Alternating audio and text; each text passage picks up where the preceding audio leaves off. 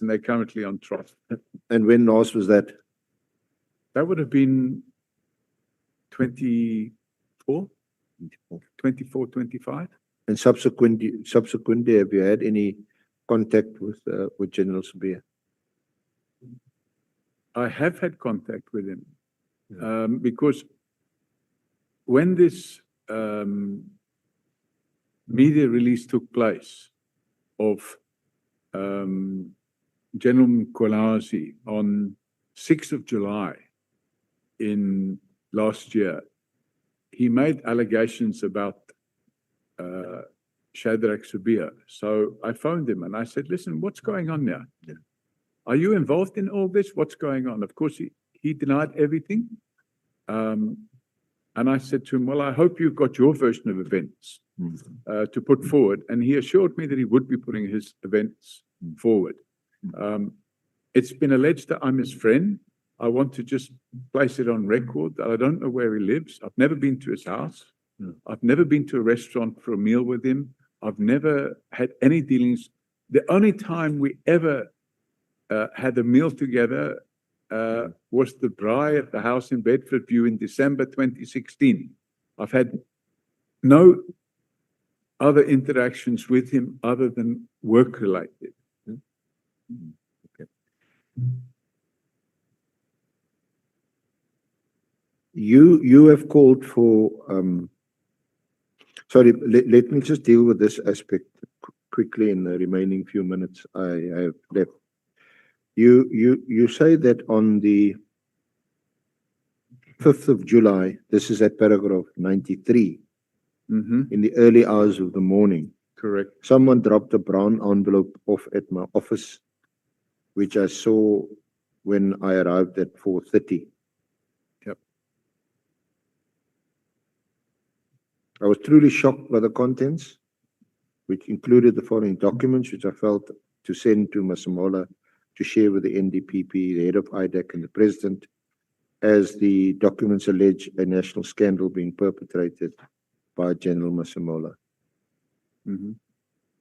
Now, this is why do you mention that this is just the day before the 6th of July, when the press announcement was made? And in paragraph 92, you also allege that you received information that on the 3rd and 4th of July at the police college in Pretoria, Generals Masemola and Mkhwanazi put the finishing touches to the presentation that General Mkhwanazi would use to shock the nation on the 6th. That's correct, Chairman. Although it's in chronological order there, I only found out about that after the 6th of July. Because after the media conference of General Mkhwanazi, some of the journalists there, he apparently did a presentation on PowerPoint. And some of the journalists there said, that's a nice presentation. Can we get a copy of it, please? So he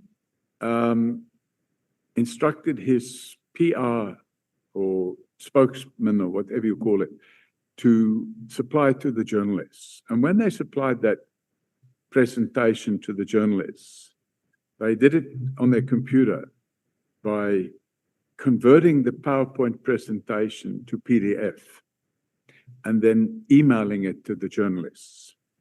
And one of the journalists, because I didn't know about this 6th of July conference until it actually happened. And one of the journalists phoned me and said, this and this conference took place, blah, blah, blah, blah, blah. What can you comment? I said, well, I haven't seen it. Can you send me something? And he sent me this presentation. And when I got it, I was shocked. I read it and like, wow, you know, it's like 40 or 50 pages of presentation went up. But you're not mentioned specifically in the presentation. I am. He doesn't mention my name, but he refers to a member of the public that called for the suspension. So you inferred it can only be referred to you. Only because he not only says a member of the public has called for the suspension, but he says the member of the public wants the National Commissioner to bypass the HR regulations of the police and just suspend these people. So clearly he was talking about me.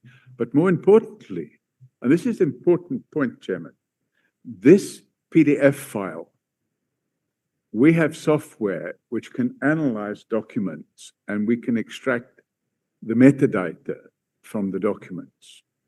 So I decided to run a quick metadata check on this document that had been sent to me. As a result, I was able to identify the computer on which the PDF was created. And the location where the computer is. A head office computer. So a police head office computer. And we have supplied the information to the Nhlanhla Commission with a suggestion that they inquire from the police to find out who is using that computer. We've got the details on the user number because we extracted from the metadata. Okay. Just lastly to round off, Chair. I think I did start 9-10 minutes past 10. You called for General Khumalo's suspension. Were you responsible for his arrest by IDAC? No, in no way, shape or form. I didn't even know he was being arrested. But when he was arrested, I thought, wow, this is good. Now, I put the copy of the charge sheet in here. Charge sheets, once you've been arrested and charged, it's a public document. So I managed to get a copy of the charge sheet. But the charge sheet, was that based on the... Oh, sorry, I haven't put that charge sheet in there. I don't have that one. I couldn't But get was it based on the information that was provided by Honourable Adams, MP? Chairman, from what I can understand, Mr. Honourable Adams and Honourable Carla Barnard and Dishonourable Paul O'Sullivan all laid complaints in different directions, and they somehow merged. They found themselves together. I didn't lay a complaint with IDAC. I laid my complaint with the Office for the Inspector General of Intelligence because of the nature of the complaint which related to the Crime Intelligence Secret Service account. As far as I'm aware, Honourable Adams laid a complaint with the police. So I think these complaints all ended up with IDAC. And IDAC obviously investigated and chose to make the arrest. But I wasn't involved in any way, shape or form. Thank you. Thank you, Honourable Chair. Perhaps I'll get another opportunity at the end. Maybe my colleague can use that opportunity. Thank you, Mr. Sullivan. Did you conclude, Advocate Arendse? Or must I give you 15 more minutes?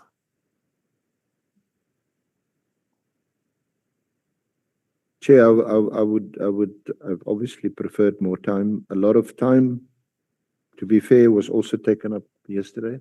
Various points, a number of them valid, but didn't form part of the leading of evidence. But we interacted on it, so quite a few hours was spent on that, and would have preferred more time. But in the short time available, we've covered some of the topics that we wanted to cover. Yeah. Thank you. I can give you until 2:30 to raise any other important matter which you feel must be brought to our attention.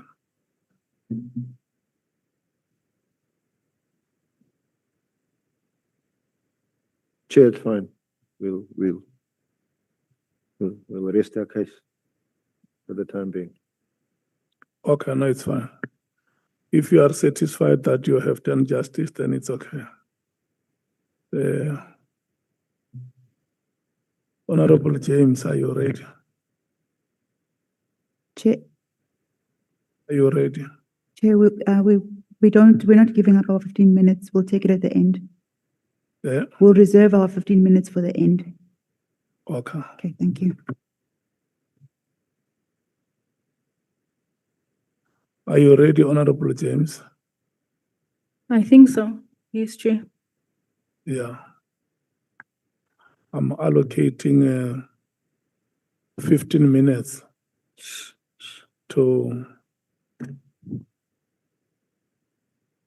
alternates. And then 40 minutes to full members.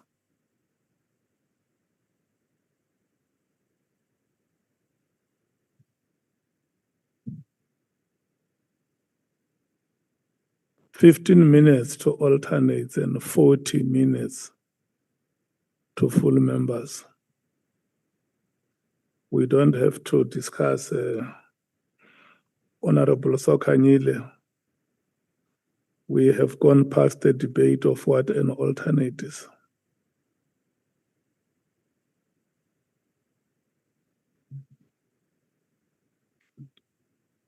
Can we, the watch that I'm having in my hand, not the one that you see on the wall.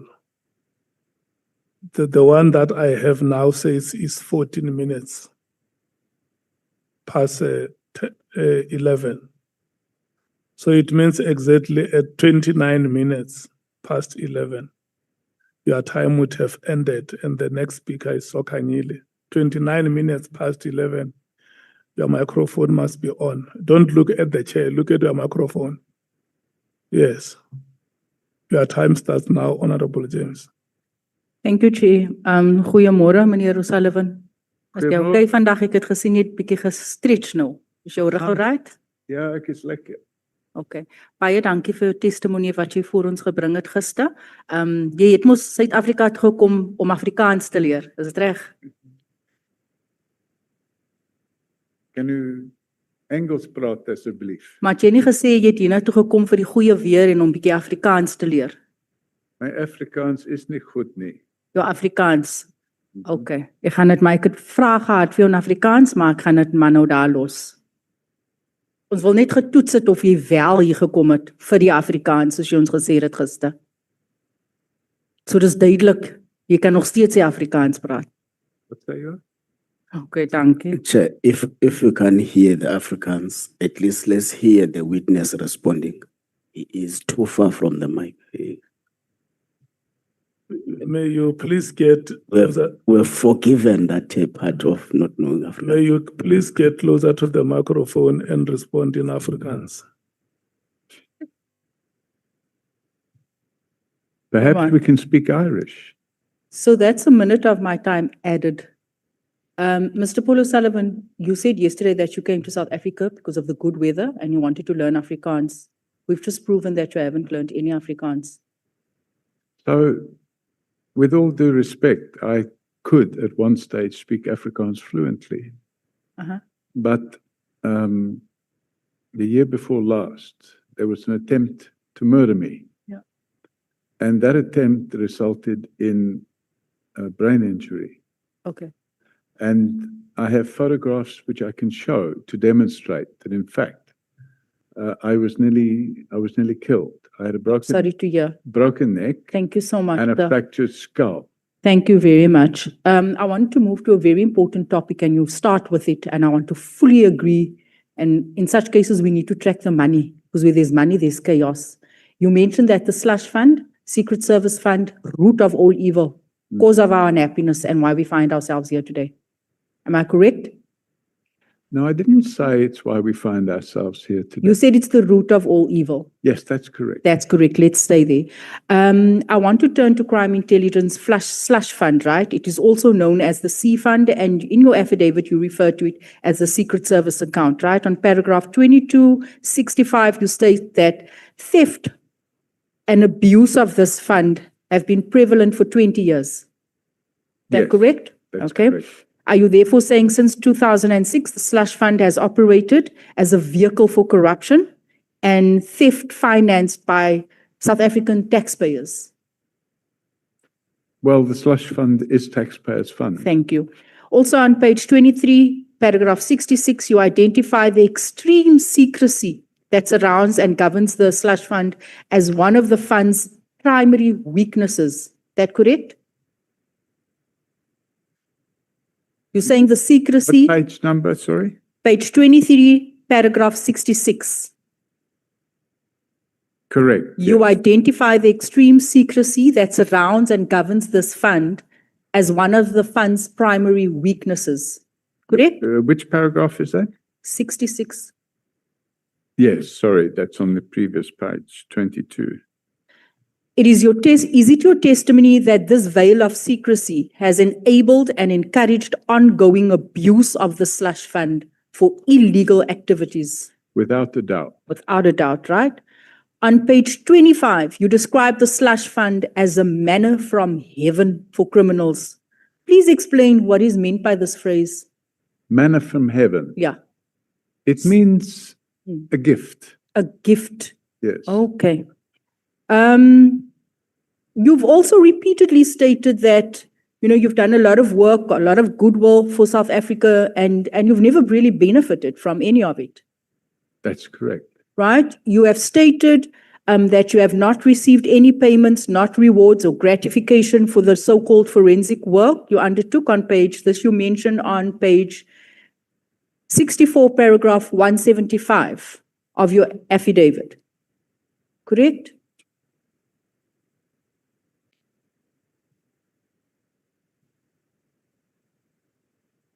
Public interest work. I've never received anything for the public interest work I've done in this country. In fact, quite the opposite. Please speak into the mic. I need you to I say said that I've loud never and received clearly. anything. You've never received anything. No. Niks nie. Okay. Jy's 'n regtig goeie mens. Chair, and also you've also claimed you've had a conversation with Honorable Trollop, and it states in the WhatsApp Sorry, message. Honourable who? Honorable Trollop, Ethel Trollop. What paragraph is that? No, it's not there. I'm just saying I just believe that you've been in conversation. I have the copies of the WhatsApp. I've And- never spoken to Honourable Trollop in my life. What? Yes. Never spoken to him. I sent him WhatsApp messages, Yes. but I've never spoken to him in my life. Never. Okay, but I've got proof that you sent him WhatsApp messages and I you have didn't say, wait for me to finish my question. And in your WhatsApp messages there, you've also said that you've never received any funds or gratification. correct. Okay.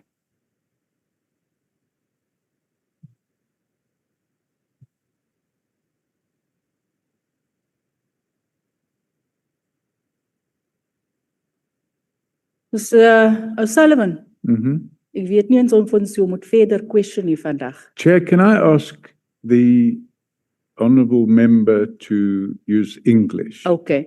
Chair, in my possession, our internal memorandum dated the 7th of May 2007 and subsequent proof of payment dated the 16th of May 2007, reflecting a payment of 100,000 rand to Mr. Paul O'Sullivan, originating from the slush fund. Mr. O'Sullivan, request for an advance from the DSO confidential funds, right, for work pertaining to the Kretschner case that you mentioned. Wag nou eers, Mr. O'Sullivan. Here's the application. Mr. O'Sullivan, here is the check made out to you. 100,000 from the very root of all evil that you have received when you came here telling us that this is the root of, you too have benefited from the manna of heaven. Not true. Not true. Not true. Mr. Sullivan, and I can provide this request for advance reimbursement. Here's the application. Here's the money you've deposited into your net bank account. Can I answer, or are you going to carry on talking? May I? I'm showing you the proof. You're not showing me the proof. I can't read what you've put in front of yourself there. You can take it. You can. Here we go.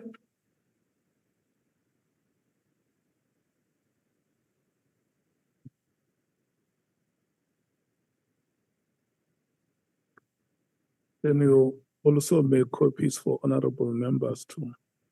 Is that the only document that you are circulating? Excuse me, Chair.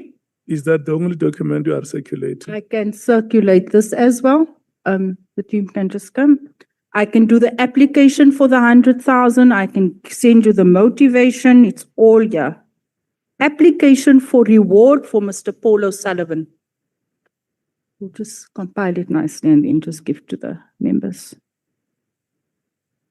There we go.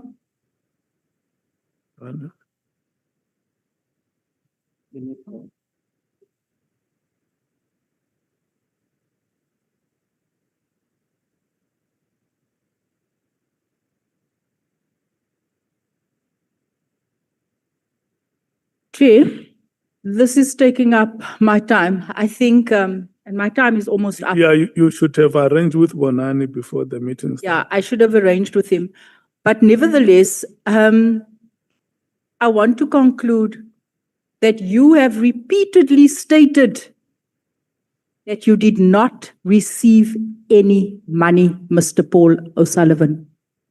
And today, I have brought receipts to prove to you that you have lied to this house under oath. And because you have lied to this house under oath, and we do have the evidence, as Action SA, after this meeting, we will be opening up and laying criminal charges against you. I leave it at that. Thank you, Chair. Sorry, Chair, am I allowed to respond, or am I just going to sit here and listen to the lies being peddled by the honourable member? It's me. Listen to me. She has raised matters with you, and she has also given you what she says is proof. So now, like we promised you yesterday, now it's your time to speak to the document that she has put before you, Thank you, Chairman. and any other answer that you may want to give from what she has said. Thank you, Chairman. So, this payment of 100,000 rand did not come from the Crime Intelligence Slush Fund. It came from the DSO's C Fund. And it's not in 2007. It was in 2006. And it was a refund for monies that I spent. Sorry, Chairman, if I have to sit here and have somebody making body language faces at me while I'm giving an explanation, I will then have to turn and look at you and not the honourable member. You only spent 22,500. It's on the application form. Chairman, You said you did not receive any funds ever. Honorable James, may we please allow the witness, give him chance to respond to your questions. thank you, Chairman. It's a refund of expenses I've incurred at the request of the DSO, which was then called the Scorpions, for two things. The one was for security, additional security arrangements put in place for a witness who was afraid for his life. And this is in connection with the Scorpions investigation, the DSO, carried out in respect of the late Jackie Salebi. And they agreed to refund me the monies I spent, which also included the use of my aircraft. And they, not me, they chose to refund it in this format.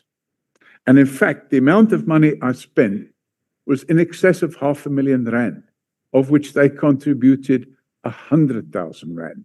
And it wasn't paid from the Crime Intelligence Slush Fund. It was paid from the NPA account. So the honourable member is wrong when she says that I lied when I denied receiving monies from the slush fund. Yeah. I don't want you or any other member to use the word lies or wrong. We can choose to use the word inaccurate. Maybe before, still on this question. The reimbursements that you received, was there a prior agreement was there a prior agreement between yourself and the DSO that you were going to investigate, or this is going to be the role? Chairman, I have my own aircraft.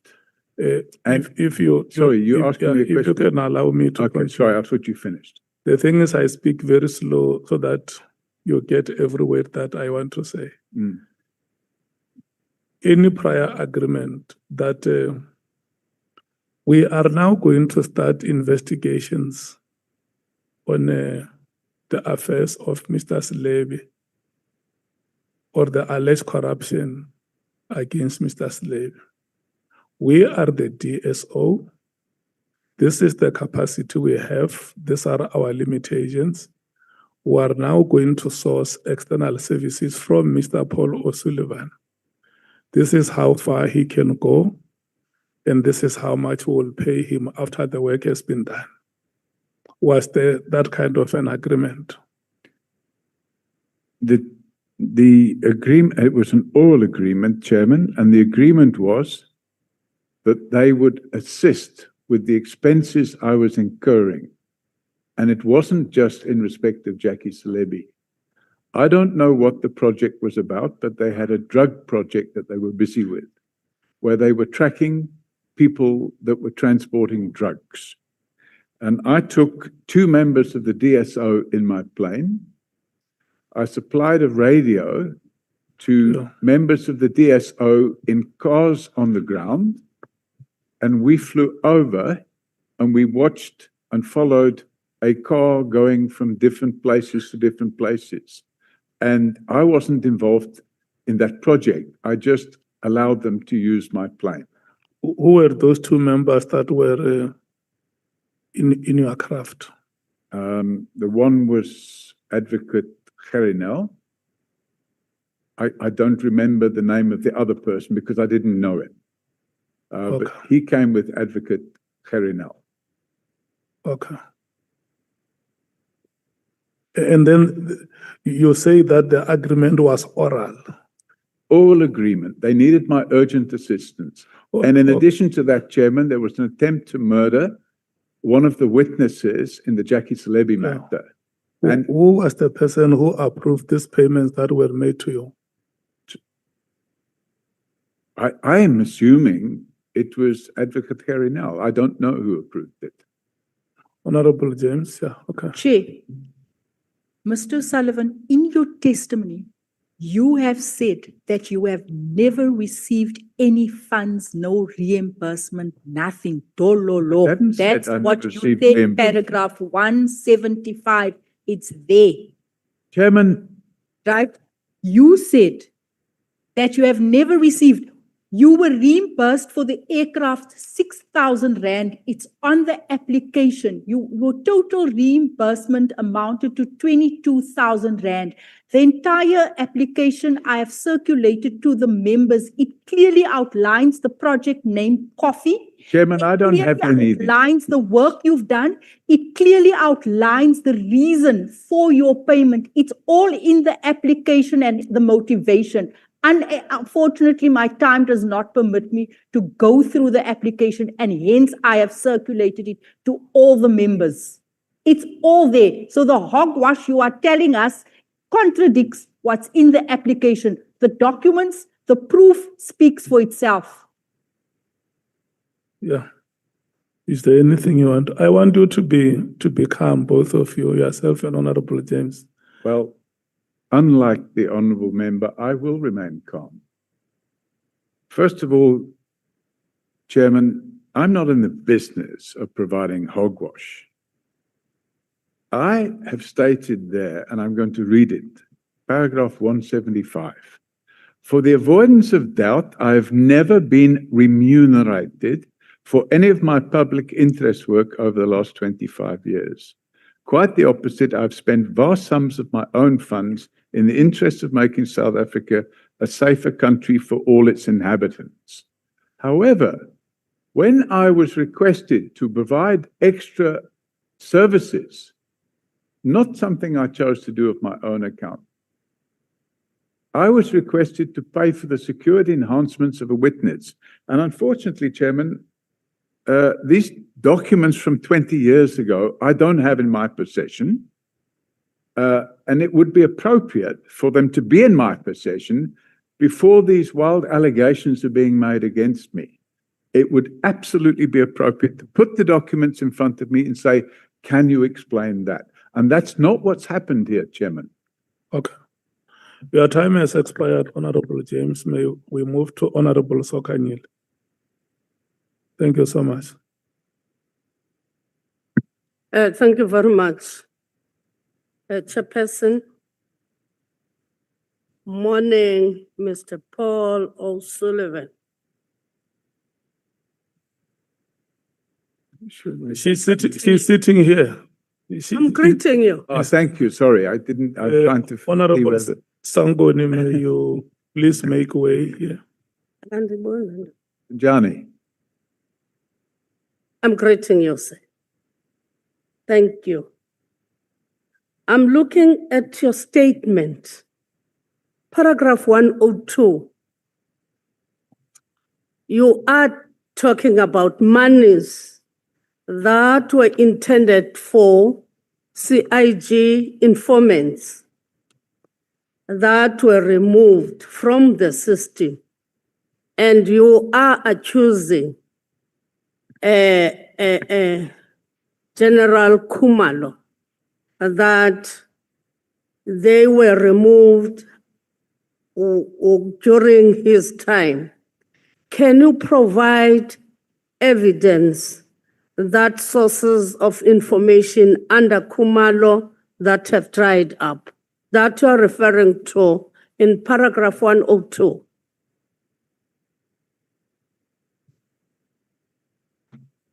Can you be quick, because 15 minutes of my Chairman, time will go. I'm looking for the reference to the document. It's K810, 811, and 821.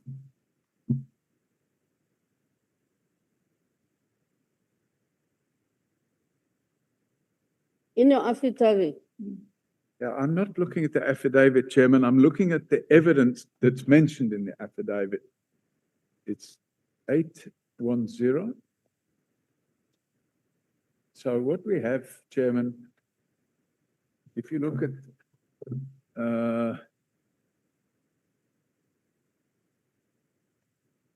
my time is going, sir. if we look at page,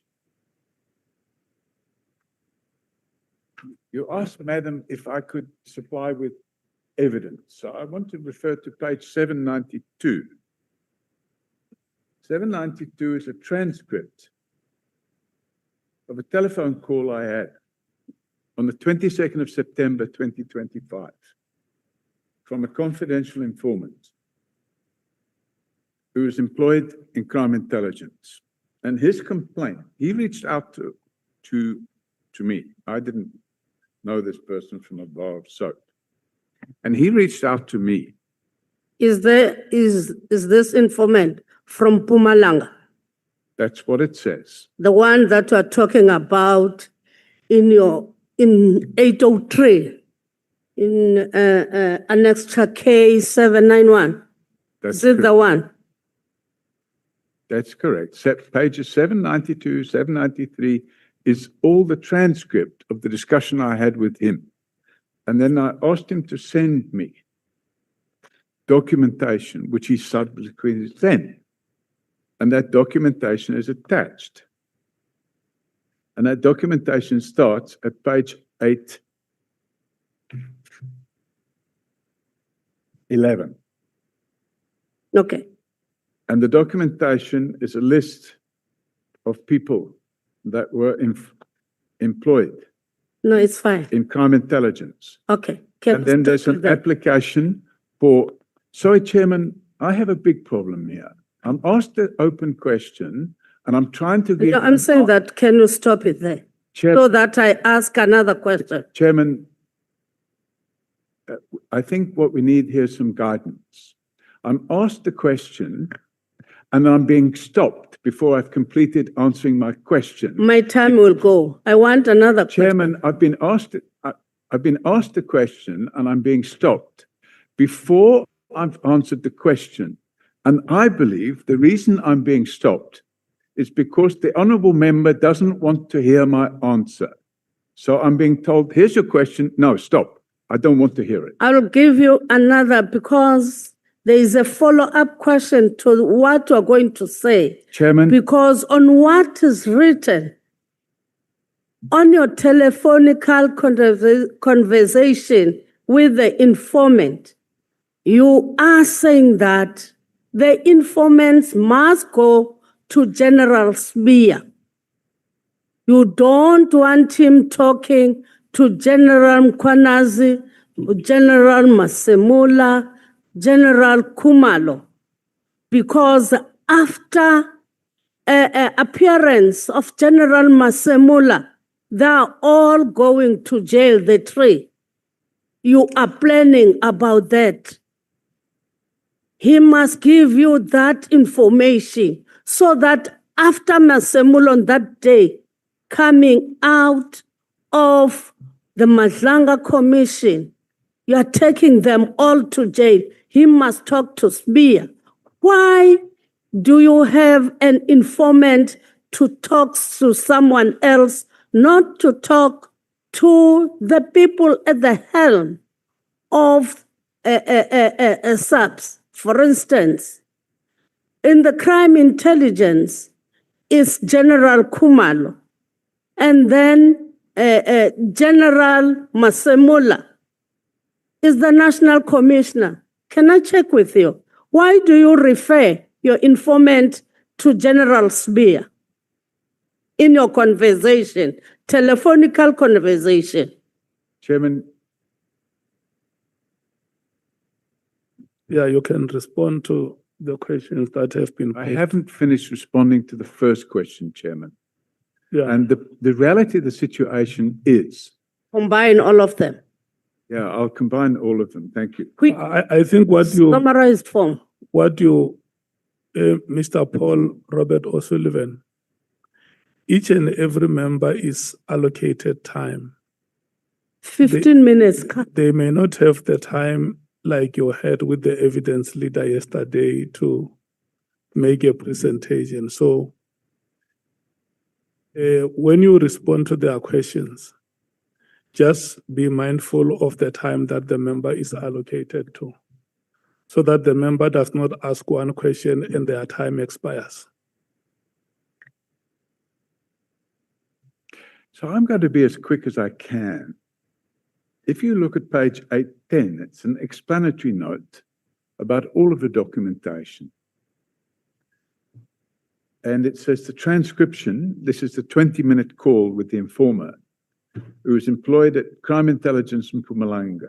It is mostly self-explanatory and alludes to micromanagement by Khumalo.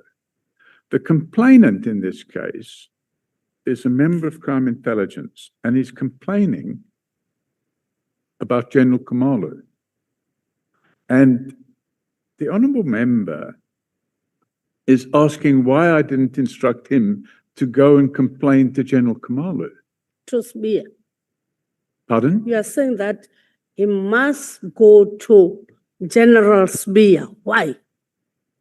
Because General Sabir at the time was the Deputy National Commissioner of Police.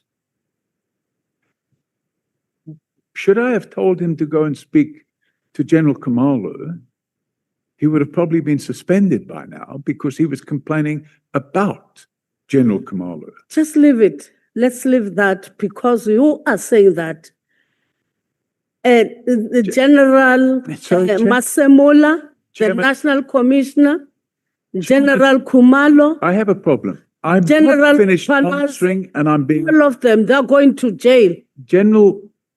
No, leave it out because you have made it clear that the person Chairman. in SAPS whom you regarded as the person who must be at the helm is General Spear. It's clear. From what you've written, it's written down. You're telling the informant. it's you yourself. Mr. Paul O'Sullivan, can you tell me why did you decide to disinvest from property in South Africa, and you decided in 2025? Why? Chairman, I haven't finished answering the other question. And what I'm not prepared to do, Chairman, is to sit here, start answering a question, and then be stopped and told, I don't want to hear your answer. I want to ask you another question.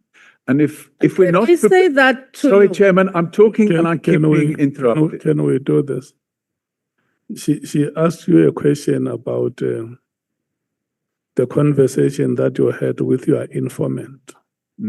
Are you able to respond to that question? Absolutely, and I'm trying to explain it, Chairman. And while I'm trying to explain it, the honourable member starts interrupting me. Now, what I'm saying is... Look, listen here. The Ask time one that question is allocated is not the 2 chairperson. minutes. It's not the chairperson's time. It's the time of the honourable member. You and the honourable member must have a cordial conversation. Help each other and have that conversation succeed. Chairman, how can we have a cordial conversation if I'm trying to answer the question? Let's not do that.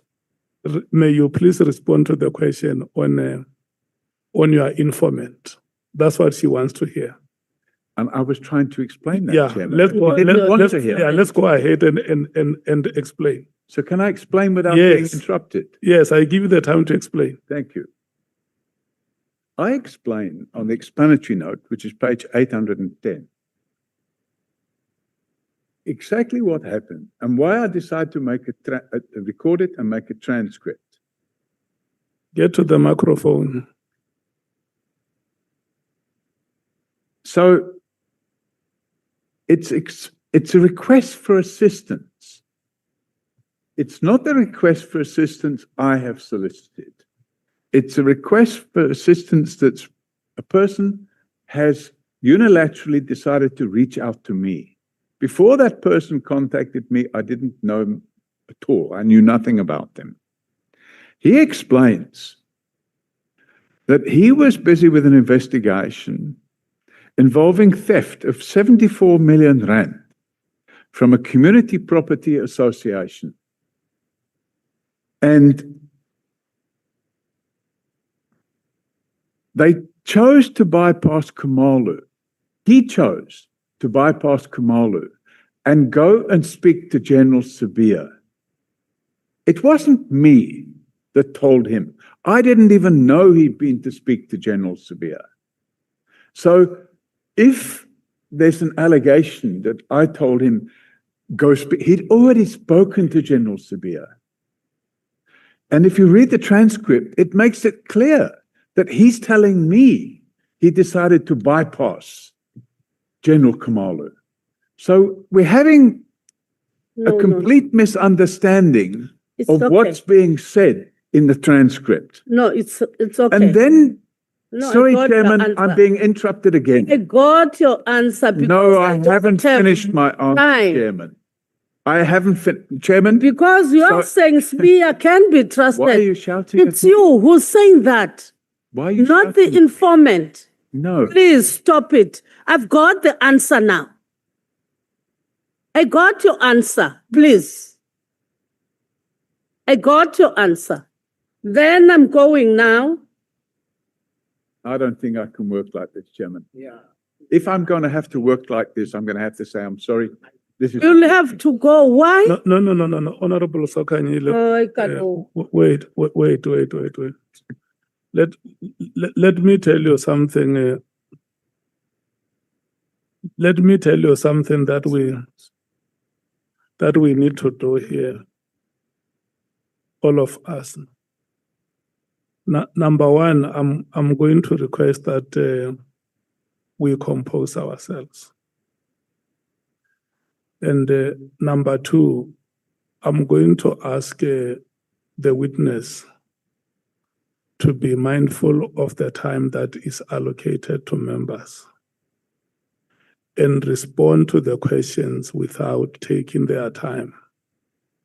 And Mr. Paul O'Sullivan, what I'm going to request to you, it's an honest attitude on how you respond to questions, so that behind that attitude, there must never be a threat that if something like this happens, this is not how I'm going to continue. Because I want to explain and I'm not being given time to explain. There are some questions which will need a yes or no answer. Were you in a conversation with this informant? Yes. Is it true that you told him to go and talk to Sibiya? Yes or no? And then if there is any context behind that you may want to explain, you can do that, but without eating on the time of the member. But you know, if we have a conversation where from time to time you want to appeal to the chair to say, you see, chairperson, this is how I'm being treated, and I can't continue like this, I don't think that is going to help us. Have a conversation with the member. The member is allocated time. There is a set of questions that the member wants to have them answered within the limited time allocation. And at the beginning of every slot, I tell the member what time has been allocated to them. That's what we do. So we must not create an excuse to pull out of the conversation by not answering questions. When we started here, I reminded all of us that today is Mandela's Day. It's the day on which Mandela was released from the Victor Verster prison. And this is a day which all of us must look forward with hope and renewed confidence to the future we want to build in this country. Like you have said that you have very much loved this country, you wanted to be a citizen of this country, and you wanted to be integrated and socialized with the life of this country. Can we do exactly that? Honorable Sokanyile. Thank you, Chairperson. Because I want to repeat You this. ask your question, allow him to respond. Thank you. I will also read what I'm Chairman. saying. Akandifuni lo I baba. haven't finished answering the question. Yeah, that's exactly what I'm saying. I will start where I've ended. No, Honorable Sokanyile. Let him respond to that question. Thank you, Chairman. Then how many minutes? Chairman, my submission to Parliament, and you can deduct this from the honourable member's time if it's necessary. My submission to Parliament includes over 1,000 pages of evidence. And it's necessary, if I'm going to be asked questions about the evidence that's included, that I have an opportunity to look at the relevant pages of that 1,000 pages so that I can answer the question properly. Because otherwise I'm going to be put in a position where I'll have to say, I'm sorry, I don't have time to answer that question. So either I must be able to give a proper answer, which means consulting my documents, or I must be allowed to say, I'm sorry, I don't have time to answer that question. Or we can agree that we're not going to get anywhere with this process. And as chairman, I respectfully request you to ensure that when a question is asked, I will undertake to provide the answer as quickly as possible, but not in a way where I'm asking or answering the question and I'm told, no, I've heard enough. I don't want to hear any more. And that's really the reality. Explaining the process. So, Chairman, the allegation is I'm asked to explain why I told him to went to the Sabia. In fact, if you look at page 799 and 800, this is the crime intelligence official that's doing the talking. My name is Paul, you can see it there.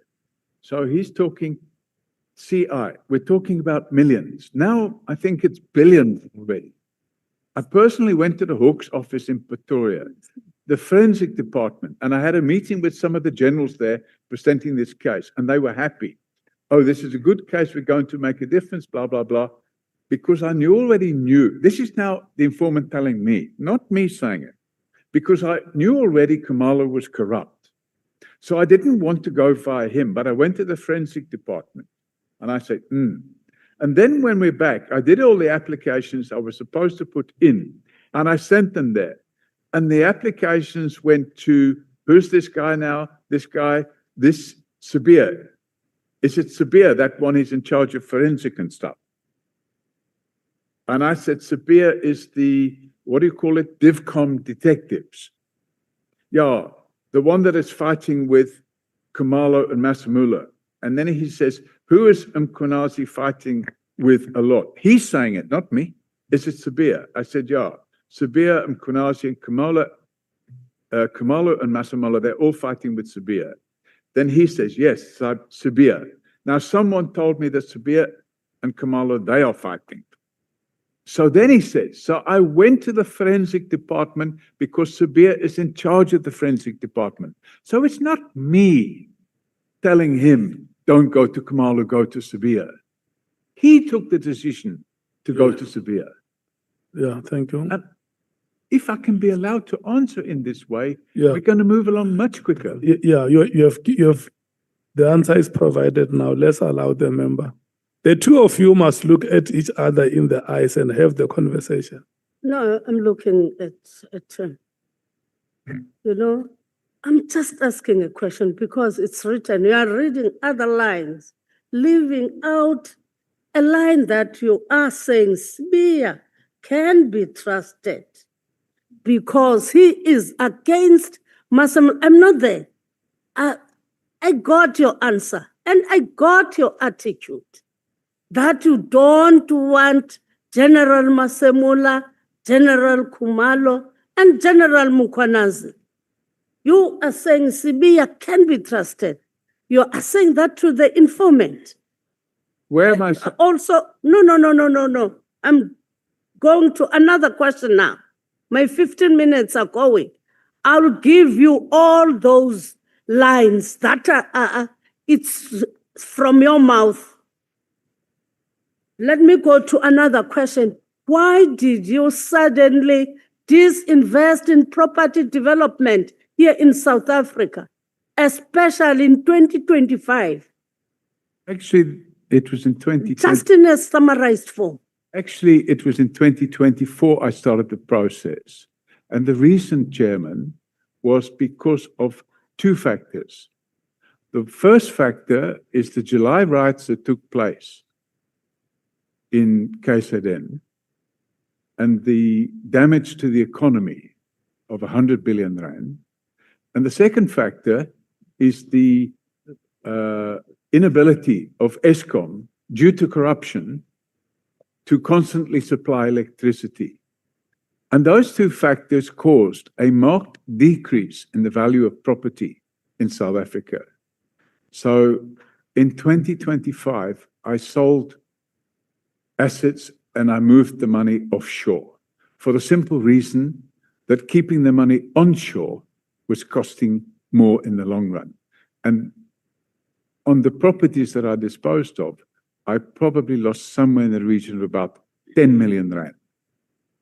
So that's why I disinvested. But in your statement, you are talking about COVID-19 and talking about Masemula, Khumalo, using the slush fund to get properties whereas you, wara. No, that's what I'm saying. And it's Chairman, written in that's a document. misunderstanding. I know nothing about those things. That's a And misunderstanding. here you have given it to us as this committee. Just leave it out.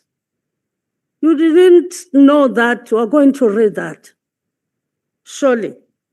You know, to me, coming here in South Africa, under the pretense of saying that you are coming for property development, now I'm looking at you with other eyes, coming here to say that we are coming for property development, but you looked at the whole, at the loophole in our subs, and then you entered, whereby you made yourself the Messiah, and you have removed many generals in our subs under the pretense that you are assisting South Africa to fight crime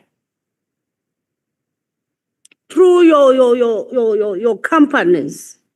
Because if you can go to what is written, your discussions with Sarah Jane Trent, it leaves a lot to be desired. But let me go straight to another. Chair, what is the question there? Is it a statement or a question?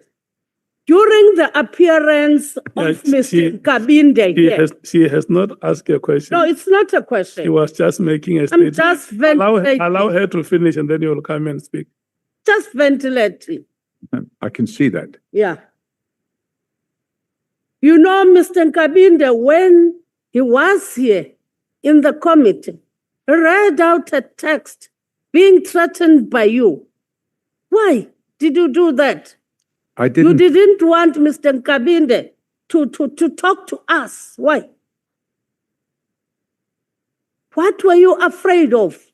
What was the reason of threatening Mr. Kabinde, the chief of staff of the former or the current minister, whatever? Don't Chairman, look how at do I know when? me. Hello. How do I know when I can answer the question? Because I'm getting like 5 or 6 questions, bang, bang, bang, bang. Can I just get a question, one question at a time? Listen here, Mr. Paul Robert O'Sullivan and Honorable Sokanyil. Honorable Sokanyil, may you look at me, please. Don't confuse my witness. Don't. If you want to ask him a question and look at him to respond. If you want to make a follow-up, make that follow-up. Because I can tell you, you confused him with that long statement. Yeah, Sorry. you have said so many things. What is the question? Do you want to ask him about the SMS that he sent Kabinde, or do you want to ask him about his involvement at IPIT? I'm saying that Mr. Kabinde was here in this committee. He read out a message that you threatened him when he was here. He had to read out that message, afraid of you. Why did you threaten Mr. Kabinde when he was in front of us? That's the question. I'm putting a background in what I'm saying so that you are clear what I'm asking for. Don't look at me, just answer me. I'm waiting for you to finish. I finished. Okay, so I think, Honourable Member, if you can say, I've now finished answering my question, I will know that you're finished. I'll do that. In the first place, I didn't threaten him. I told him that it was a criminal offence to lie under oath, and you can go to prison for that. And I said to him, you're a lying crook and you belong in prison. Because what happened to me, I received a WhatsApp. I wasn't watching. If someone does Hey, that Chairman, to you, Can I when you are finish sitting answering the there, question? Because we're not getting anywhere like this. I'm trying to answer the question, and I'm being interrupted again. Yeah, so you confirm that that message was yours? Yeah. No, Chairman, I did not threaten him. I Mhm. told him that it's an offence to lie under oath in Parliament. It's okay. Do you confirm that you sent that message to Mr. Ngabinda? I sent that message Thank to him, thank you. but I wasn't watching him. Read the message. What did it say? I'll have to find it. Actually, Why are you lying under oath? Why crew? wait. You are If left, someone- you are okay, left, no, it's you are fine. left with 2 minutes to No, conclude. it's fine. You, This is what I said to him. I sent him a copy. you got the message, remember? Chairman, I'm asking you. The time of the member has expired. May you Right. please stop speaking? Let's do like this, honorable members, so that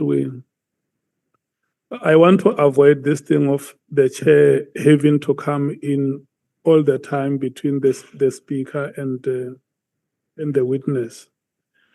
Because I can tell you, we have a long list of honorable members on the queue. And we have to manage our time in such a way that each of the honorable members is going to be afforded time with the witness, especially now that we are going into the long slots of 40 minutes. Can I request we do that? Honorable Sangon, who is taking the first 40 minutes from the ANC? It shall be Honorable Nhlanhla, Chair. Thank you. Can I warn both of you, Honorable Nhlanhla and Mr. Paul O'Sullivan, before you start, that you are allocated 40 minutes and that you must have a cordial conversation. I'm not saying members must not be robust. Members must come to you bone crunching because there are allegations that have been made. But they must give you time to respond to the questions that they raise.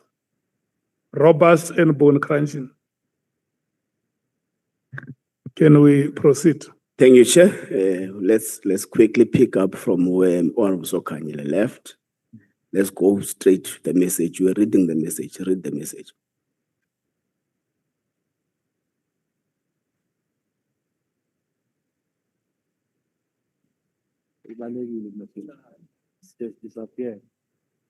The message, Chairman, says, "Get ready, you lying crook. I'm going to make sure you spend some years in prison. You were bribed by Mkhwanazi and Mabula. Now you will pay for your crimes, guaranteed." And you consider that not a threat? It's a statement of fact. No, it's a threat. You Mr. may O'Sullivan. consider it a threat. No. I don't Mr. O'Sullivan. consider it a threat. That is a threat. Mr. Ngabinde is within his testimony in Parliament. You send him an SMS whilst he's still giving testimony in Parliament. And you say he must get ready, you what? Lying crook. That's not a statement of fact. That's a threat. And that's a deliberate undermining of the work of Parliament. What is your take on that? I then go on to say lying under oath to Parliament is a very serious offence. Newton's third law, for every action, there's an equal and opposite reaction.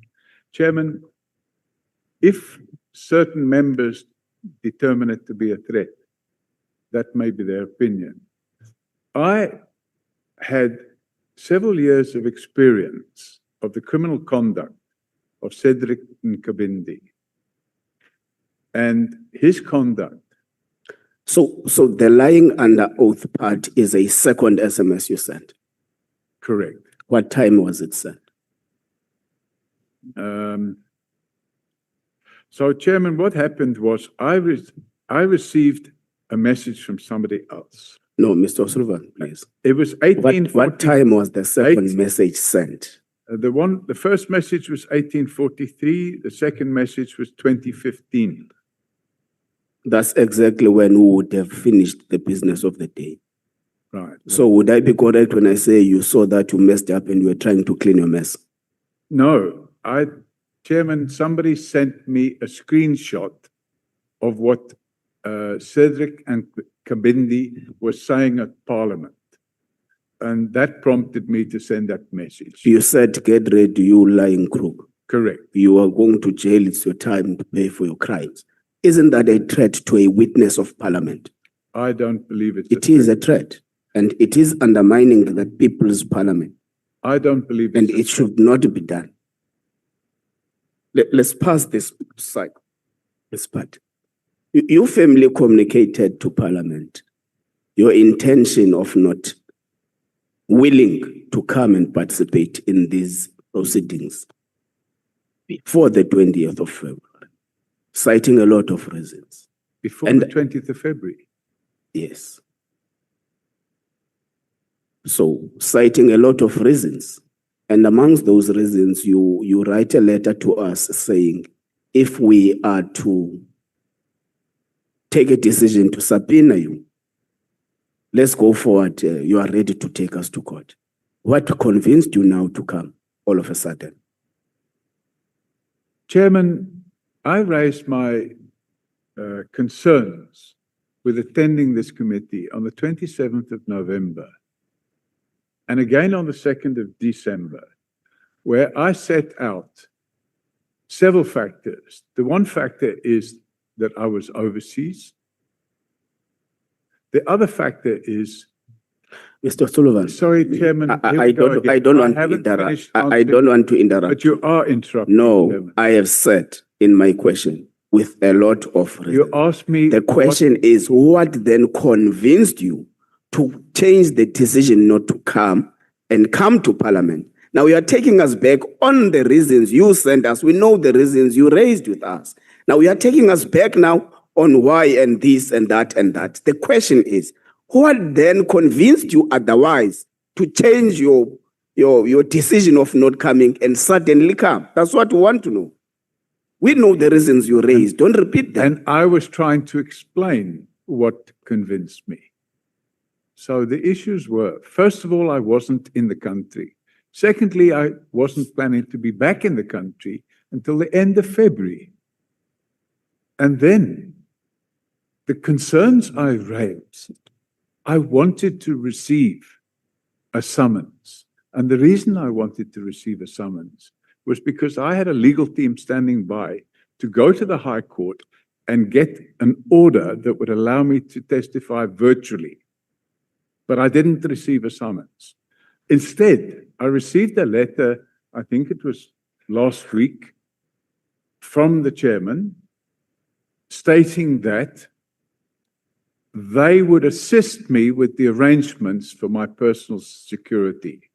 So I took a decision, rather than not be able to place these important facts before this committee, that I would come and attend in person because the summons wasn't issued and I wanted to come here and provide this information. And I need to point out that I sent my first draft of my statement in December. Okay. So I made it clear that I wanted to come here. Okay. Mr. O'Sullivan, are you a habitual liar? Pardon me? Are you a habitual liar? Of course not. Are you a name peddler? A what? Name dropper? Of course not. Are you an information peddler? Absolutely not. Do you hold Mr. George Fivers in high regard? I've never met him. I think I probably met him 25 years ago. But in the statement you say he was the best commissioner.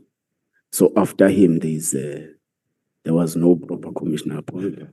Chairman, I did not say in my statement that he was the best commissioner. I never said that. If you can point that out to me, Okay. I would be very happy. We'll take you there. Do you know that Mr. Fivers Commissioner Fivers recognizes you as an information peddler, a liar, and a name dropper who went to his office, who asked to live with him to Ireland when he was headhunted by the Irish government to go and be a commissioner in Ireland? What?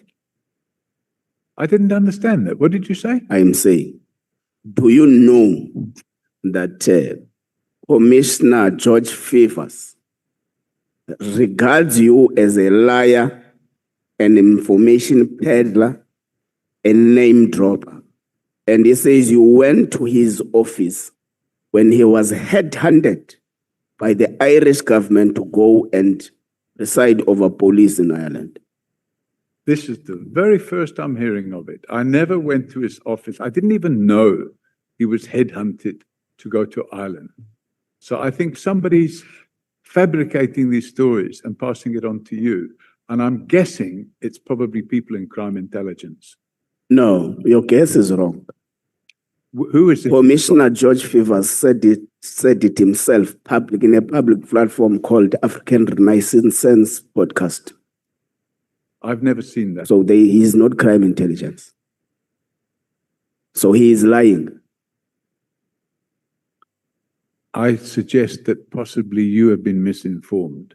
I've never gone to see George Favours and asked him So to go he and is work in lying. Ireland. Can you produce the evidence that he said these things? I can send you a video. It's available. Can I? But I'm saying if he said it, he is lying, according to you. If he said that, he's lying. Yeah. So everyone else is lying except you. Who's everyone else? Can you define that? There are a lot of people you are mentioning in your statement that they are lying. So that's everyone else. That includes Masemola, that includes Khumalo, that includes Mkhwanazi, it includes everyone else. So everyone else in South Africa in the world is lying except Mr. Paul O'Sullivan. You making that statement. We can pass it, it's fine.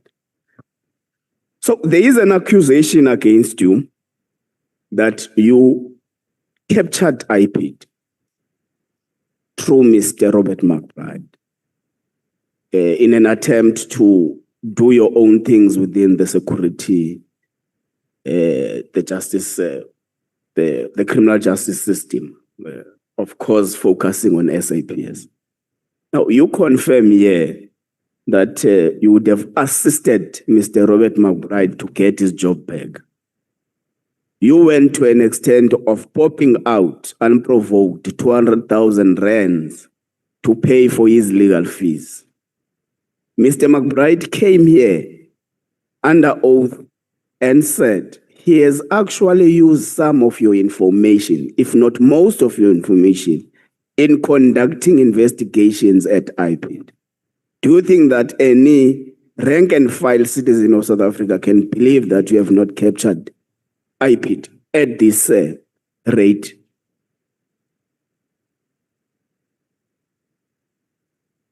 I can state categorically on the record, Chairman, that I did not capture IPID. And anybody that believes that to be the case is living in a different world, a dream world. And these facts that I've just provided to you mean nothing to you. Which facts? The facts that under oath Mr. McBride said he has used a lot of information to conduct investigations at IPID. You have under oath confirmed in this parliament that you have paid Mr. McBride legal fees to get him reinstated at IPID. You said it. So are you saying these facts, two particular facts I'm talking about, mean nothing to you? Is that what you are saying? I don't understand what you mean by it means nothing to me. The reality of the situation. No, you're saying anyone who believes that you have captured IPID is dreaming. So I'm saying I'm putting facts before you that were actually accused under oath. So we were saying these facts are dreaming. Is these facts, two facts, a dream to you? So if you have a situation, Chairman, where the criminal justice system is captured by criminals, and a person such as myself, and I wasn't alone, by the way, there were others, decides to come and assist in uncapturing the criminal justice system, are all of those people now to be accused of capturing the criminal justice system? Because that's your analogy of it. And the reality of the situation is quite simple. In 2015 or 2016, I can't remember the year now, Robert McBride was unlawfully suspended. And after he was unlawfully suspended, a number of people got together, not as part of a strategy or anything like that. I found out that the Helen Suzman Foundation wanted to join as an amicus in an application that was being brought to set aside his suspension. I also found out that he had hired attorneys, a company called Adams & Adams, a very reputable firm in Pretoria.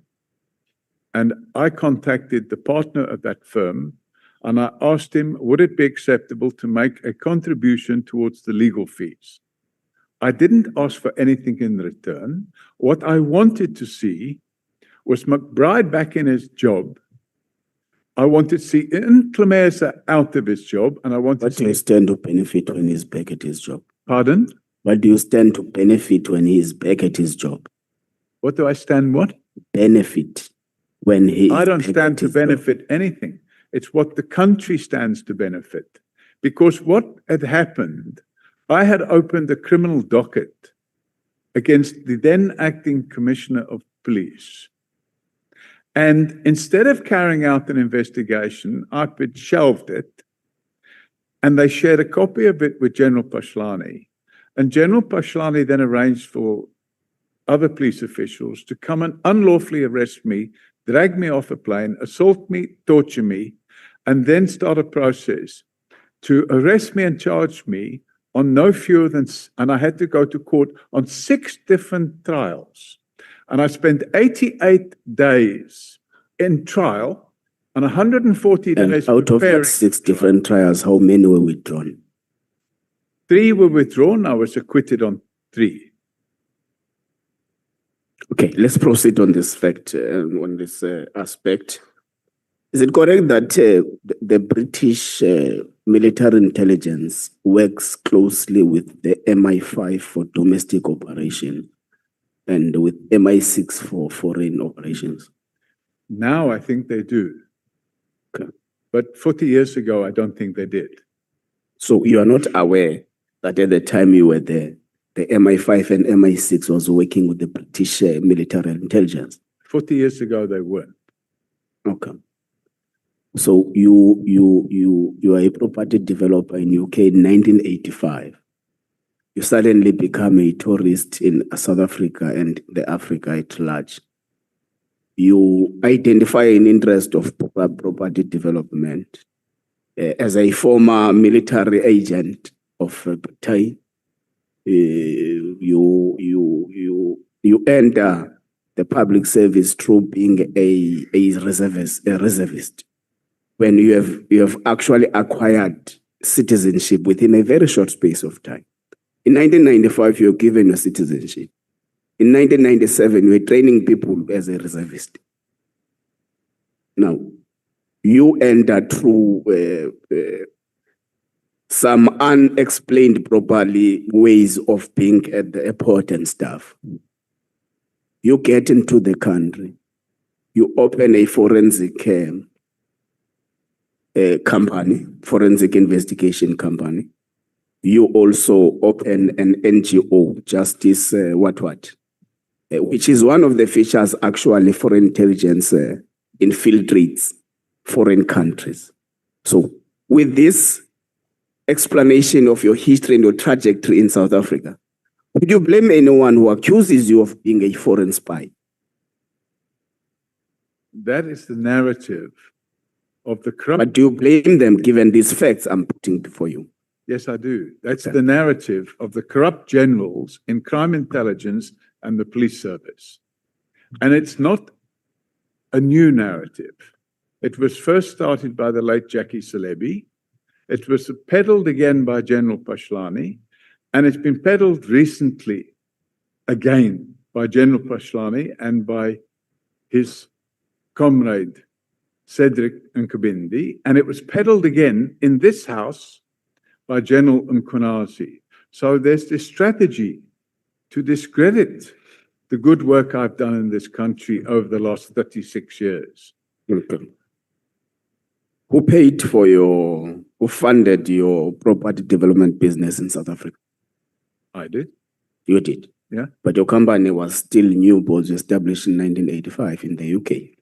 No, Chairman. So are you saying There you must- amassed necessary profit to restart a property development business in a foreign country? Before I came to live here, Chairman, I'd made property investments here. And those property investments were made with cash from the UK because I was busy with property developments there and I made a profit. Okay. And in 1989, when I applied for permanent residence, I was granted approval, and that approval enabled me to bring in funds for further investment, and that's what I did. Okay. Should you not ask Honorable James to bring us more proof of payments? Pardon? No, let's leave it. It was on a lighter note. It's sarcasm. No, it's not. It's not. I was just asking if we can ask Honorable James to bring more proof of payments. So Maybe I should lend him my aircraft to go and fetch them. we will also check if the aircraft actually belongs to you. Yeah, we will check that. Yeah, you can do that. Yeah. So IPID investigators are appointed in accordance to IPID Act, Section 22. What business were you doing at Nhlanhla's house with IPID officials? I think I explained that in some detail, but I'm happy to explain it again. And it's covered in my statement in some detail. I opened the docket in February 2016. And after I opened the docket, the acting head of IPID, because Mr. McBride was on unlawful suspension, the acting head of IPID was a gentleman by the name of I think it was Israel Kamanyani. And while he was acting head of IPID, instead of carrying out or instructing the carrying out of the investigation, he passed a copy of the docket to General Pashlani. For 10 months, no investigation was carried out. When Mr. McBride came back to his office at the end of October, I met with him and a team of his investigators at the beginning of November. And after that meeting, I was informed by Mr. McBride that he was putting Nhlanhla as the lead investigator on this investigation into General Pashlani. And Nhlanhla, I met with him in the Spa shopping center across the road. And he asked me Mr. Sullivan, to can you go show back to the site at the Sapele Hills estate, that where you were there with IPID officials? that's what I'm talking about. We met at the shopping center across the road, and he said, "Can you show me the house?" I said, "Yes, I can." So it was a coincidence No. that you were around and they did not know the house. No, they asked me to meet there, to show them the house. Okay. On what capacity were you part of investigation?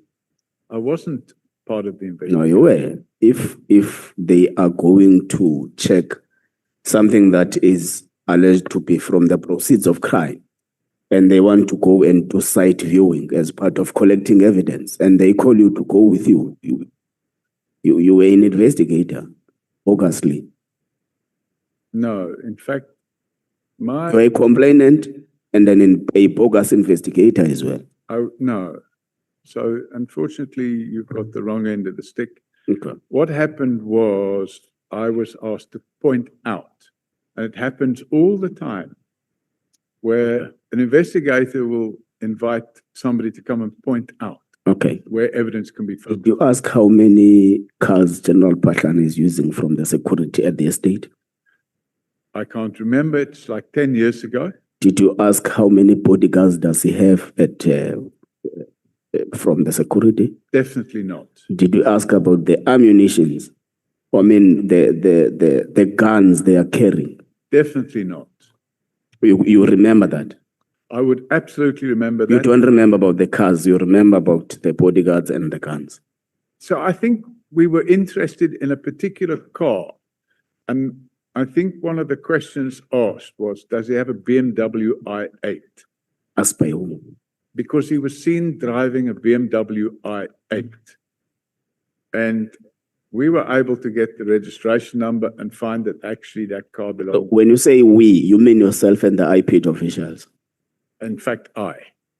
No, you say we. When I say we, So, I got so the it means information. you're part of the investigation. You're a complainant and the investigator at the same time, No, bogusly. no. I got the details of the car and I passed it to IPID. So you were part of the investigation. No. So you complain, I then carried you out the direct investigation you for 10 direct the months. outcome through feeding them with information. Let's pass it. Let's pass it. Do you have a grabber? A what? Grabber. No. You don't have a grabber. I wouldn't know one if somebody put one in front of me. I've never seen a grabber. What is your response to the allegation that you have a grabber and you are illegally intercepting information from individuals? That's a complete lie. It's a lie. Yeah. So it's your evidence that it's a lie. 100% it's Okay. a lie. And the person that's stating that, I invite that person to take a polygraph test. Okay. What is your relationship with General Shadrack Sibiya? Again, I explained that in some detail earlier. It's only a professional relationship. I've explained that I don't know where he lives. I've never been to his house. I don't know any of his family members. I've never met any of his family members. The only time ever that I had any social interaction with him at all was in December 2016 when we had a braai, and it was a year-end braai, and he was invited. And at that stage, he was no longer working in the, Who in the did the police. bribe? At whose house were you? At a house in Bedford View. Whose house? It's owned by a company. Whose company? It's not my company. Whose company? A friend of mine owns that company. So your friend invited General Sibiya in a social bribe. My friend wasn't in the country. He allowed A me. friend of your friend is your friend. Pardon? No, you can proceed. Pardon? Saying you can proceed. I asked a friend if we could use the house, and there was a specific reason. And the reason was that the house had been originally, not originally, it had been through a number of people, but one of the tenants in the house a few years earlier had been Radovan Krejcir. He was a tenant in the house. It wasn't his house. And the journalist. So had- Radovan Krejcir is a drug lord according to you, no? I'm saying he's absolutely a drug lord. A drug lord. Yeah. So you coincidentally found yourself and General Sibiya with socializing with a drug lord in a braai session. He was in prison. Hmm. He had lived in the house 10 years earlier. So he was no longer in the house. He was in prison. Okay. In fact, he was in prison on charges which I laid against him. Okay. That's fine. Let's how many years have you been a forensic investigator? Well, we can say 25 years. 25. And amongst other things you've been investigating are close to the operations of the criminal justice system, SAPS and all that. No, so we investigate fraud. Yeah. We investigate, that's my firm, we investigate various offenses, mostly corporate fraud. When there's criminal dockets open, we expect the police and the prosecution service to comply with the necessary legislation and to prosecute the people involved. But when you have corruption within the police, which we have in South Africa, the problem is that the people don't get prosecuted. They get away with the crimes. And unfortunately, although we may mainly investigate fraud, there's a lot of other crimes going on, including murder, drug trafficking, rape. And the people that commit those crimes also don't get prosecuted. And that fault lies not necessarily with the NPA, but with corrupt police officials who take backhanders to make the docket vanish, or the docket is sold at court, or they're released on bail and they're never seen again. And those defects in the criminal justice system is what results in 88 murders a day in South Africa. And I decided many, many years ago that if I could do something to reduce the level of crime in this country, it wouldn't only be to my benefit, it would be to the benefit of all South Africans. But in order for that to happen, we need a criminal justice system that works. And it doesn't work if the people at the helm are corrupt. Okay. So in these 25 years of being a forensic investigator, have you ever picked up any existence of any drug cartel that has got a corrupt relationship with SAPS authorities? Yes. You can elaborate? Well, there's a number of samples. There was one drug syndicate when I was at the working for AXA, which is 25 years ago, by the way. We were able to get video footage of drug mules arriving from places like Brazil. And instead of passing through the customs area where they could be liable to being searched, instead of passing through the customs area, when they arrived into the country, they were met by police officials.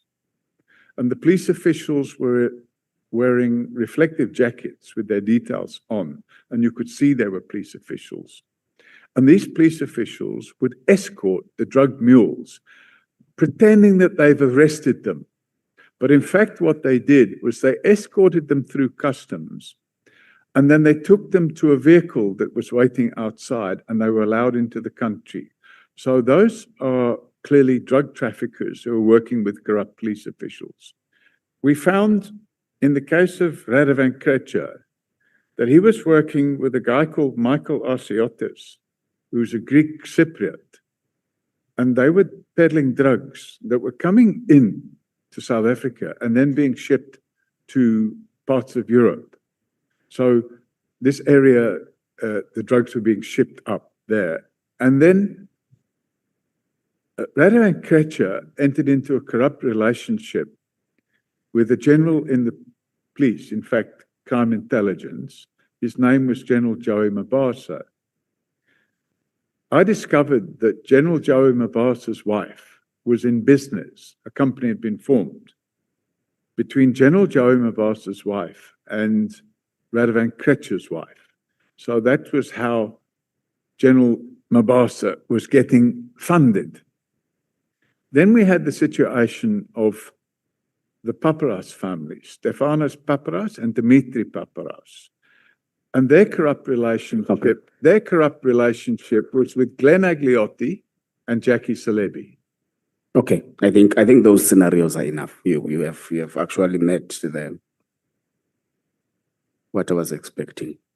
Now, you speak about also the fluctuating budgeting of both the PKTT and the crime intelligence. Sorry, the fluctuating what? Budget. That it was 93 million at some point, and I had no knowledge, Chair, of the budget of PKTT. In fact, I didn't even know of the existence of PKTT until the 6th of July last year. Okay. So you have no comment whether it was appropriate at this stage to disband it or not? No knowledge whatsoever. I knew nothing. As I said, I didn't even know of the PKTT. I had no knowledge of it whatsoever. I had no knowledge and still don't have any knowledge of the budget and what they do. Only what I've seen in the media since the 6th of July last year. Okay. You also make mention of what is wrongly done within the crime intelligence. And amongst other things, you speak about the inappropriate hiring of relatives, talk about buying of farms that are not used for the operations of crime intelligence, speak about buying houses and all that. Are you able to share with us who is doing that? Who are these people who have hired relatives? Do you have the actual proof of the farms and the houses that you can share with us, even if it's after the session, if you want to? Chairman, Yeah, I'm the acting chair. You can proceed. pardon? I am the acting chair when the chair is not here. Okay. So you are still on my hands. You're the referee. So, Chairman, the reality of the situation is that, sorry, I just forgot the question again. I'm saying you accuse crime intelligence authorities of yes, having yes. of misuse of Okay. the Secret Services Fund. What we need to do, Chairman, is to turn the clock back to 2010. And, sorry, not 2010, 2000. And in the year 2000, which is 26 years ago, the provincial head of crime intelligence, sorry, I think it's 2005. The provincial head of crime intelligence was Major General Richard Nhlanhla. And Major General Richard Nhlanhla was promoted and became the divisional commander of crime intelligence. And after he became the divisional commander of crime intelligence, he gave somewhere in the region of about a dozen jobs to family members. They bought properties, he bought privately, and took bonds out for those properties. And then he rented those properties to crime intelligence using slush funds to pay the rent, which he then used to pay the bond on his house. And more recently, like in the last few years, we've had houses in Cape Town that would be rented out during the holiday season. Instead of using them as safe houses, they would be rented out so that cash could be paid for rent to holidaymakers, and the rent money would be received by them. So a lot of misuse of funds. And if we go back to 2012, when General Masemola was the acting head of crime intelligence, and General Mkhwanazi was the acting commissioner of police, in 2012, 35 million rand was spent on purchase of luxury vehicles, one of which was a Mercedes M350, which was supplied to the then Minister of Police. So, unlawfully, of course. So you have all these things going on. And then, of course, we have refurbishment works carried out at safe houses. And the refurbishment works were the production of invoices. I think General Nhlanhla, I'm sorry if I pronounced it wrong, was arrested and charged for fabricating invoices and sharing the money he got from the crime intelligence slush fund with the person that fabricated the invoice with him. So you have all this abuse of the slush fund. And during the same period, the slush fund rises by 500% when inflation was only 113%. Thank you. You say at paragraph 57 that there is a third force in the crime intelligence of South Africa. Can you describe the nature of that third force? Yes. So, Chairman, during the period what we can call state capture,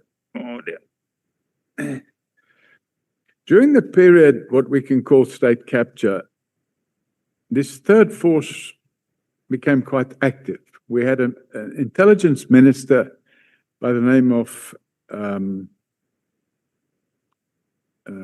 David Mkhwanazi, who worked together with people from crime intelligence and National Intelligence Agency, which at the time I believe was being run by a gentleman by the name of Arthur Fraser. And what they did was they created a parallel intelligence infrastructure. And this is all set out in a very detailed affidavit, which we took. And it's not included in these papers because I didn't know you would pop out and ask a question. But we took a very detailed affidavit and we supplied it to the committee of inquiry that was set up by President Ramaphosa in 2018 to look into the intelligence services. And in there, it explained how the phones of political opponents were being tapped. And if we look at the example of Richard, and that was now the National Intelligence Agency and crime intelligence doing that. And if we look at the example of crime intelligence officials putting documents together, what we could say were manufactured using AI and creating false evidence and laying down false evidence trails and paying public funds. We believe, in fact, I now have the details of the person involved who's running a social media campaign and he's being paid out of crime intelligence slush funds. And I expect we'll be finalizing that investigation within the next week or two, and we'll be providing that information in terms of Section 27 of the MPA Act to IDAC. Can we please request you to provide the Ad Hoc Committee with that information as well? Pardon me? Can we employ you to also provide the Ad Hoc Committee with that information? The investigation is still ongoing, but we have the information and we're still investigating it.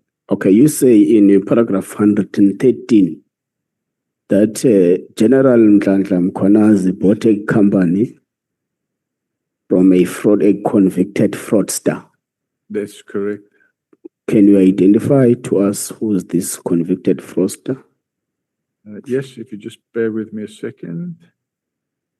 Which paragraph? 113. I thought 113. you said 130.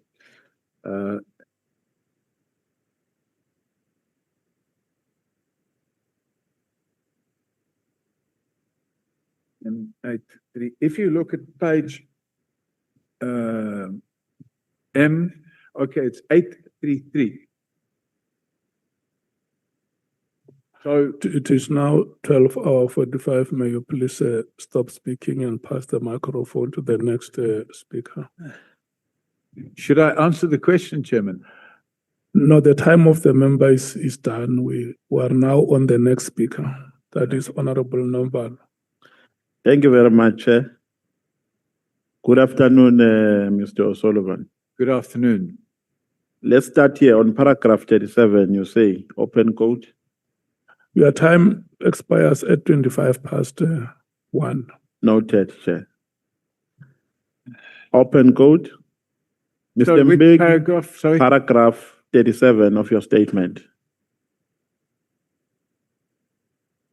Can I read meanwhile?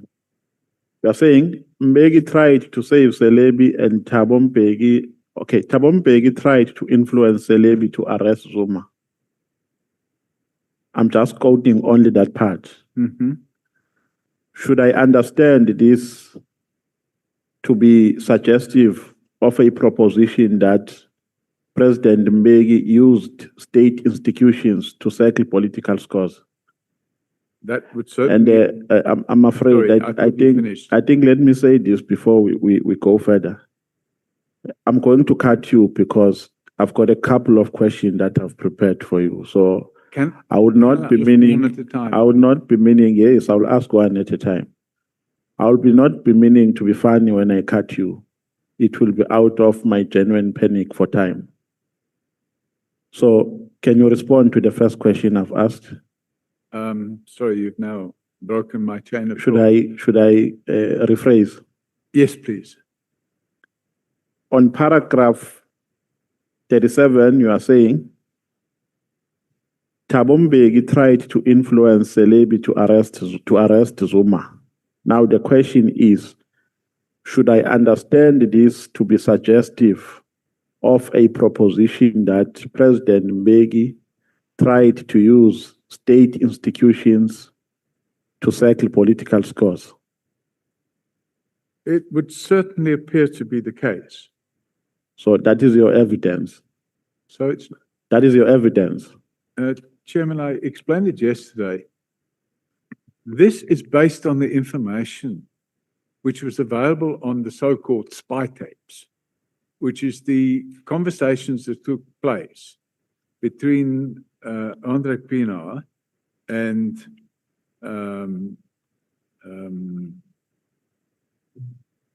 I can't. No, it's fine if you forget. Let's Leonard- move to. Okay, let's. Leonard McCarthy. I think I've gotten what I wanted. Let's move to the next question. Do you know Afroforum? I do. Do you have a relationship with Afroforum? Absolutely, I do. I'm a member of AfriForum. When you were arrested, I think amongst the charges that were preferred against you was a charge of impersonating IPID. Where were you? I don't understand what. Where were you arrested? Where did the police catch you? I was arrested in Littleton. Where? Littleton. Is that your residence? No, I'd been to visit attorneys. Were you not arrested in Afroforum offices? Their offices just happened to be next door to the offices of the attorney. That's a coincidence. I had come out of the offices of the attorney. So you were not within the precinct of Afroforum? No, I hadn't a meeting with AfriForum. My meeting was with my attorney. When you appear on the media, they say you are a forensic expert. Do you agree with them when they name you as such? I consider myself to be an expert. What does it take for one to be an expert? Well, I'm a certified fraud examiner. I've sat the exams, and as I explained yesterday, that's the equivalent of an NQF7, which is a bachelor's degree. So you have to study. Yes. For 2 When years. you are talking about studying, are you talking about the courses that you have alluded to on paragraph 4? It's a very set structure of courses. No, but the question is, are you talking about the studies that you have alluded to on paragraph 4? You have a look at paragraph 4.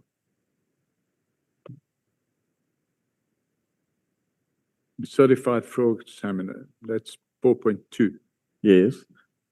Yes. And that's all. Yes. And So that makes you to be a forensic expert. in respect of fraud. So you've got forensic experts that specialize in ballistics. You have forensic experts that specialize in medical. Okay. You know, like, Let me test the authenticity pardon? let me test the authenticity of what you are saying. How do you conduct your forensic work? So, Chairman, to answer that question, we're going to be here for about 2 or 3 hours. Let me try to simplify it like this, or let me break it down like this. Do you work with private citizens? Do you do investigations for them? If I come to your office and say, I want you to investigate this particular matter for me, do you take such instructions? Chairman, we have a number of corporate clients who come to us with fraud investigations, and we're experts, and we carry out those fraud investigations. Do you take instructions from individuals? We do from time to time. So what is the process? I come to your office, how much do I pay on day one? Do I pay for consultation? No, the first consultation you don't pay for. First of all, we want to know the nature of the investigation. Yes. Then we have to take a decision whether it's an investigation that we will charge for or whether it's an investigation that we will do pro bono. Now, let me fast forward. If maybe I come to you and say, I need you to do an investigation about a murder of my girlfriend or of my wife, do you take such instructions? We sometimes do. And how do you charge? We charge by the hour, You charge per hour. depending on the resources that we use. So it's not me that does all. So the work. I have a lot of- which document is guides your fees? It depends. At the time, it's an hourly rate. So we have a rate that we charge per hour. Yeah, but I'm talking about a legal document. Yes, we have a that gui- mandate. that guides your fees. We have a because mandate that. You don't take them from your head. No, There must be a document. Yes. Yes. I'm agreeing with you. So what's the name of that document? A mandate. Okay. Do you know a family? This family is a family of Itumeleng Tsenase, who was brutally murdered in May 2019. The family, okay, he was brutally murdered in Midrand. Do you know that family? It seems to ring a bell. Is it a lady that was strangled? Yes, strangled to death. Do you know that family? I can't remember the case, but it seems to ring a bell. Yes. Do you have their file in your office? On every case that we have, we keep the files. We keep them for 6 years. How much did you take from that family? I don't know. I'd have to look at the file. I know. You took 115,000 rand. That's the deposit. Yes. Yes. You took that 115,000 rand. You promised to investigate the murder of their child. You never even produced a single progress report to them. Why did you do that? So I can't answer without looking. What was the name? How do you spell the surname? No, the name is the name. Which name are you talking The about? surname. The surname is Tsenase. It's Tsenase. If you can speak through the mic, please. Yes, I'm asking for the initials. TS. It's T. TS. Yes. S for Sullivan. Nase.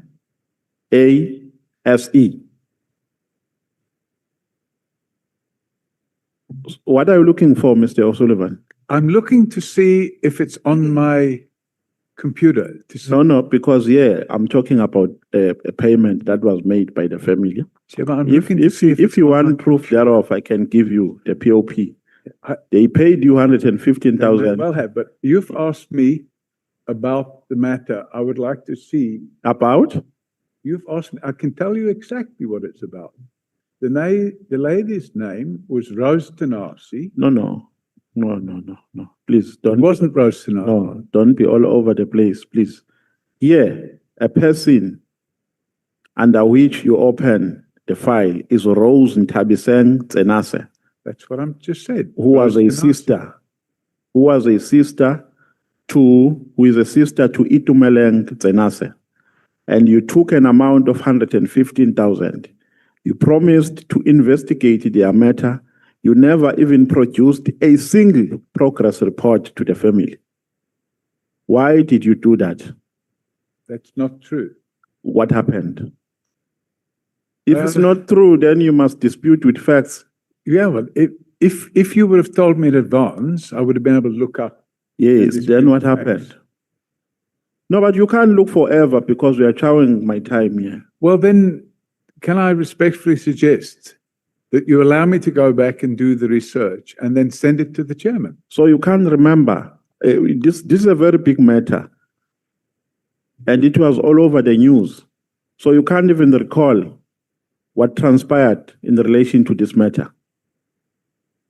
Chairman, we have lots of clients. I have a firm of many investigators and we have lots of clients. I must now be expected to remember every single case inside out It's impossible. Okay, no, it's fine. It's fine. You said you charge per hour. And then this family gave you an amount of 115,000 upon consultation.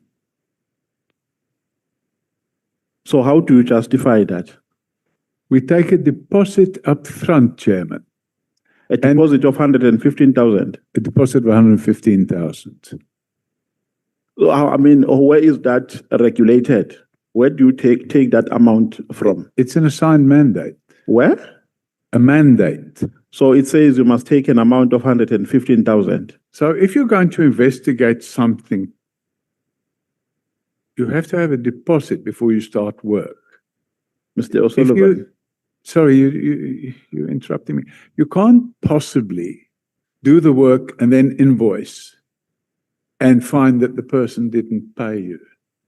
Okay. So if you get a payment up front, you can then do the work. Okay. Now, do you find it appropriate to take an amount of 115,000 from a family, from a desperate family like this one, and promise to investigate murder of their child and not revert to them? Do you find that to be ethical? That's not what happened, Chair. No, I'm not saying it If happened. that happened, Let's leave that because you are saying you want to refresh your memory. I'm looking at my But I'm email saying now. now, generally speaking, do you find it appropriate to take an amount of 150,000, and 15,000 from a desperate family and promise to investigate the murder of their child and not tender them with even single progress report? Is that appropriate? That's not what happened. No, is that appropriate? Is that appropriate? If it happened, it would not be appropriate. And I won't be wrong if I say that is extortion. No, That is extortion. it's not what happened. No, but that is extortion. Chairman, I have the emails here. And what the member wants to do is to use his parliamentary privilege to defame me. But he's not allowing me to explain what took place. No, but I've allowed you to No, explain. I'm going to And you explain it said- now because I found the information. Yes, So this is the email that I sent yes. to Ms. Mkhwanazi. What does it say? I'm going to read it to you. You wait a second, please.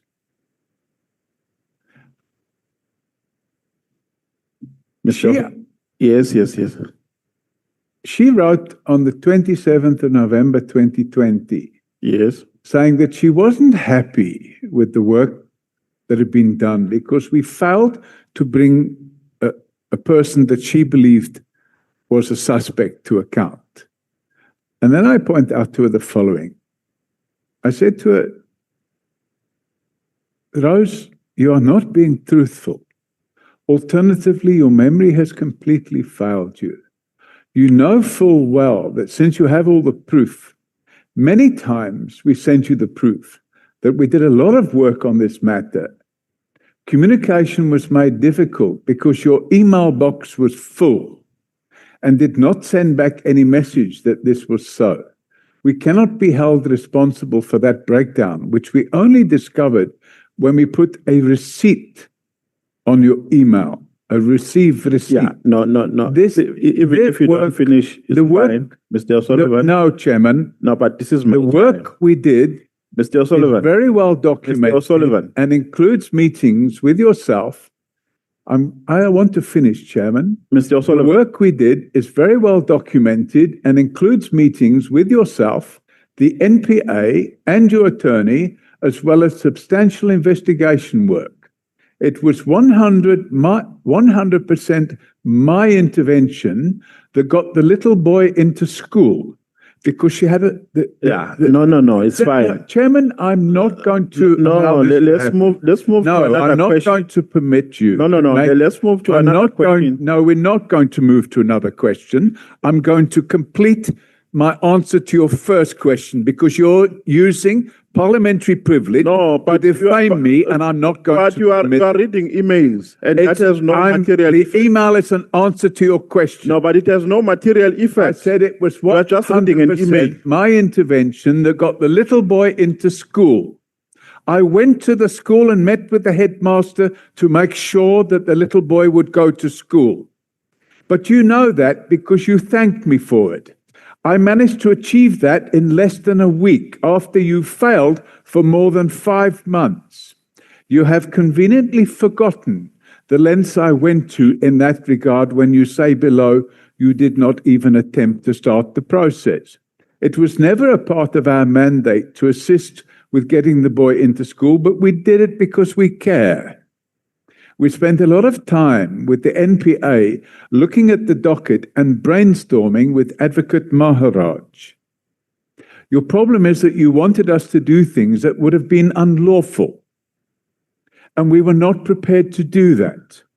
After which you became most argumentative, and I then decided, Mr. O'Sullivan, to terminate your Can I be protected? I then decided Chairperson. to terminate your contract Chair. and write off Chair. what was owing at that time. Chairperson, can I be protected? I record that you wanted us to lie Chair, can I be to court protected? in Randburg Mr. by O'Sullivan, you are saying towing my that time. Mkhwanazi was the suspect in the murder of the deceased, Chair, may I be which was not protected? true, as we could find no evidence linking him to Chairperson, may I the be murder. protected? Chair, may I be Despite protected? looking very hard, lying to the court would have amounted to an offence on our side, something we were not prepared to do. The law is the law, and we must all comply with it, despite what we may think about the biological father of your nephew. It was after this that you became difficult and unreasonable, because we refused to wait around the court and lie to them. In any event, it made no difference, and the matter was adjourned to allow Terence Baloyi to attend on your behalf. I should mention that prior to that, we have you on record complaining bitterly without good cause against the police and the NPA, and we had to patch things up with them before they would work with us. I'm most surprised that you have taken to this uncalled for approach and hope that you will come to your senses, thereby avoiding the need. And by the way, at this point in time, Order, Chair. the Point account, of order, Chair. the account was not Point paid. of order, Chair. Are you done answering the question?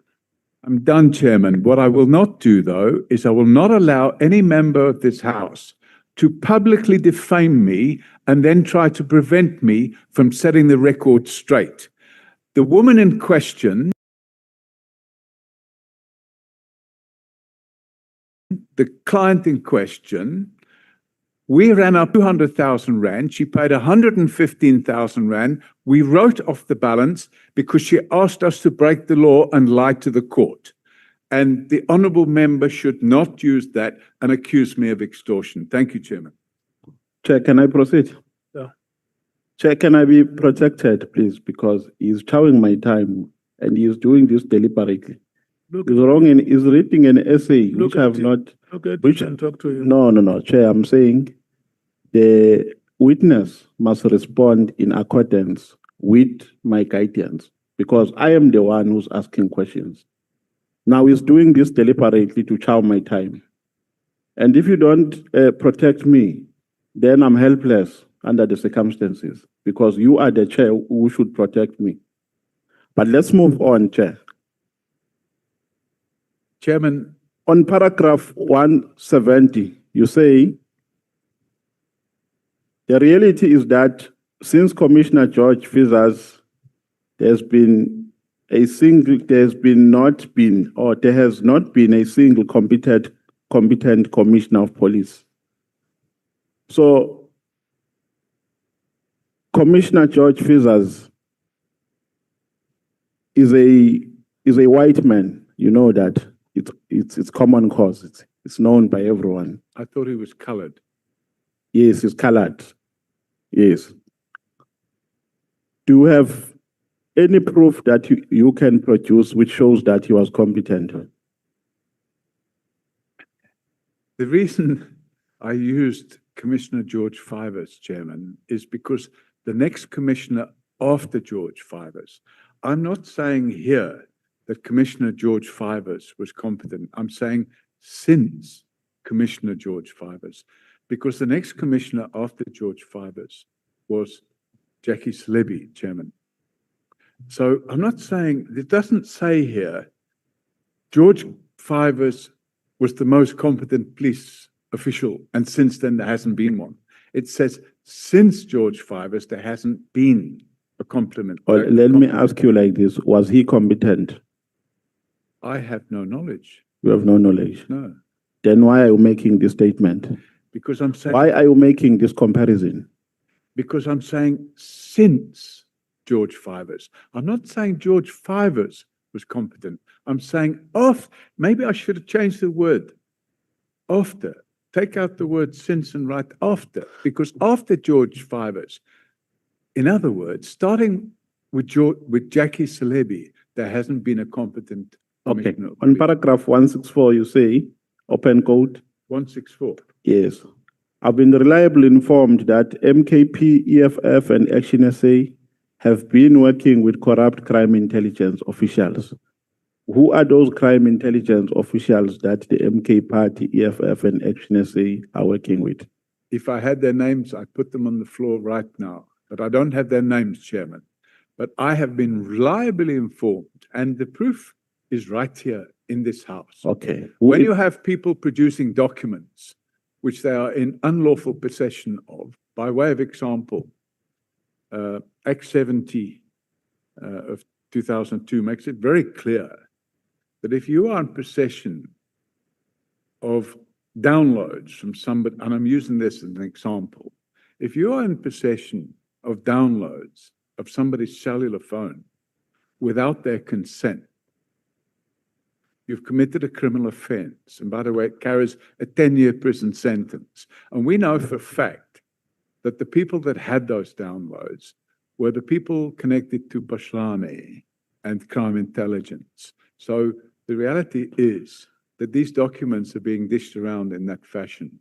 So it's an allegation, and I stand by it. Yeah, no, it's fine. Even if it's an allegation, here we're doing an investigation. So when you come with an allegation, you must come with proof, because we are not just investigating for the sake of investigating here. We want proof so that we can probe and make a determination. Now, who told you that? Because here we have members who have appeared before this committee, members of parliament. So if they are members of the MK Party, EFF, and Action SA, who are in cahoots with lawbreakers, they must also come and appear before this committee. Now, who told you? I'm interested in probing this. Who told you that the MK Party, EFF, and Action SA are working with corrupt crime intelligence officials? Bring that name so that we can take this thing further. Confidential informant. So you are putting something in your statement for which you are not willing to testify or to bring proof. I am testifying, a confidential informant. No, but I'm saying, give us proof, Mr. O'Sullivan. Give us proof so that you can probe this thing further. I thought here, when you write in your affidavit, you write with an intention of adducing evidence before this committee. Chairman, what it says here, I'm going to read it. When Mr. McBride was giving evidence in Parliament, I saw him receiving vitriolic attacks by certain persons. This included an Action SA member who was quoting from the contents of several pages of phone records she had unlawful possession of. This is a clear indication not only of the extreme bias of the vocal Mkhwanazi supporters in Parliament, mainly from MKP, EFF, and Action SA, but also the fact that being in possession of someone's phone records without their consent is a serious crime that could see a convicted person sentenced to prison for up to 10 years. Then I say, yeah, no. I have been reliably informed that Mr. O'Sullivan, No, you are not going to do that to me. Here, I'm saying to you, you are saying the EFF, MK Party, and Action SA are working with corrupt crime intelligence officials. Now, I'm saying to you, I'm giving you a platform to produce evidence proving that averment. Because we want to take it further, we want to deal with the MK Party members and EFF members and Action SA members who are in cahoots with crime intelligence officials who are involved in corruption.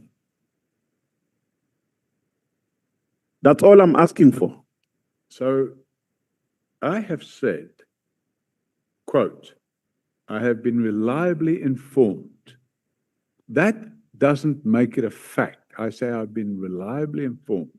Yeah, who MKP informed you reliable? Because that person is reliable. Who is that reliable person who informed you? A confidential informant, a person that works within crime intelligence. Oh, so if you are not going to disclose that person, let's move to another question. So it remains a rumor with no proof, a baseless rumor to this committee.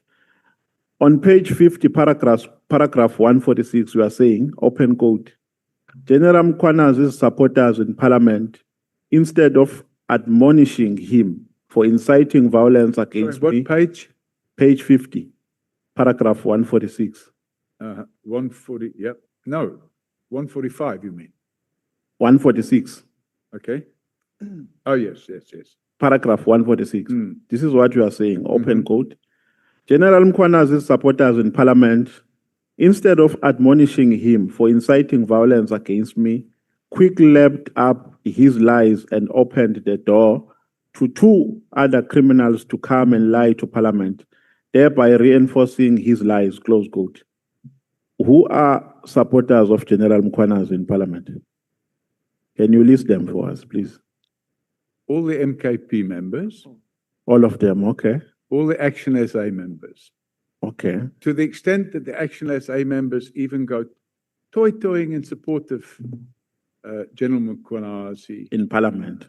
No, they don't toy-toy in parliament. They toy-toy on the street outside of his office with big placards saying, hands off General Mkhwanazi. So what they do is they generate their own bias there. And MK Party have also come out in support of General Mkhwanazi. So, you know, are you now saying that you don't support General Mkhwanazi? So you are saying? Are you now saying you don't? No, you are support not General going to ask me questions. I am the one who's asking you questions. Oh. This is not funny. I have no business of making jokes with you. I'd just like to get the I'm fact, doing my because job here. You're asking me. And then you go on to say, two other criminals. Okay, you are saying we opened the door. Okay, you are saying these people opened the door to two other criminals to come and lie to parliament. Who are those two criminals? Named here. Yeah, who are they? I want you to state them on record. Nkabindi, So Ngabinde is a criminal. absolutely. And who? Pashlane, Patlane is a criminal. absolutely. Was Patlane ever evicted in a court of law? Ever what? Evicted. You mean convicted? Yes, I mean convicted, sorry. Convicted and sentenced. No, Was he ever convicted and sentenced? he will be. No. Was he ever convicted and sentenced in a court of law? Not yet, but he will be. So how does one become a criminal without being convicted by a court of law? No, I didn't say he's a convicted criminal. I say criminal. There's a difference between a criminal and a convicted criminal. No, If I go out- and you become a criminal because you have committed crime. No, excuse me, Chair. I'm trying to give an answer to the question. No, but I'm the being question, interrupted. and you become a criminal. If I go out and shoot somebody in the street, am I a criminal after I shoot him, or am I only a criminal after? No, if I rob a you bank, become am I a criminal after I rob the bank, or am I a criminal after I've been convicted? There's only one institution in this country which says you are a criminal, which can say you are a criminal. That is a court of law. No, that says you're a convicted criminal. Yes, you are a criminal after you have been convicted. You can't be a criminal. That's why people are referred to as suspects, not criminals. With before respect, Chairman, before conviction. So where do you get the audacity to call people criminals when they have not been convicted in a court of law? if I've seen the evidence and I've seen that evidence, if they want to sue me for defamation, let them go ahead and do it. And by the way, I've been saying for the last 11 years that Pashlani is a criminal, and not once has I received a lawyer's letter asking me to retract that So statement. these people who are making allegations against you have a right, and they are correct when they call you a criminal, because they are also in possession of a certain evidence. If they've got evidence that I've committed a crime, why don't they come and put it in front of me? No, they've come, some of them. Are they correct when they say Paul O'Sullivan is a hardcore criminal? Because they are in possession of evidence as well. So unfortunately, Chairman, this committee allowed these criminals to come here and accuse me of being a criminal, but don't apply the same test that they now want to apply to me. So you allow them to sit there, and I'm going to quote exactly what you allowed. Yeah, no, even if you don't quote, because I'm running out of time. But so On paragraph the reality is 92, the on reality paragraph is 92, that other people can come call me a criminal. on but you don't paragraph quote in it. 92, let's move to another question. On paragraph 92, page 31, you are saying, open quote, according to information I've received on the 3rd of July 2025 and 4th of July 2025 at the police college in Pretoria West, Masemula and Mkhwanazi put the finishing touches to the presentation that Mkhwanazi would use to shock the nation on the 6th of July 2025. Mhm. Who told you this? A confidential informant. So all this information, Mr. McBride, I said, according to all, information no, I've no, received. no. I'm saying to you, the majority of the information you have tendered in your affidavit is based on people who are confidential. You can't disclose it here. You can't disclose those people here. If I disclose it here, if I gave the name of the person that supplied that information here, publicly or privately, that person would either be murdered or he would suffer some form of detriment. So how And if do we- you think how the do we criminal test- justice system is so good So how do that we all test? witnesses are safe, So how I do we? respectfully request you to read the newspaper. How do we test then the authenticity of what you are telling us when you do not want to share the sources? Because the sources should be used by this committee as proof. Because Under normal circumstances, the sources should be also writing affidavits to say, really, this is what happened. Because now you rely on hearsay evidence, and it's difficult for us to test that hearsay evidence. Yeah, unfortunately, that is the problem we have in South Africa today, that many witnesses will be murdered if they give evidence. And if I talk, for example, about the Nhlanhla Commission, we no longer have a witness D and we no longer have a witness F. And it's a matter of time before witness A, B, C, E are not around either. The reality of the situation is that there's so much corruption in the criminal justice system, and there's so many criminals with badges. If it's not stopped, this country will go into a decline that it will never recover from. Let's move to another question. Again, I'm not getting any answer on this one. On paragraph 85 and paragraph 42. Sorry, one paragraph at a time. Paragraph 85. On paragraph 85, you are making an allegation there that Khumalo, in fact, not Khumalo, Madondo went to Japan to a workshop. And you further allege that Madondo has a romantic relationship with Khumalo. Do you have proof showing that they have a romantic relationship? Matondo and Kumalo. The person that supplied the information to us, which is at pages 297 and 298, and 299, and 300, and 301, and 302, and 303, the person that supplied that information. So you have proof. Sorry, That's all. No. I'm saying I'm not saying the rate. supplied the information about the trip to Japan. No. I'm talking about the romantic relationship. Yes, but I'm trying to answer you. You You're have not you allowed- have proof. You have The proof. person that supplied the information about Do you the- have proof? the That is person my question. Do you have I'm proof? trying to answer you. Do you have proof? Yes or no? That's what I'm looking for. The person that supplied the information about Do you the have trip, proof? That's my question. Do you have proof? the person that supplied the trip information to Japan gave us information that the two of them. So were you have involved- proof. No, I don't have the evidence. Okay, of the let's go romantic to another relationship, question. but I If you do don't have proof, evidence let's of go the to trip another question. Japan.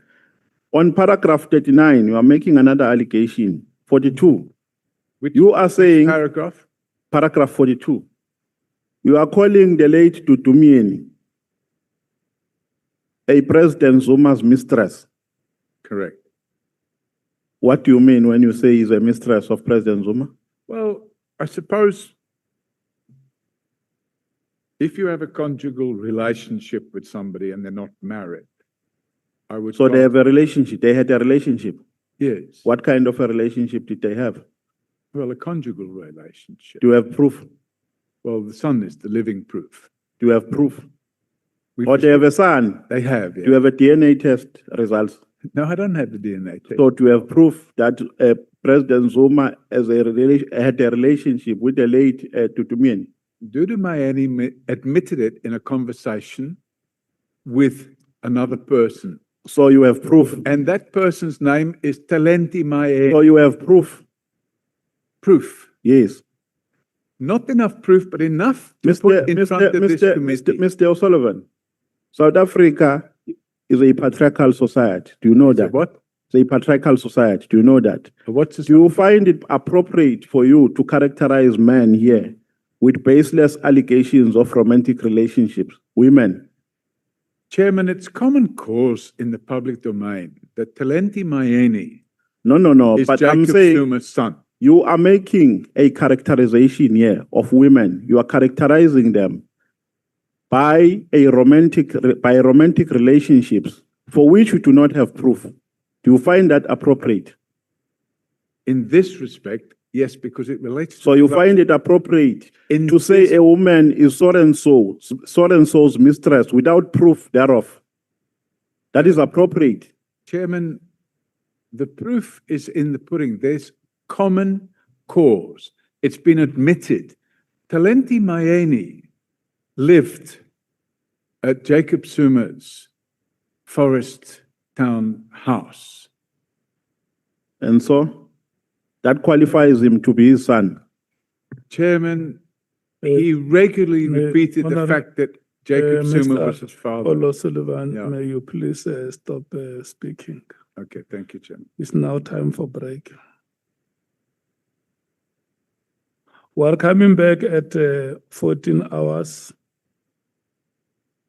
We're going to take the alternate member for 15 minutes from the MKP, followed by Breitenbach from the DA.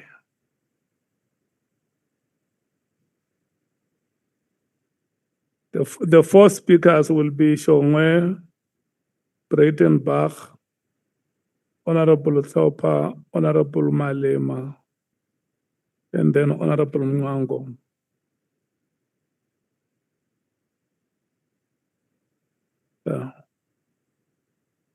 May you please rise and leave the chambers.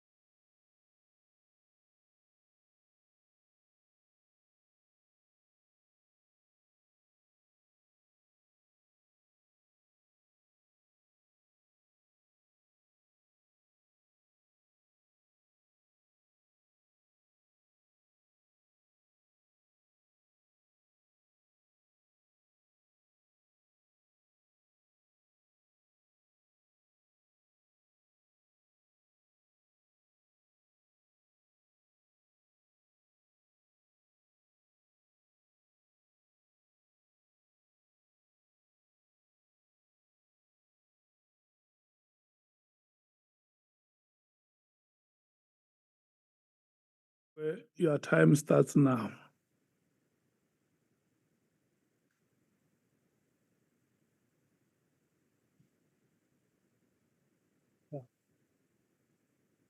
But if you Mfokazi Sullivan, usondele la sixoxo. Kuze ngathi ngamdlulela inamba. Wathi umoya Mfokazi Sullivan wena unentombi othandana nayo. Hello mama. Uphila kanjani? Ngiyaphila.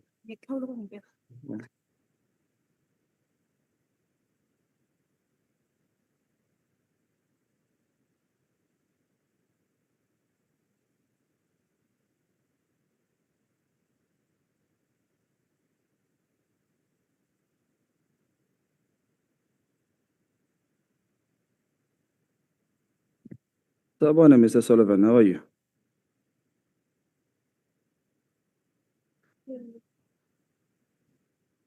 Are you good? I take it they've asked you most of the questions. Pardon? They've asked you most of the questions that I wanted to ask, but I'll ask you few. What's in this bag? How much is in this bag? Sorry? How much is in this bag? How much what? How much money is in this bag? I have no idea. Then how do you know that General Mkhwanazi had money in his account, in his Louis Vuitton bag? Did you see the money? I never said there was money in a Louis Vuitton bag. Oh, you didn't? No. Did you see him being given a Louis Vuitton bag as a gift? No, I didn't see that. So how come you say you're saying that he was given a gift of a Louis Vuitton bag which he gave to his wife? If you wait, I'll show you Were you there? no. You were not there. But it was all Was over that the person who told you? it was all over it was in the media. Oh. Oh, it was in the media that President Ramaphosa bought money and hid it under the sofa. So was that true because it was in the media as well? Does it mean he stole the money? I'm not saying it's true here. I'm saying these are the allegations. Do you believe them? I do. Do you believe that Ramaphosa stole money? I don't know. I haven't looked at that. Did you look at the other one, the Louis Vuitton? I did. What did you look at? What do you mean, what did I look at? What did you look? You said you looked into it. I What made did you some look into? inquiries and I You made discovered, some. yes. And you never made none on the parliament. I wasn't involved in that. I wasn't invited to be involved in it. Were you invited to investigate Pahlani? No. So what do you mean when you say you're not invited in the Pala issue? Well, nobody phoned me and said, by the way, there was a break-in and money was stolen. Will you assist us with the investigation? Who said you must investigate Pahlani then? Who invited you? I didn't get invited. Somebody approached us with information. How so? Is that the letter, the brown envelope under the door? Who? Is that the issue? Is this the story where you say you got an envelope under the door? No. How do you get it? We received a tip-off from an informer. From an informer. Yeah, and the informer's, well, he's now retired, was a colonel in the police. Oh, okay. Before we go any further, you said MK members, including Honorable James, were guilty of having information that is coming from intelligence. And you said that's a criminal offense, punishable with 10 years. What's the paragraph? The WhatsApp from the WhatsApps. Yeah, but what's the paragraph number? No, I'm asking what you said. You said MKP members. Yeah, but if you can direct me to the paragraph number, I'd appreciate that because then No, I you can- said it here. I was listening to you. I was reading what was No, in you my said it. statement. You said it. Remember when you said all MKP members, and including Honorable James, have information that is coming from intelligence and it's punishable with I 10 read years. what was in my statement. Okay. So if you can direct me back to the paragraph number, otherwise we're going to have to stop while I go looking for that paragraph number. Okay, while they look for it, let me remind you, you said that we are guilty of that. So I want to ask you, you just said to Honorable Nomvalo, where is this? You got information from reliable resources, reliable, what did you say? Sources, yes. Within the intelligence. Were you telling the truth or were you lying? I was telling the truth. So isn't that the same thing you are accusing us of? What accusation? Getting information that was not supposed to be in our hands.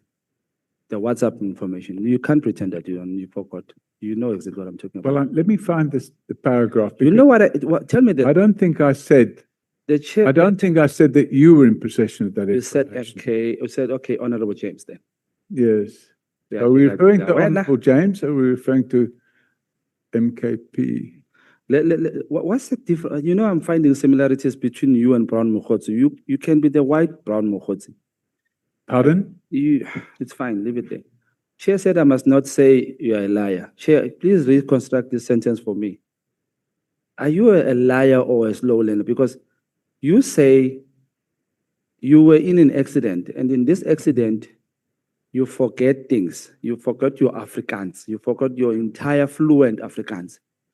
Okay, But let me explain to you something. Yes. Because you make these allegations and then you... No, you I'm repeating what you said. I'm not making any allegation. Hmm. Can you fix that? You say what I said. Okay. Wena ngufuna eveninike wena. Mr. Sullivan, Yes. there's a white bakkie outside here. Pardon? There's a white bakkie, a very white bakkie here. A what? White bakkie. Do you know what's a bakkie? A van. Yes. It's a van. I think you should be going in that van. You're changing your statements now. Let's go again. How is your relationship with Mr. McBride? I don't have a relationship with him. Is he a credible police officer? Pardon? Is he a credible officer? Do you find him credible? A credible what? Do you find him credible? In some respects, yes. Okay. So how come when Mr. McBride is traveling with Nhlanhla, the one you spoke about, who owns a 7 million farm and a house in Savannah, you never investigated that person, including McBride? Which person? Nhlanhla. I wasn't involved in anything that required me to investigate them. Were you involved in investigating Phahlan? Pardon? Were you involved in investigating Mr. Phahlan? For 10 months, yes. You were. And Yeah. how did you get into that? Because IPID refused to investigate. Okay. This one, Nhlanhla travels with Mr. McBride every day, and he owns a 7 million farm and a house in Savannah. Why didn't you bother to investigate that? I didn't know that. You didn't know. If somebody had come to me and said to me, by the way, this person has a 7 million rand property, it needs to be investigated, or I receive a tip-off, I could have possibly looked at it. But what I can't do is suck things out of my thumb and then go and look at those. I'm asking you because you say you love South Africa. That's why you decided to investigate and help with the security in South Africa. So your love, is it limited to a certain, or is it pointing to certain people? Or can everybody benefit from your love of life in South Africa? Yeah, I think they do, yeah. Okay, when Sbiya was appointed in Gauteng without having a competency, why didn't you investigate that one? What was he appointed? I don't understand. General Sbiya, the credible officer, the one you said he has, is the best one of the best. General Sbiya. Did I say he was one of the best? Yeah, you did in one of your interviews. Mm-hmm. How do you regard him? I'd say he's a competent police official. Yeah. You know he doesn't have competency. When you say competent, He failed competency. like security clearance? Yes. I have no knowledge of that. So you have no knowledge of that. So you just took him under your wing and trusted him and... I didn't take him under my wing. Okay, so why didn't you investigate him? What should have I investigated him for? For having no competency, for buying a grab, for upscaling his salary from 1.2 to 1.8, for taking a position that he has not applied for, and paying himself overtime. I have no knowledge of that. You had no knowledge. No. Okay. So when Ramaphosa hides money under the Mr. Ramaphosa, when he hides money under the sofa, and you heard about it, what did you do? Did you investigate or just left it like that? I only found out about it 2 years Did later. you investigate or you left it like that? I investigated the allegations that were put out by Arthur Fraser, and I opened the criminal Did docket. you investigate from Mr. Ramaphosa for putting money under the sofa before you investigated Mr. Fraser, who is a whistleblower in this case? Why investigate a whistleblower where there is crime? Because he that is wasn't a alleged? whistleblower, What was he?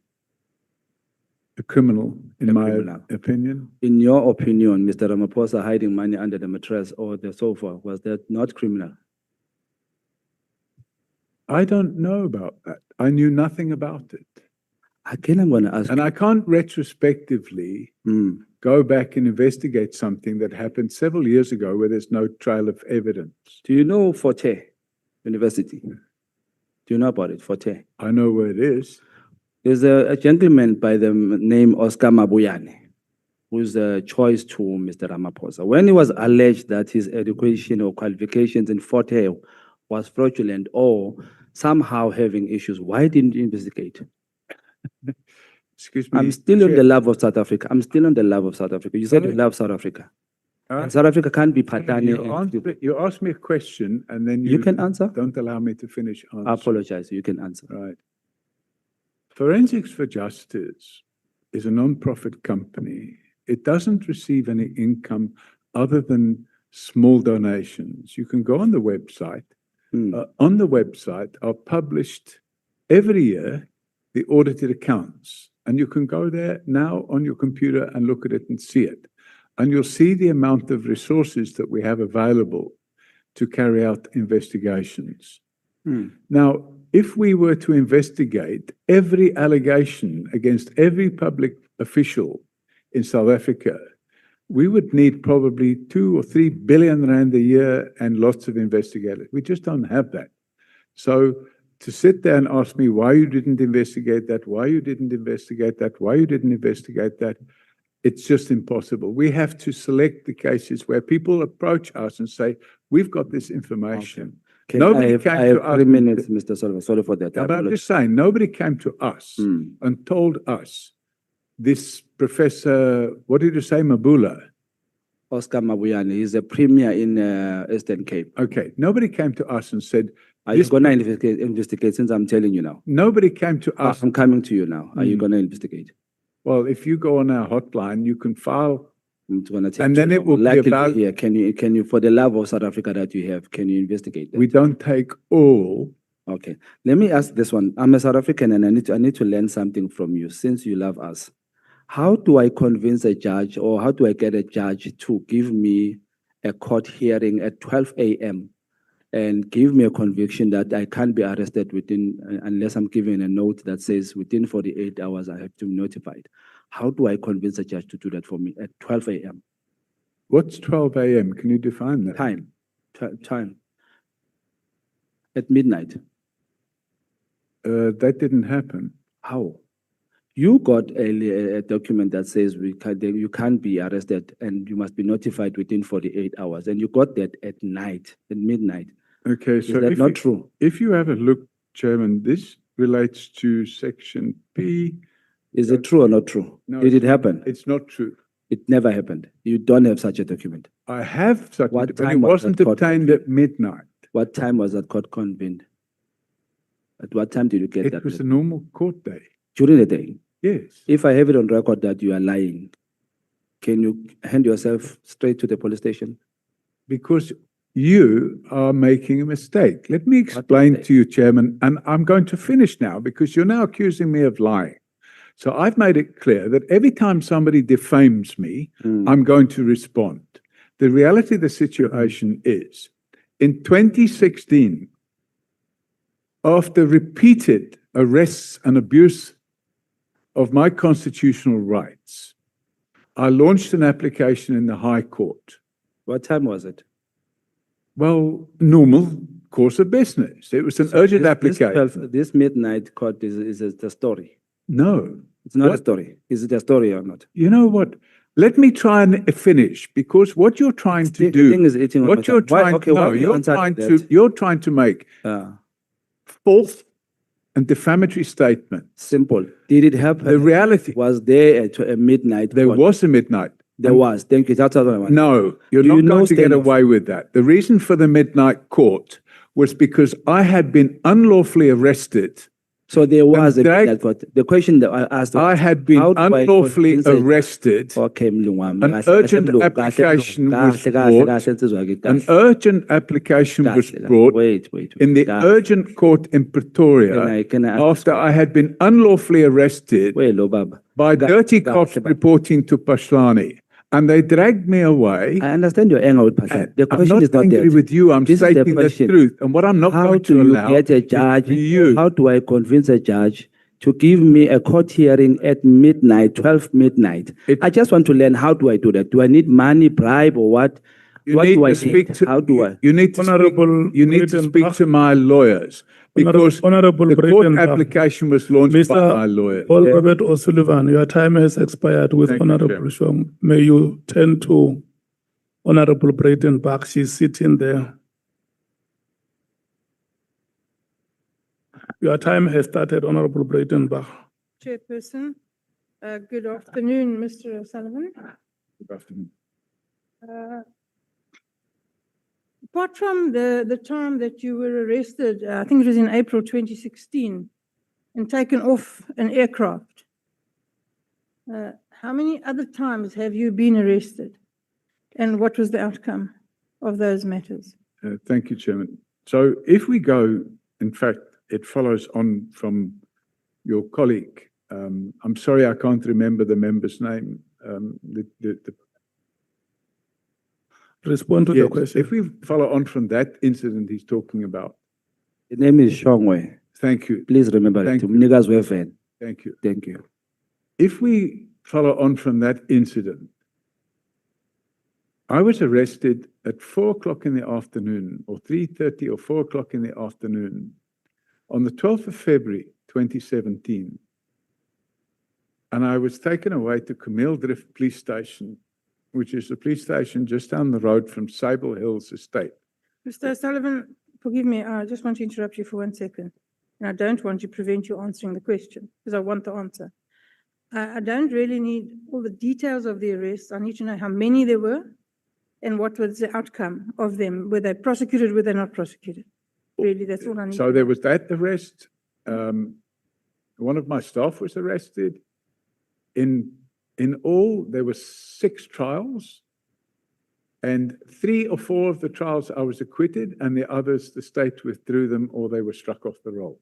Okay, thank you. So they went nowhere. Went nowhere. Not because of any reason than the fact that they were all unlawful cases. And the DPC, I made a formal complaint to the DPCI judge, Yes. and they issued a report. And in the DPCI judge's report, they made it crystal clear that in fact, my constitutional rights were violated. Yes, I have seen that report. Thank you. In paragraph 75 of your affidavit, I think it's on page 25 of the page numbers, you deal with the hugely inflated slush fund or the COVID fund of crime intelligence. Mhm. And you mentioned that while it has, the fund has increased exponentially over the years, there's been no discernible drop in crime. Mhm. Would you, however, agree that this is largely due to the fact that there's in fact very little activity or legitimate activity from crime intelligence? And that the reason we find ourselves in the position we find ourselves in is largely due to the fact that the National Prosecuting Authority and police departments get no input from crime intelligence because they're not doing their job. In fact, that's the point I've made in my affidavit, is that crime intelligence have become neutralized. And the proof of that is the riots that took place in KZN, which took the lives of 305 people and cost 100 billion rand in damage economy. And the then head of crime intelligence in KZN was Major General Kamala, who's now Lieutenant General. No crime intelligence was received about the riots. A year later, he's promoted to Lieutenant General, and placed in charge of the Division of Crime Intelligence. And the money just keeps getting stolen. Yeah. Well, that's more or less par for the course of crime intelligence, as we're all aware. In 3 very concise points, please, can you tell me what, in your view, are the main causes of the problems we currently experience in the criminal justice system? Concise, please. I'll try and be as concise as possible. The problems are deep-rooted corruption, the infighting within the criminal justice system. At the root of that is the crime intelligence slush fund, and the failure or refusal of successive crime intelligence heads and successive crime intelligence finance officers to be held accountable for the use of the crime intelligence funds has resulted in the reality that crime intelligence has become neutralized and it's no longer serving its purpose. Okay, I'd like to go to the document that Honourable James handed to you. Do you have it? It is a photostat copy of what purports to be a deposit slip for Nedbank. Yes. And another smaller document. I'm not I sure don't what it have is. the other document. I only got this. Oh, no, this is all I need. It's all I'm going to refer to. So, you're a certified fraud examiner. Correct. And I take it then that I may assume that you're somewhat of an expert on documents. Can be sometimes. Okay. Depends on the nature of the document. Well, let's have a look at this one. This is a photocopy. Yes, well, of course, that's the first thing. It's a photocopy of a photocopy. It's not even a photocopy. So its provenance is in doubt, and its veracity, the weight of evidence that it carries is not great in the normal course of events. Well, yes, you're quite right. But so would you have a look at that document there? It says a total of cash, postal and money orders. Pardon me? It says there a total of cash, postal and money orders, and it says 100,000 Rand, right just under the date. Oh, yes, yes. You see it? Yes. Then there's a Nedbank stamp on it. Yes. And then in the total block, it says R1 million. Yeah, I think that's not correct. Well, it can't be. It must either be 100,000 or R1 million. It can't be both. Yeah, exactly. It's a problem. And you see that depositor's name and or reference is AN other. Correct. Oh, so a bit of a joke. Absolutely. Yeah. So I don't know where the document comes from, and I assume it emanates from the DSO files somewhere, because this date refers to DSO operations. But there's the deposit slip in itself is, in my view, deeply problematic. From my experience as a prosecutor, I would have had an issue with this document. Yeah, I've never seen the deposit slip until today. So I'm not sure of its evidentiary value.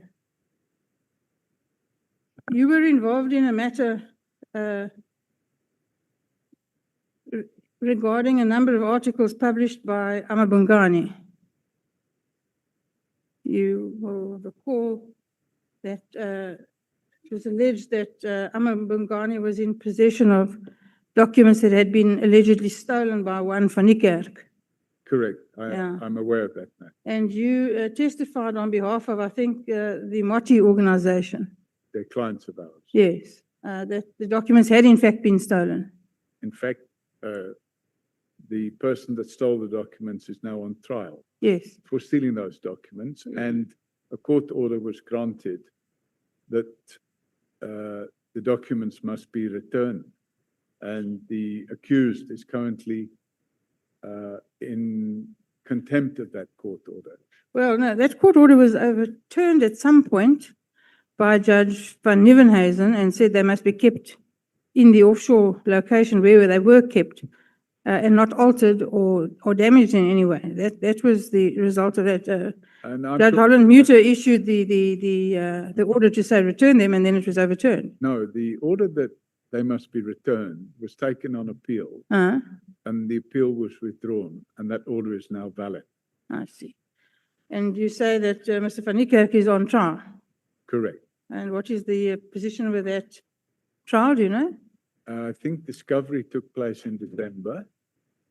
And to my knowledge, the trial should be starting either in March or April. Mm.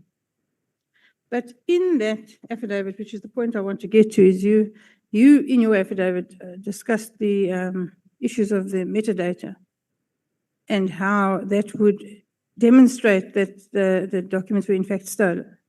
Correct. Now, are you yourself an expert on analyzing documents to the extent that you can sensibly discuss the issues of metadata? We have the software that enables us to download. No. Are you sufficiently an expert to do that?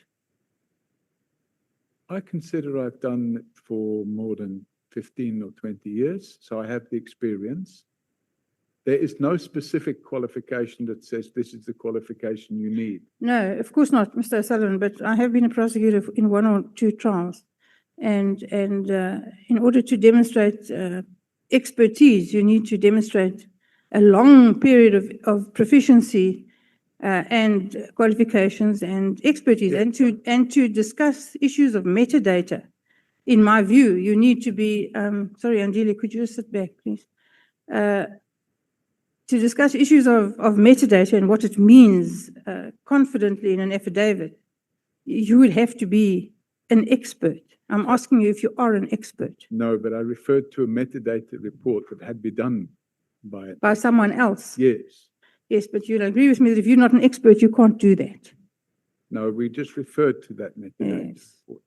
So that's a little dodgy to then include in your affidavit a view based on someone else's view. That's not really acceptable. Well, it might be considered that. It was certainly found that way by Judge Van Nieuwenhuizen, you will recall. I don't know about this, Judge Van Nieuwenhuizen.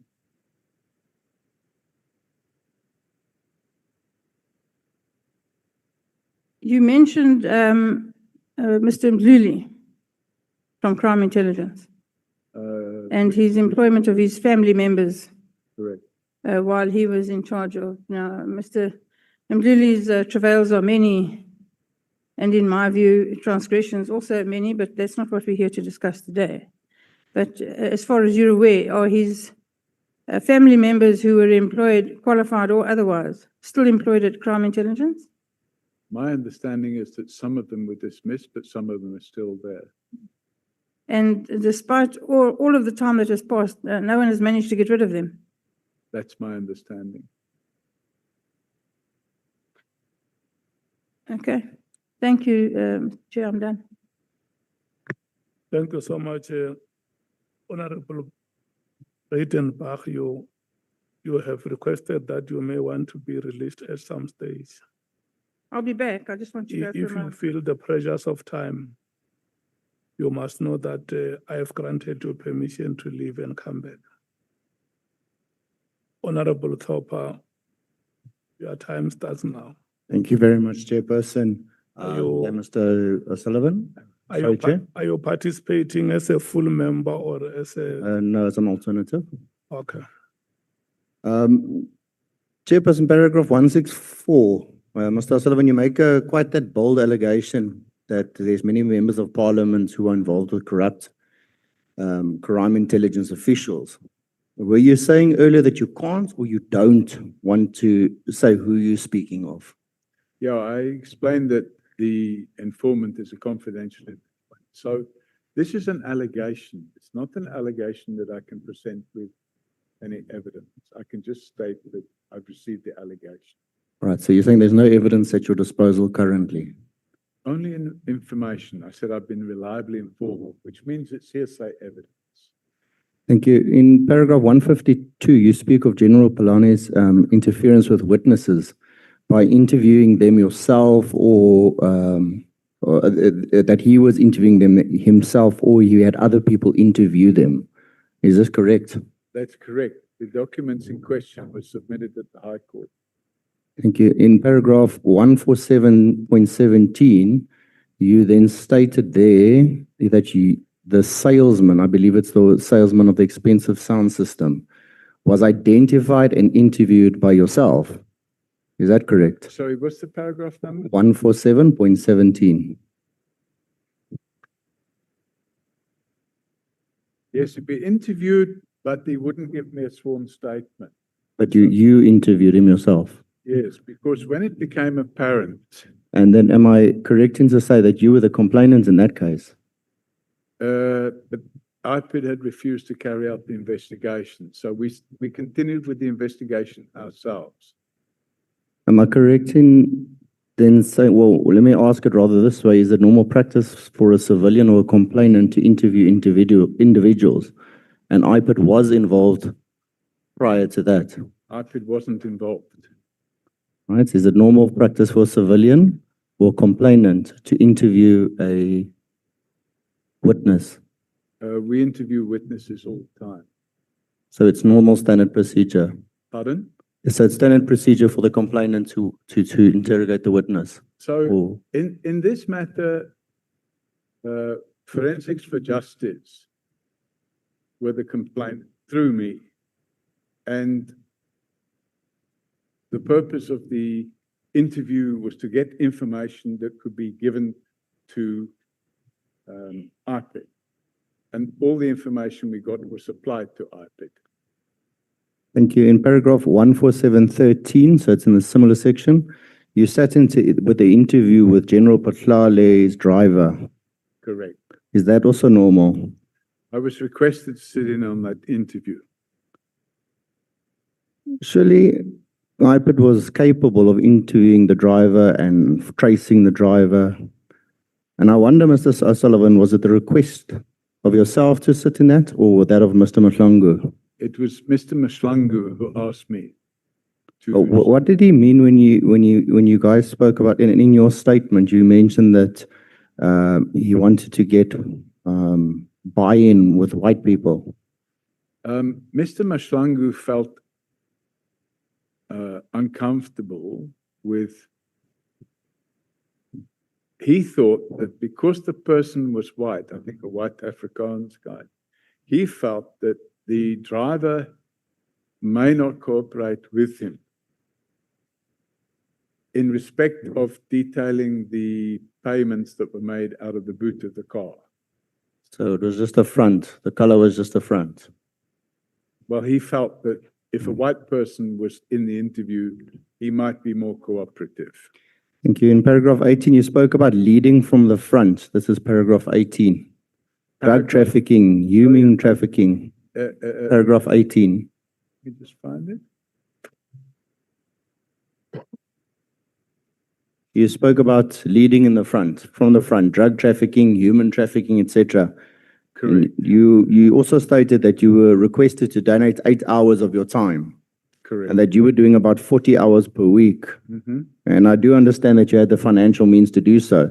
The question, though, is again, is it normal for a reservist to lead such a mammoth task? And is it normal for a reservist to lead such a mammoth task when there are people in the SAPS chains that must have been proficient at the time? You can understand why I ask. Yes, in fact, there were quite a number of reservists who worked substantial numbers of hours, and we were quite successful in the projects that we managed. No, I understand. My question is it normal for a reservist to take then such a stance to lead from the front when there are people within the SAPS permanently employed that I'm very sure could have done the same task? It's not normal, but it happens. Right. Mr. Sullivan, through you, Chair, who did Mr. Celebi appoint that you said belonged in jail? If you can just give some names there, it's in paragraph 35.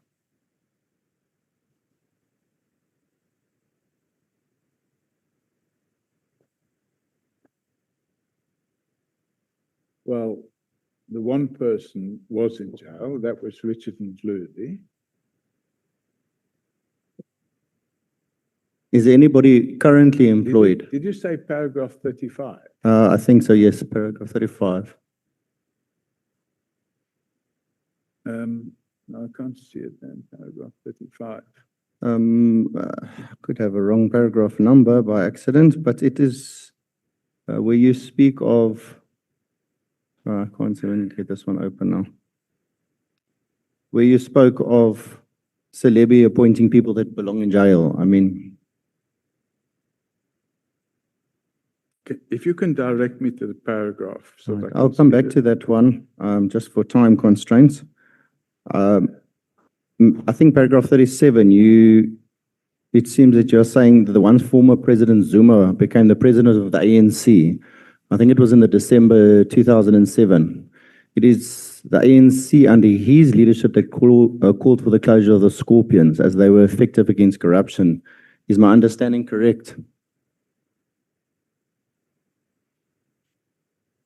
I'm not sure I understand what your understanding is.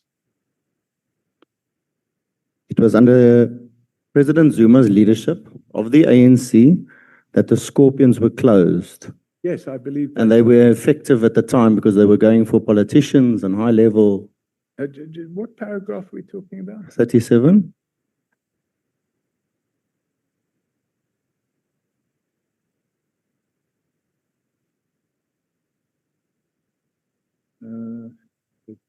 This is after Polokwane. Yes, it's at the end of the paragraph. The conference called for the ANC policy to disband the Scorpions. I think that's common cause.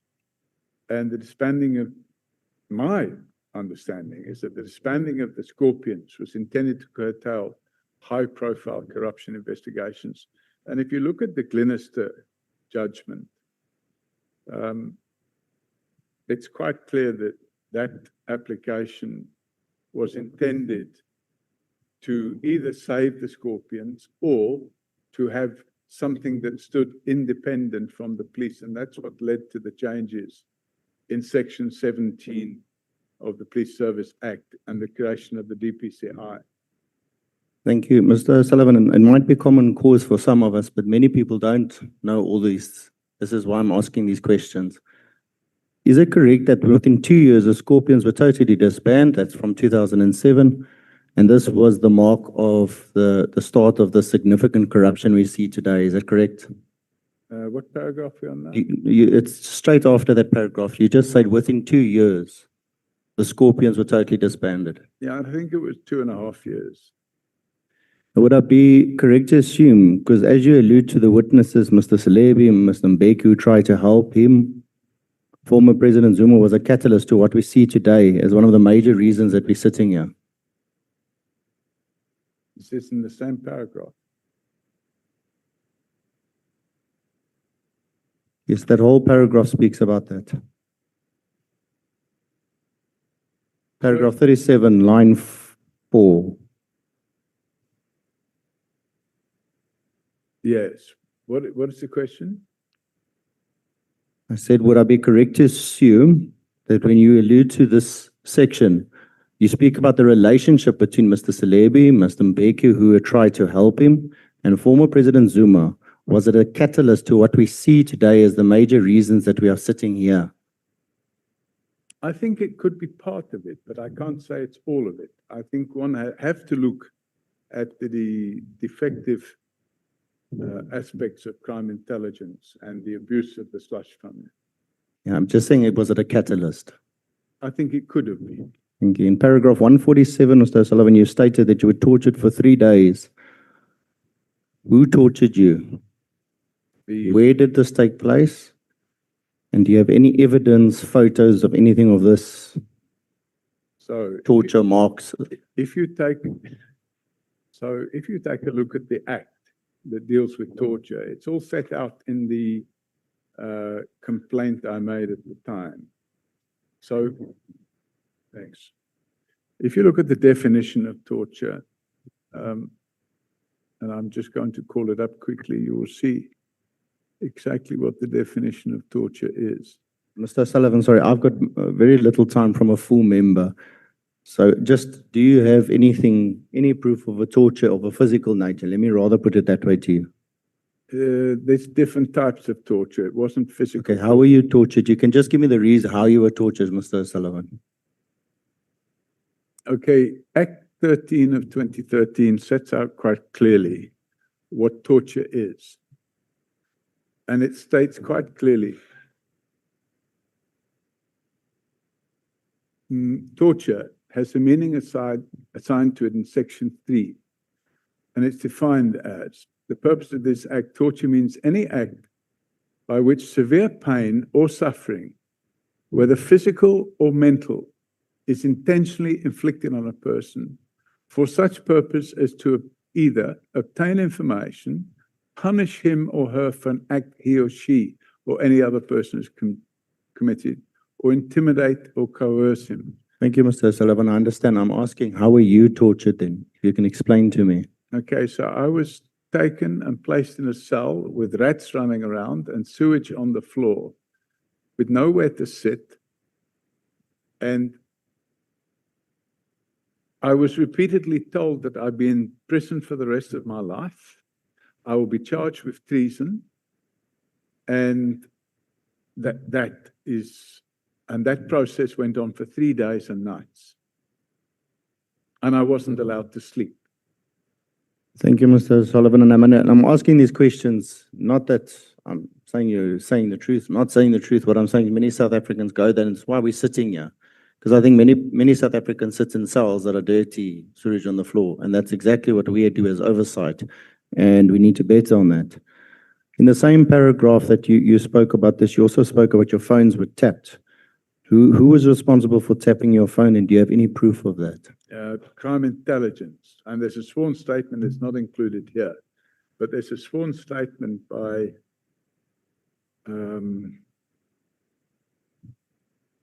I think the guy's name is Isaac Meir. And in that sworn statement, he sets out how my phone was tapped. If you could just please provide that to the committee at your earliest convenience. I'll have to find I think my time should almost be done. Just want to quickly go back quickly.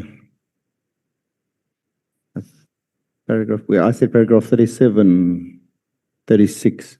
It seems that you were saying that the President Zuma and the ANC leadership. No, we covered that.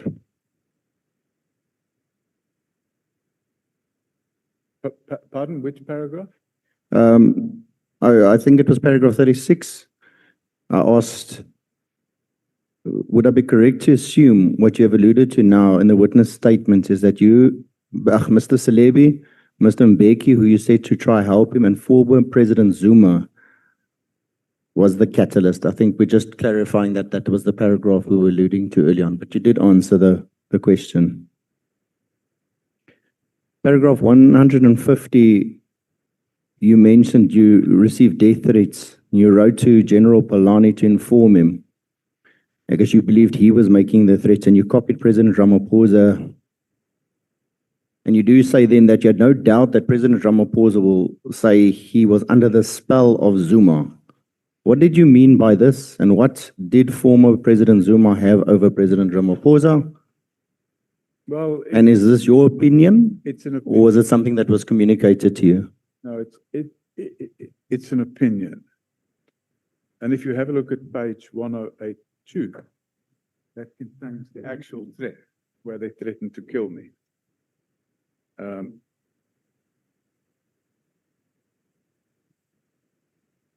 1082.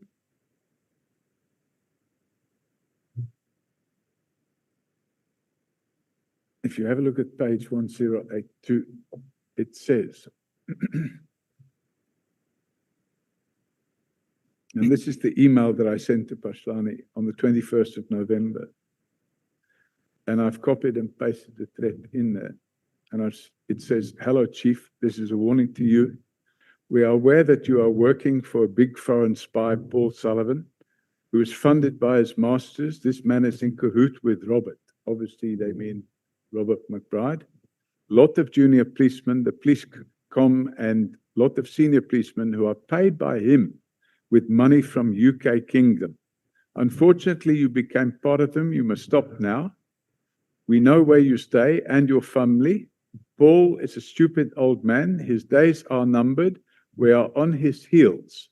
You must either choose to die with him. We are watching you, boy. We are about to finish Paul. We have everything on him from his family in the UK. He is a foreigner. Robert isn't clever. Tell him to leave this spy. I will see if you are listening. I'm not Mr. Sullivan, sorry, I going do need warn to you again. interrupt you. I understand that, but that's what the letter's content is. But my question is, you say that President Ramaphosa was under former President Zuma's spell. Yes, and Was that your opinion? I'm That's all I saying- want to know. And I said, yes, that's my. Okay, that's, sorry, I've got very little time.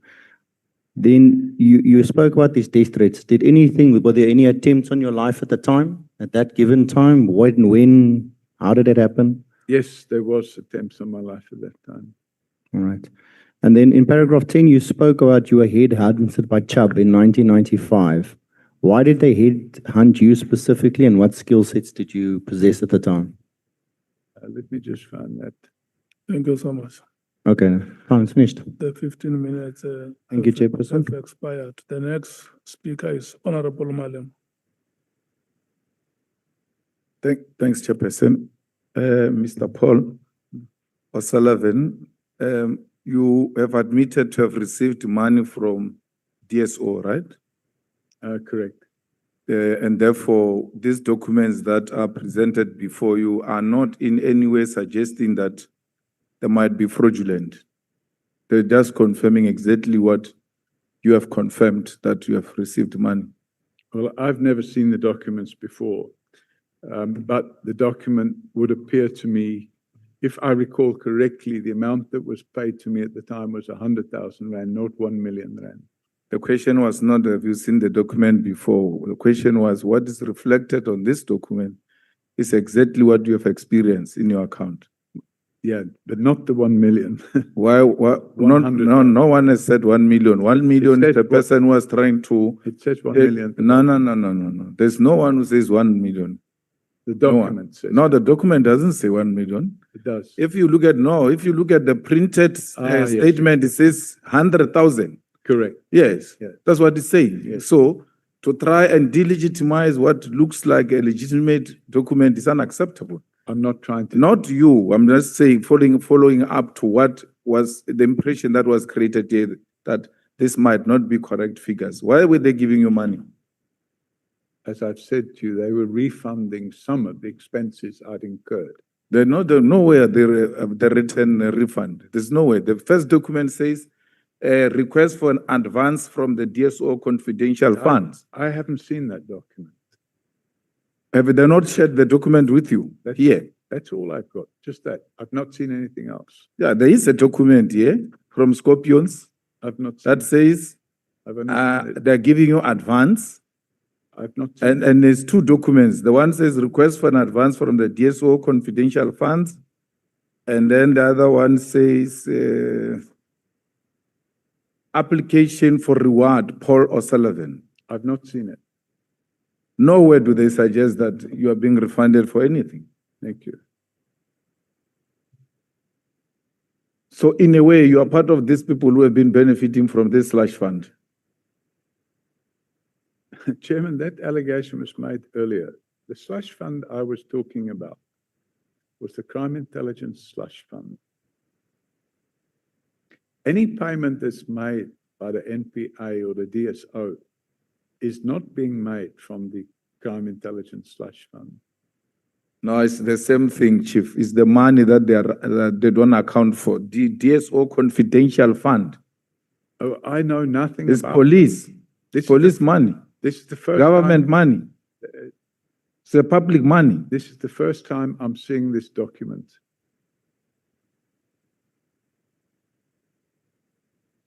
And in fact, what they did internally, I don't know about it.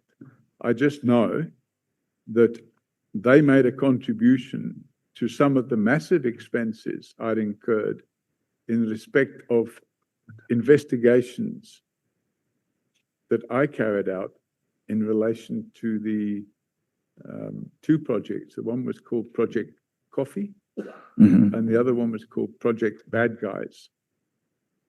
Yeah, it's written here, Project Bad Guys, brackets, coffee.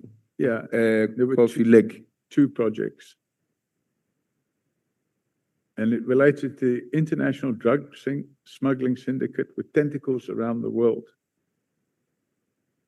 And this is not a reward. It says here it's a reward for information, but I'd never seen this document before. It wasn't a reward for information. It was refunding of expenses or partial refunding of expenses. It makes the situation worse, Mr. Paul O'Sullivan, because it means the money was released under false pretext. Well, I know nothing about that. Because if it says a reward and you call it a refund, it means whoever went to apply for this money lied I don't know. that you are being rewarded. I've only seen the document today for the first time. But it lists a number of names and people that went to prison.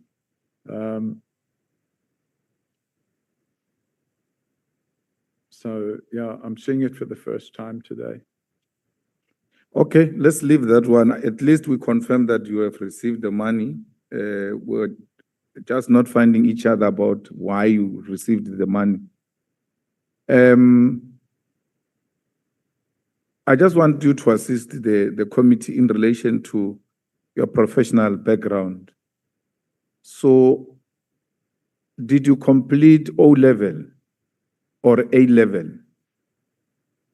O-level and one A-level. One A-level. Yeah. What that is equivalent to what in South African terms? I don't know how you equate it. I suppose it would be something like a matric. So you've got matric. They don't have a matric.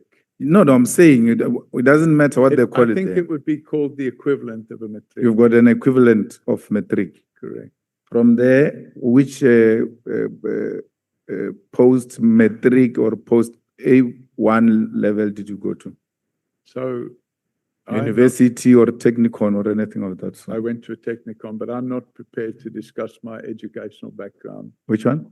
I said I went to a technicon, but I'm not prepared to discuss my educational background. I made that clear. And No, the you're going to reason- have to discuss your educational background because you took our money. We hired you No, you at didn't. AXA. I At didn't. AXA. No, Okay. that's our money. Okay. You only get that money if you have reached certain particular qualifications. So we want to see if you received that money legitimately. Which money? AXA, you worked for AXA, they were paying you a salary. They paid a salary. Yeah. And I gave them a good return on that money. No, it doesn't matter. Did you get any tertiary qualifications? Yeah, I did. Which is what? I'm not prepared to discuss it. But I want to check if you're qualified. You go ahead and check. No, I want to check with you if you're qualified to be head of aviation security. Well, then you should perhaps speak to And if you look at the report of the 2002, there is no even such a structure in the organogram of AXA. In the report of AXA, there is nothing called group aviation security, group heads aviation security. You are the only person who's using that concept. No one at AXA is using that concept. Even the advert, there were 2 adverts that year which were taken out. None of those adverts say group head aviation security. They say aviation security. So I think, I don't know where you're getting your information from, but I think it's defective. I'd like to refer you to a page in the annexes. Come to the page number now.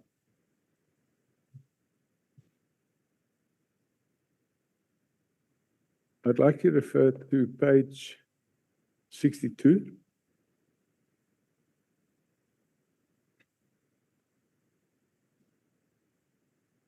Yeah. And page 63. Yeah. And page 64. So on page 62, it's addressed to Mr. Paul O'Sullivan, Director, Executive Group Security. Page 63, it's addressed to Mr. Paul O'Sullivan, Group Executive Security. On the Business News or Engineering News article, which is page 64, if you look at the second paragraph or the third paragraph on the left-hand side, it says, according to AXA Group Executive Aviation Security, Paul O'Sullivan, this is substantially more than was likely to be allocated had the 2001 terrorism attacks not occurred. And it talks about 150 or 140 million rand budget to improve security. So perhaps those 3 references would indicate that there is in fact a position called Group Executive Aviation Security? No, the two heading don't speak to that. Pardon me? The two heads, the two things that you referred me to under Mr. Paul O'Sullivan, Director, Executive Group Security. That's number one. Number two, Mr. Paul O'Sullivan, Group Executive Security. Correct. There is nowhere where they call you Group Head Aviation Security. So my job title was Group Executive Aviation Security. So if you look at the page 64, on the third paragraph on the left-hand side, it says, according to AXA, Group Executive Aviation Security, Paul O'Sullivan. So No. That's what you call yourself. That's not what your employer calls you. I mean, this is an article. What you are referring me, it's an article of a newspaper, and that's how you would have said, this is how they must address you. But where you are being addressed officially in the letter of the institution, it says Director Executive Group Security. Then the second one, it says Group Executive Security. Nowhere do they refer to you as Group Head Aviation Security. So those people wrote what they thought was my position. My position at the time and my contract of employment was Group Executive Aviation Security. No, Mr. Paul, I'm saying to you, even the advert that was advertising that position did not write Group Aviation Security. It wrote Head Security. It's 25 years ago. Yes, then you arrived there and gave yourself a title that is non-existent. No, that's not because true. it's not there in the organogram of the institution. There's no such a position. In their report, if you go and read their 2001 annual report, which will probably be published in 2002, if you go and check that report, you will realize that there's no such a position in that structure. Chairman, but let's pass that. I'm just making the point that I was employed at AXA and I was employed in the position of Group Executive Aviation Security. But say, I'm going to have a problem because you cannot refuse to tell me what are your tertiary qualifications, yet you occupy a head aviation security position, which its equivalent now, as if you look at the adverts this year, they require master's degree and some 5 years experience. So I could imagine during your time, there's no way, even the one that I'm referring you to, it says it requires a degree or an equivalent. That's why I want to check your qualification to match it with the requirements so that I can make a determination that you are indeed employed through your qualifications. And am I correct in thinking, Chairman, that that's in the terms of reference of this committee to look into the qualifications of a civilian that has nothing to do with it? It has got everything to do with it. We're going back, no. We're going back more than 20 years. Okay, and my qualifications were obtained 40 years ago. So I am not going to get into a debate. I have rights, and my rights include the right to privacy. And you would know from the Constitution. And my right to privacy, I will maintain. And you can dig into my right to privacy if you want.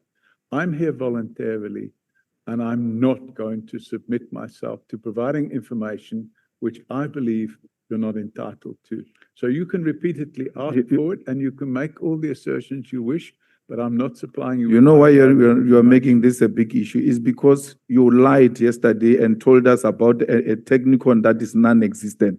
Oh, really? Okay. It's not there. You did. You told us that you went to some Manchester engineer or something. The chair can confirm that. Okay. You said that yesterday that you went to Manchester Technicon or something, and then when we went to research that institution, you said you went to a training in engineering. Yeah. We did not find such an institution existing. Yeah. Okay. So, Mr. Paul O'Sullivan, You occupied a senior position without qualifying because you had infiltrated the system. If you believe that. And part of our investigation, the reason why we go to qualifications is we want to demonstrate that these people they don't have the necessary skills, yet they occupy strategic positions because of their proximity In the police. to those, not in the police. But aren't we supposed to be looking, Chairman, at the allegations from the KZN Commissioner of Police, and instead you're now diverting? So what you've actually done, Chairman, is you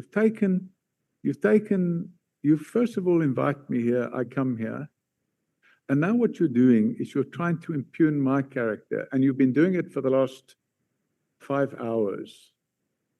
And, you know, I'm not going to cooperate with that. No. You're going to cooperate. Look, No, I'm you sorry. went won't tell me what I'll cooperate with. to mess up our IPT and our justice system, our criminal justice system. We're trying to establish as to who is this person who is alleged to have done the following in the institutions that we're investigating. It is in that context that we're asking you about yourself. And it shouldn't be difficult for a person who has taken an oath to tell the truth, but nothing else but the truth, that I went to school and this is why. I'm not asking you whether you passed with this higher degree or not. I'm just asking, where did you obtain your qualifications? Because yesterday you told us about a different technicon that is not a Manchester technicon. Okay, Then you are doing engineering. You get the transcript of yesterday. and Now I think today- you'll find your mistake. And Check, can you please intervene and perhaps remind him of what he said? Mr. Paul Robert O'Sullivan, you went to Manchester Technikon. no, I you- said I and you- studied at Manchester, and somebody said, "Is it a technicon?" If you listen to me, so Okay, that sorry, you know what you are going to respond to. You went to Manchester Technikon and you obtained a higher certificate in electronics. That is the evidence that you deposed here Yes, yesterday. that's correct, and that is Yes. correct. Okay. But it's absolutely not called Manchester Technicon. But you know, somebody said, "Is it a Technicon?" And I said, "Yes," but it's not. But anyway, You see, you are now changing that, now that you are no longer prepared to talk about your qualifications. But I just demonstrated to you, you spoke about your qualifications yesterday.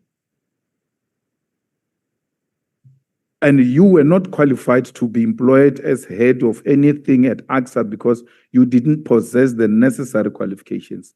Number two, which I want to ask is, after you went to, is it the military intelligence, did you work anywhere else except when you left the military intelligence? did I work anywhere? What? Did you work anywhere after you left military intelligence?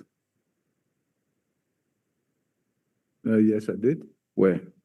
I'm not telling you Why? because it's none of your business. It's none of my business. Mm-hmm. So, okay, that's fine. You don't have an answer. And I know you don't have an answer because the question after that was going to be, where did you get the money to invest in the property investment? Because you were just from school, went to military intelligence, and then the next thing you come to South Africa for tourism, you love the place, then come back to South Africa to invest in property development, and not only in South Africa, but in different kind of countries. Where do you get that money from? Because military intelligence will not have given you such pensions. No, pension. I don't get a pension at the age of 26 or 20. That's what I'm saying. Where did you get the money? Property development, and I made profit. Where did you get the money to invest in the property development? The first development I did, I borrowed the money from the bank, and I made it a profit. And I reinvested that profit in another property. And I made a profit there. And I reinvested that in another property. And I made a profit there. So that's how property development works. No, I don't buy that story.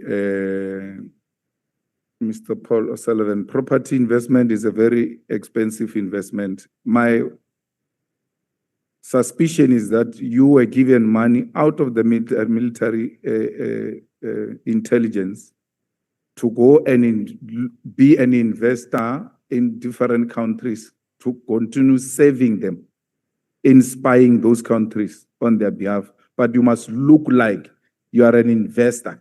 With respect, Chairman, I think the honourable member has been watching too much TV Why? because you're speculating. You have never worked to get money to qualify to engage in property investment. How do you know that? That's what you told me, at least. You went to work at military in intelligence, and then from there you worked in a firm. You can't tell me, because if you tell me that firm, I will be able to evaluate, to check, No. and make 1 + 1 to see if we can make such money to invest in property investment. With all due respect, my property investment activities took place probably when you were still a baby. Yeah. But the reality of the situation is, if a person is an entrepreneur and he makes money, how can you then jump into the conclusion that that person is being paid from a government fund or something of that nature?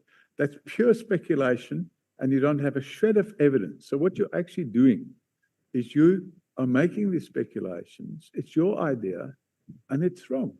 No. And I'm just pointing out that you are wrong. No, my idea is that because I was a baby, and it's not my problem that I was a baby, it is my mother's problem. She gave birth to me at that time. I've got nothing to do with what I was at that time.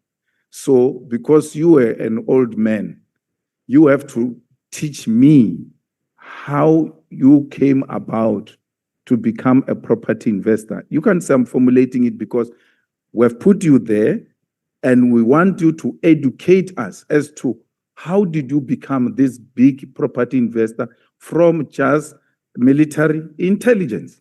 I won't say I was a big property developer, but I was a property developer. And when you bring money into South Africa, you convert it from pounds to rand, you get quite a significant amount more rand. And if you look at the property prices overseas and you look at the property prices here, you can buy more property here for the same amount of money you will buy much less overseas. And I decided to get involved in property development. And if you find that suspicious, it's a problem. And I believe the reason you're finding it suspicious is because you and certain other members of this committee are looking for ways of covering up the criminal conduct of crime intelligence officials and the abuse of the slush fund. And that's why we have people like Nhlanhla, who's on trial at the moment, getting away with the crimes that they're committing, because Parliament, or certain parts of Parliament, are not exercising their duty of care and their duty to look after the interests of the country. Mr. Paul O'Sullivan, if you know me, I'm not part of the nonsense you're talking about.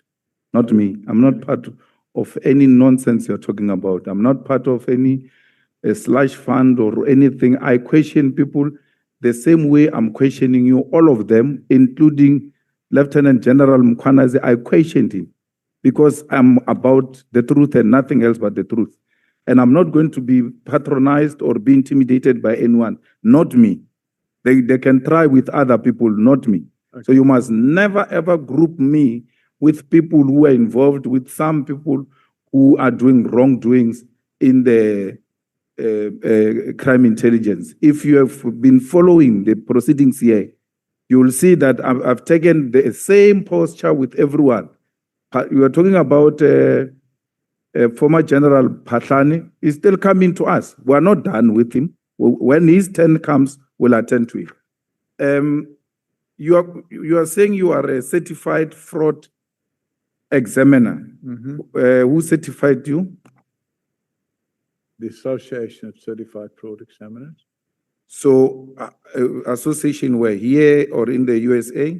It's the US. It's based in Austin in Texas. So they give you a certificate which you perhaps attached here, which we can make reference to confirm that you are a certified fraud examiner. Well, if you look at page 73,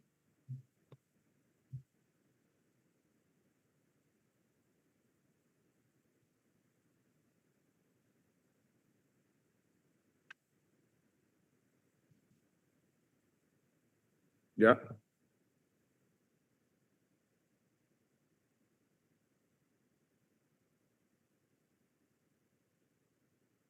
And if you look at page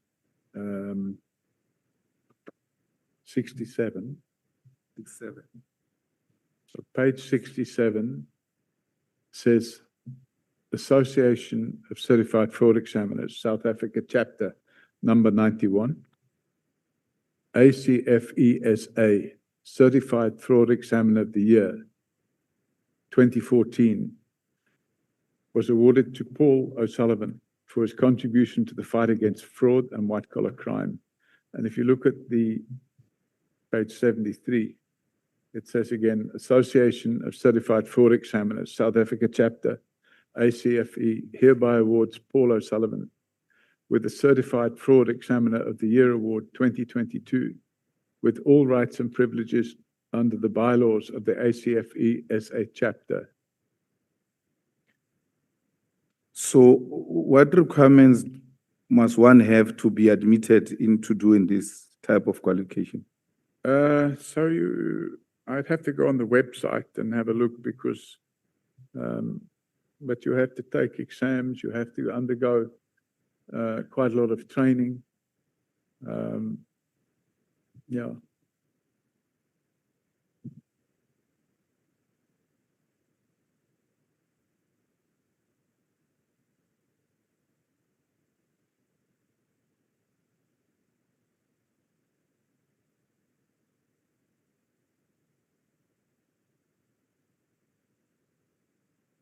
So now what I want to understand is that were you expected to have some pre-qualifications before you entered this?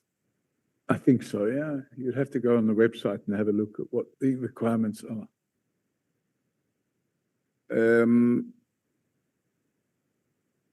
The issue of security clearance, you said to me at that time when you were head of aviation security, the issue of security clearance was not a requirement. That's correct.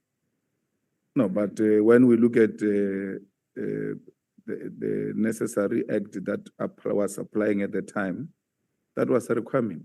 It became a requirement in 2003. That was after you left? No, before I left. It was made a requirement in 2003. And then when they found you without having the security clearance, what happened at the national key point? Then I could no longer be the national key point officer, and I could no longer be sitting on the National Aviation Security Committee. Have you ever been found guilty of a GBV? What's GBV? Gender-based violence? Yes, in 1999, I paid a 500 Rand admission of guilt fine for an alleged assault. And in retrospect, I probably shouldn't have paid the fine, but my lawyer at the time advised me that either there would be a trial or I could just pay the fine and it wouldn't be a criminal record. Unfortunately, I paid the fine.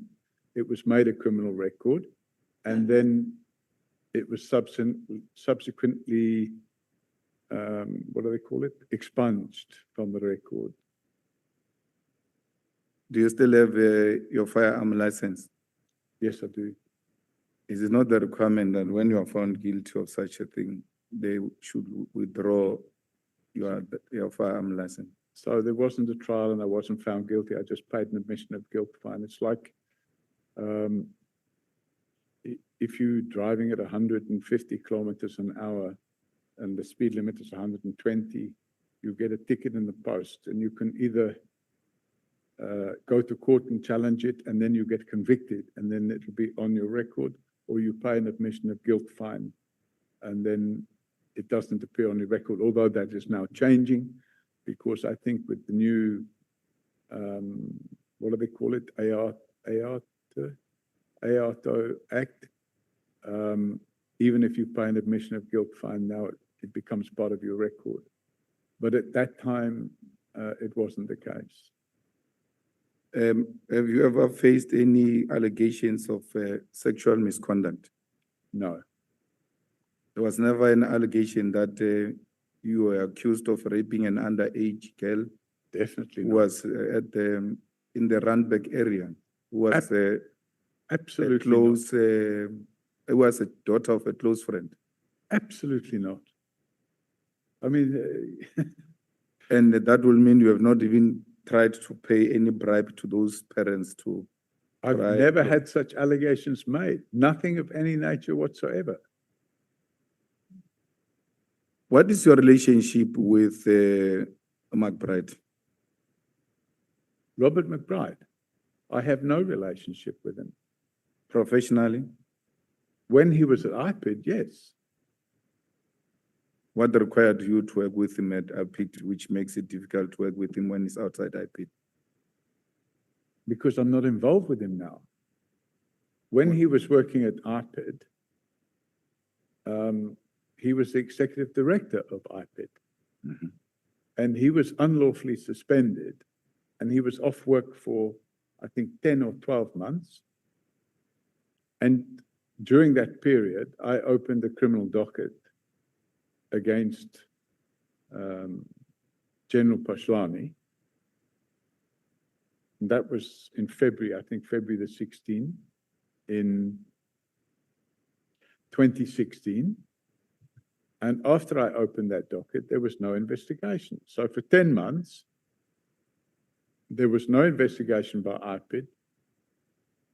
And because they refused to investigate, I continued gathering evidence myself. But after March, I refused to supply any of that evidence to IPID because they were leaking it to General Pashlani. So at the end of October 2016, the Constitutional Court found that Robert McBride's suspension was unlawful and he was reinstated. And after he was reinstated, immediately after he was reinstated, I reached out to him and I said, hey, you know, we need to pick this docket up. I opened it 10 months ago and there's been no investigation. And that was my first proper sit down with him to explain what happened on that docket. He then appointed Matthews Sissoko to put a team together. And the head of that sorry, Mr. O'Sullivan, there's a request that you speak to the mic. Oh, sorry. So he put a team together. Let me just move my chair. He put a team together and the investigation was carried out. And during the process of that investigation,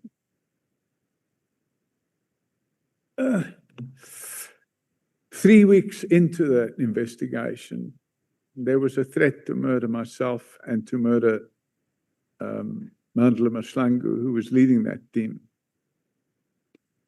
And as a result of those threats to murder myself and Nhlanhla, we had further meetings and it was decided that we needed to find out who these threats were coming from or where they were coming from. And they managed to trace the phone to a police official that worked at OR Tambo, but the police official claimed that he lost his phone the day before the threats were made. So it never got anywhere. And I mean, then what happened So that was in November, towards the end of November 2016. On about between 10 or 12 or 13 of December, we had a braai. It was a year-end braai. And Nhlanhla was there, Robert McBride was there, Cedric Nkabindi was there. There were two other guys, I can't remember their name, from IPID.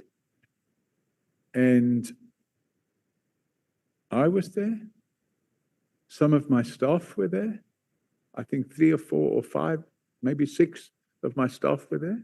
And we had a braai, and it was a year-end braai, and that day I was flying overseas. And 3 days after that braai, General Prince Mkhwanazi, who was then the unlawfully appointed head of DPCI in Gauteng, leaked a media article through a private investigator by the name of Chad Thomas to the media. And the article alleged that a secret meeting took place instead of a braai, and that the purpose of the secret meeting was to discuss overthrowing the government, and that the persons present at the secret meeting, apart from myself and McBride and others, was the DA and AfriForum and a journalist. Of course, the whole thing was fabricated. See, I'm being very patient, but my time. But the media made a big meal of it, a massive meal of it. So I then invited General Mkhwanazi to take no, not I. Robert McBride invited General Mkhwanazi to take a polygraph test, and he agreed to take the polygraph test. And I said to Robert McBride, he should also take the polygraph test. So he did take the polygraph test. And after he took the polygraph test, which he passed, and the question was, were you at a meeting where you talked about overthrowing the government? And he passed. And the question for Mkhwanazi would have been, is this case you opened for allegedly overthrowing the government real or not real? And he refused to take the polygraph test. So that was kind of the end of it. That's fine. And then Naim Kasim, what is your professional relationship with him? Naim Kasim, if I go back to, trying to remember the year, either 2011 or 2012, I'm trying to remember the year. Naim Kasim was a client. He came to us. He asked us to carry out an investigation in respect of certain events that had taken place with him. He owned an OK Bazaar in Brits.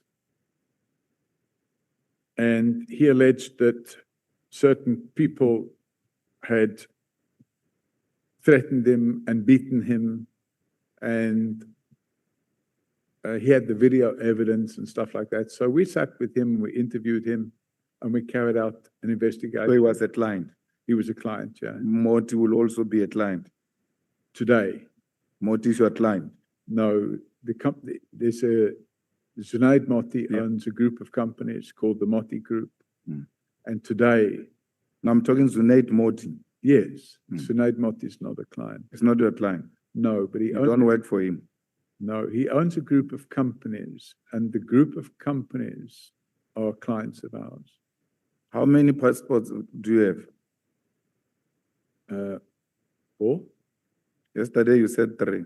Yeah, so because my passport was running short of pages, I got a second passport. So I have 2 South African passports, 1 Irish passport and 1 British passport.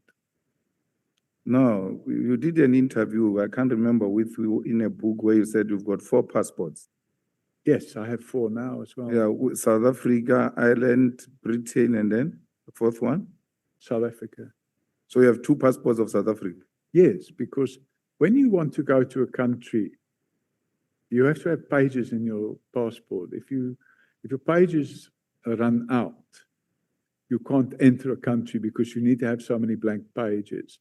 Also, if you want to get a visa to go somewhere in your passport, you have to leave your passport at an embassy. No, but those are passport books. Passports means passport, as in Yes, I'm talking passport. You have the one that is full. It doesn't matter if it's full. I just wanted to know, because when I say how many passports do you have, I mean, which many countries do you belong to? three. Yeah. South Africa, Britain, Ireland. Correct. Only. Yes. So you have 3 passports, not 4. Actual Passports documents, mean I have you're- 4. I have 2 South African passports, obviously valid. Thank you so much, honorable members. That time has come to an end. Honorable Matthys. No, I'm not taking. We were pressed for time. I don't want to come and find myself in trouble with the latter speakers. Honorable Matthys. Thank you, Chair. Good afternoon, Mr. O'Sullivan. Have you ever applied for security clearance in any country? Only in South Africa. In fact, what happened was when I filled in the forms and I handed them in, they said to me, "But you've got dual nationality." And I said, "Yes." They said, "Then you can't get security clearance." So did you submit your application though? I handed it to, I can't remember the name of the person now, a general. When you hand it, you have to be, when you hand it in, you have to have a sit-down meeting with them and they go through your forms. And when I sat down, this would have been back in 24, 25 years ago. And when I sat down with him, he said, "Oh, but hang on a minute. You have dual nationality." And I said, "Yes." He said, "Then you can't get security clearance." So there was no process that followed? No, it stopped. Have you sent any messages or communicated with Denayo Mokwela? Who? Denayo Mokwele. I don't know. Who's that person? You've never sent her any messages. She's the one that has been arrested with General Khumalo for apparently submitting illegal qualifications. Ah, the brigadier. Yes. Yes. Did you call her a little girl? No. Okay. I requested a meeting with her because we wanted to find out. And she said to me,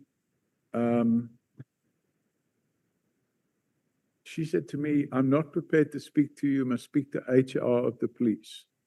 And then you didn't say anything, you didn't refer to her as a little girl? No. In fact, I sent you an email, I think. Can I pull up the email and read it to you? I don't think it's necessary at the moment. If you're saying you didn't, it's fine, we will move on. Have you ever been charged in any other countries? Or have you ever been charged in any other countries? No, So you've got no convictions in any other countries? none at all. When you left South Africa now recently, when did you leave?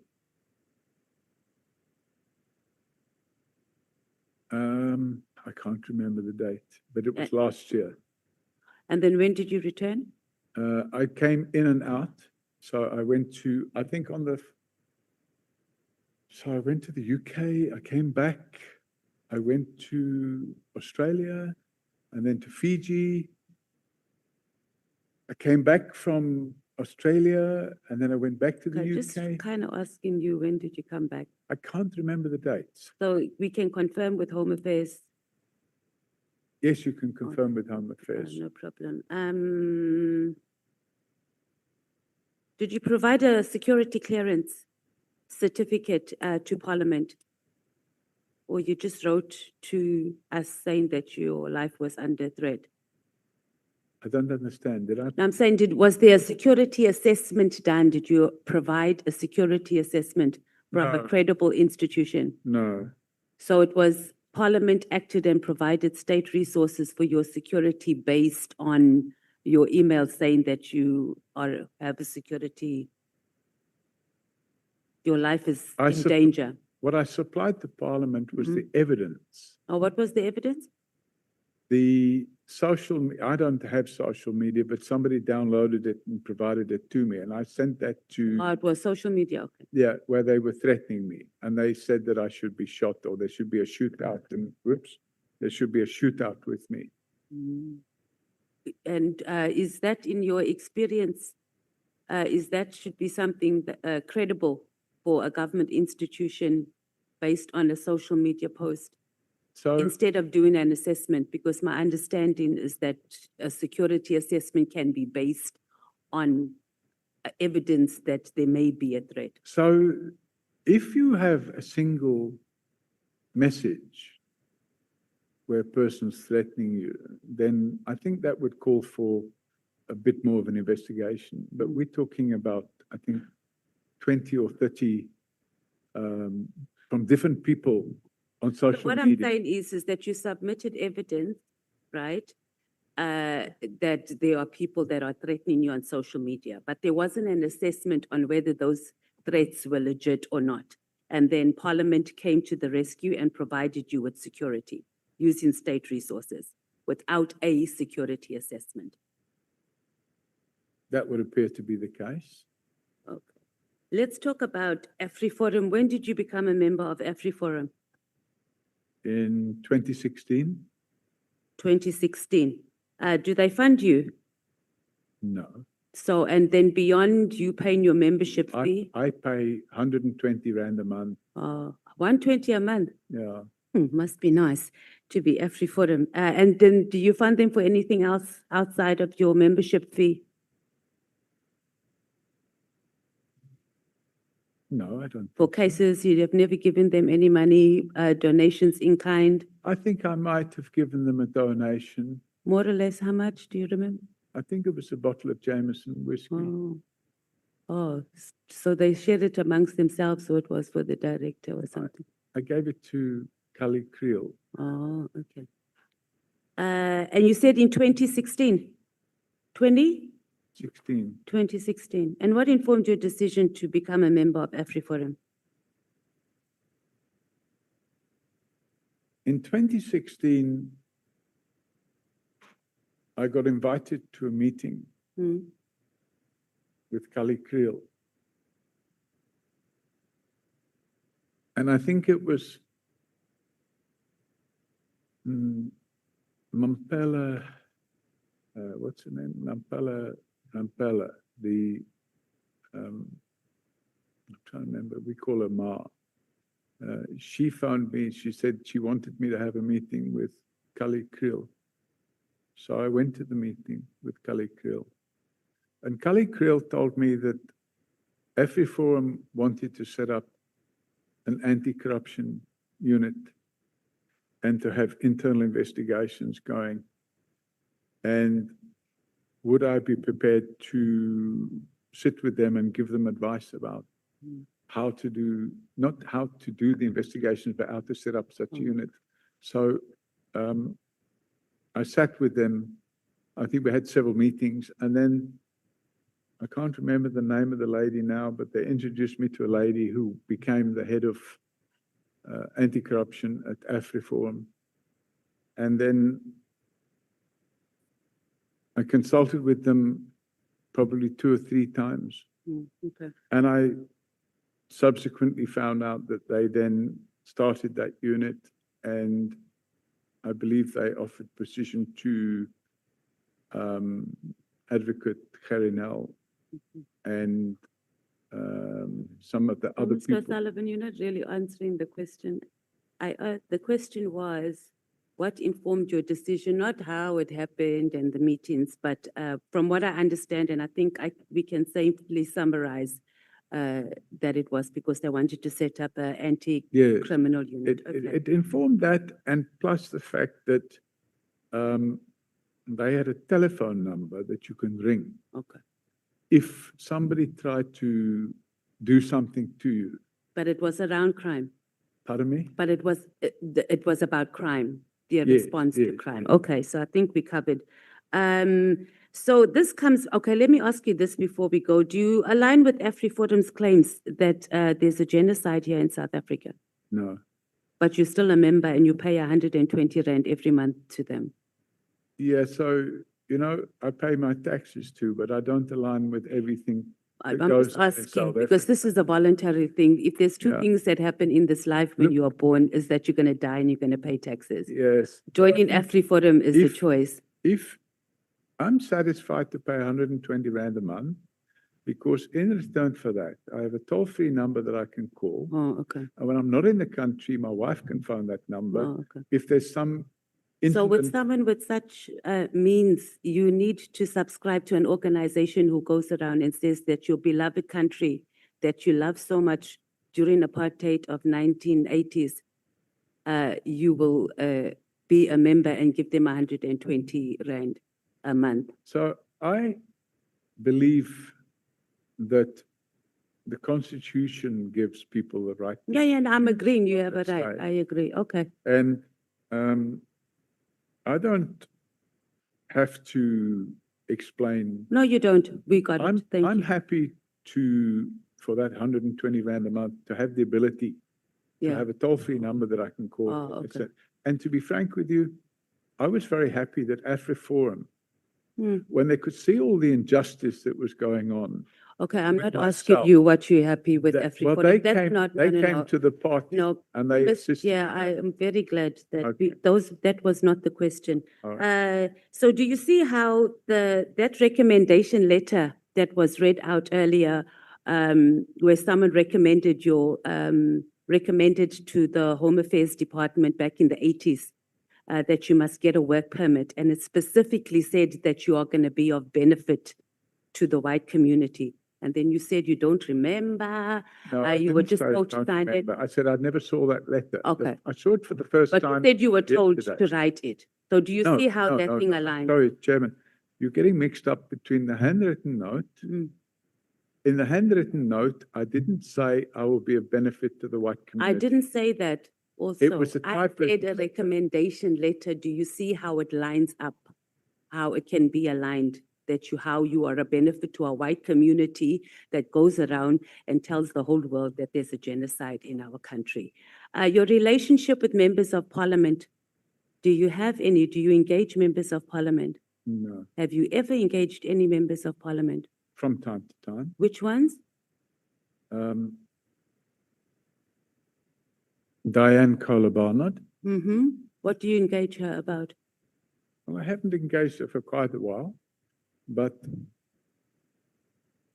it would have been about corruption. I would have supplied her with evidence of the cases that we have opened, because at one stage, I'm going back quite a few years, Diane Kohler-Barnard was the, what do you call it? Shadow something to do with safety and security. And on that matter, did you, your communications, because she also was a witness here and we asked her the same question about her relationship with you. So your communication, was it also around the operation get rid of General Mkhwanazi? No. Okay. And then who else? I think I might have said hello to Honourable Ian Cameron at a fraud conference last year.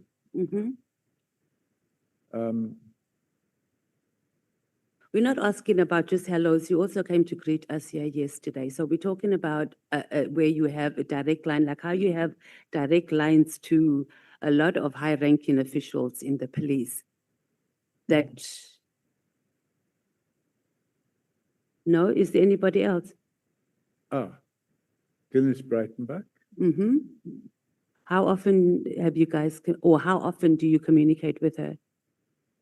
Maybe once or twice a year. Okay. And it would be in a friendly way, you know, a phone call, how are you, you know, what. Because at the time of, I'm trying to remember what year it was. At one point in time, she was a director or deputy director of prosecutions. And She was targeted by others in the NPA.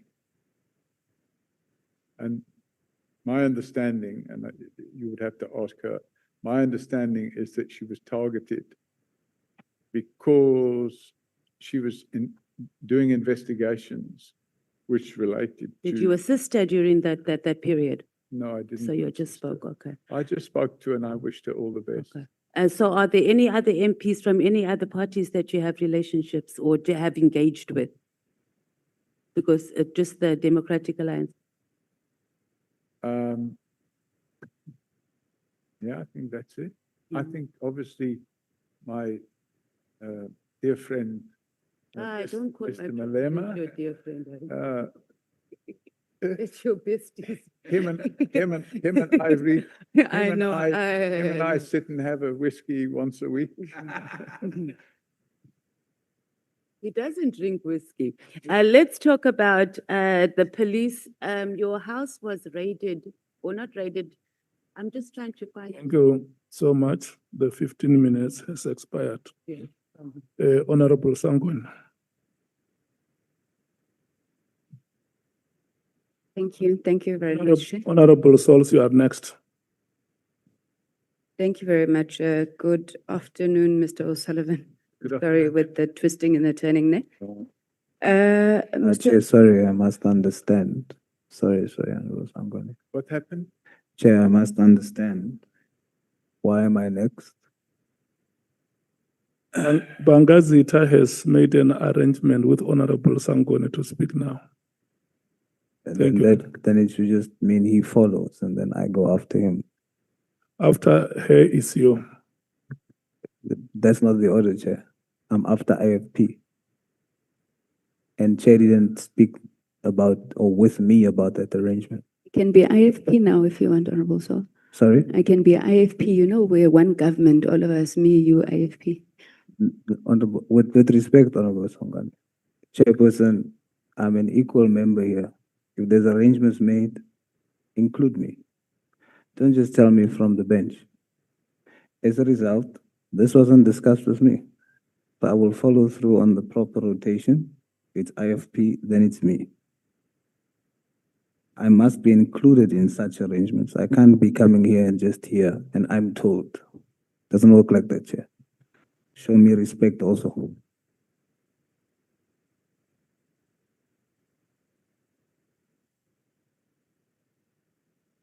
Thank you very much, Chairperson. Thank you, Mbangazita, for allowing me to go in your spot. Good afternoon, Mr. O'Sullivan. I'm going to start here because I've heard you raising this issue with a number of the members just on the terms of reference.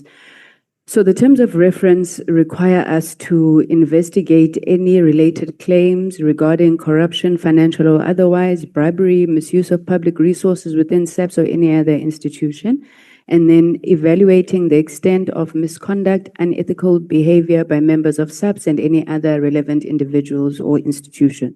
So I need you to understand, our engagement in that light. You testified here, and I think from what you've heard coming out from the members, there's obviously a lot of concern about what is perceived as your infiltration of the intelligence services. And the SAPS and intelligence services. So tell me, this process, yesterday you were asked about your appointment as a police reservist. What was the process for the appointment of a reservist? You indicated the husband to your PA saw you, but what was the actual process?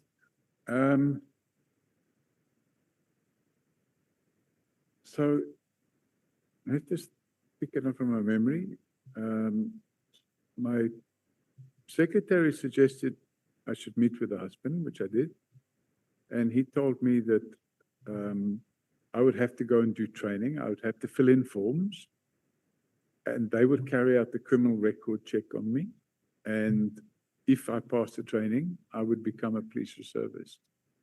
And that's what I did. And when I became a police reservist, my initial activity as a police reservist was crime prevention, which is... May you please get to the microphone? Sorry. My initial work as a police reservist was crime prevention. And then, not Major Edwards, but another person, I can't remember his name, and I think he was a colonel. It's a long, long time ago. He said to me, actually, there's a course coming up. You can go and do some training to become a detective. Okay, so I want to come back to that, Mr. O'Sullivan, but just tell me, do you remember what the requirements to become a police reservist were? Yes, you had to be able to give, I think, 8 hours a week. You had to have no criminal record. You had to be able to drive. Let me tell you what they are now. So, in order to be appointed as a reservist in the South African Police Service, you must be a South African citizen by birth. You must be between the ages of 25 and 40. Then there's a whole other a number of requirements which I won't go into. But then a person may not be appointed under the following circumstances. So you cannot appoint anybody who is in private investigation services and then it breaks them down. So there was no requirement to be a South African citizen when you joined the police reservists? That's correct. Okay. Now, having ascertained that then, you now say that you joined so at this point, I think you're probably a permanent resident. You join criminal detection, you said. So, when I first joined, I was based at what was then called Halfway House. It's now called Midrand. And we were doing crime prevention duties, which they were pairing us up with permanent members of the service. And you had to wear a uniform and you go out with them and you did crime prevention patrols. Sometimes you'd be doing first attendance at a scene of a crime or a traffic accident or something of that nature. And then I think 2 or 3 months after that happened, I was invited by a colonel, I can't remember his name. He said to me that there's a training course going, we need some reservist detectives. And the training took place in Pretoria. And you had to be able to spend 3 or 4 weeks full-time on this training. Would I be prepared to go? And I said, yes, I would like to do that. So I went. Okay, I know what you are talking about because reservists have 2 categories. One is functional policing, which is a general policing function that you're talking about, and you only wear uniform there only after you've completed specific training. Then the second category is specialized operational support, which would then be the people who have particular skills or expertise, such as detectives. Now, my first issue is you saying it was only after 3 months instead of the ordinary 3 to 5 years that you can move from functional policing to specialized. Yours only took 3 months? That's what they asked me at the time. So I don't know what it is today, but then that's what they asked me to do. So I was happy to do that. And then after I completed that training, they assigned me to Boyson's police station. And I went and I worked there as a detective. Okay. So to now move from this category of specialized operational support to move to it, you must have had particular skills or expertise that could be used by SAP, perform specific functions within his or her expertise. So you joined essentially a functional policing, you were identified for training, and then you moved to the second category, which is only reserved for people with specialized skills where you didn't have any. So I think at that moment in time, what you've just described now, and I mean, obviously I haven't been in the service for almost 30 years, so it's a long time ago. But I think the current situation isn't what prevailed back then. And I don't have any copies of what prevailed then, but I don't think it was anything like you just explained. Okay, so I suppose, coming into a foreign country, you are a permanent resident, you move quickly. Okay, let's leave it. You're saying you don't quite think it was the same. But in your opinion then, Mr. O'Sullivan, don't you see anything strange with a former foreign intelligence operative coming in and, whether the rules were tightened or not, but coming into the country, then over the next couple of years, becomes so deeply embedded in our law enforcement and even intelligence structures of essentially what is another country? I mean, you were a foreign intelligence operative, like we've gathered. Is this normal to you? I don't know what's normal, but at the time I didn't see anything wrong with it because I wasn't going to be involved in any intelligence activity. And by the way, at the time, I was a long time out of doing any work of anything to do with military or intelligence. I was a long time out of it, probably 10 years or more. So I ceased to be involved in any intelligence activity 10 years before I joined the police service. But I mean, the training stays with you, right? Well, I suppose some of it, but as I pointed out before, I was involved in counter operations, so I wasn't involved in spying and stuff like that. So, Okay, I'll come to that. Now, during the training, you mentioned that President Ramaphosa was one of the 1,500 reservists you trained. Who else did you train? I'm sure you may remember some of them. And how did it come about that you got to train President Ramaphosa? So at the time, President Ramaphosa wasn't the president. He was a businessman. And how he came to be on the course, my understanding, and maybe you need to ask him, but how I understand he became on the course, he was a chairman or director of a company called, if I think maybe JCI, something like that. So I had bought some properties from JCI, by the way. They were selling stands at a development in Dainfern. And I bought some properties there. These stands were being sold cheaply because it was just started, but as it grew, the value of the properties went up. And I think I bought three stands there. And then what happened, although that had nothing to do with Cyril Ramaphosa, these courses would take place, and I was not involved in the decision as to who should be on the courses. I would just arrive there, and we've got a new course starting, and I would see the students that would be sitting there. So I had no knowledge. Sorry to interrupt. Sir. My understanding is that, I'm trying to remember his name now, Mayor Khan, at the time was the CEO of South African Breweries. And Mayor Khan apparently had a meeting with Cyril Ramaphosa, Mr. Ramaphosa, and suggested to him it would be good to demonstrate the need to have more police reservists because crime problems in Johannesburg were becoming a bit hectic. And my understanding is that he decided, oh, this is a good idea. At the time, he was living in Fairlands or in Northcliffe, somewhere there.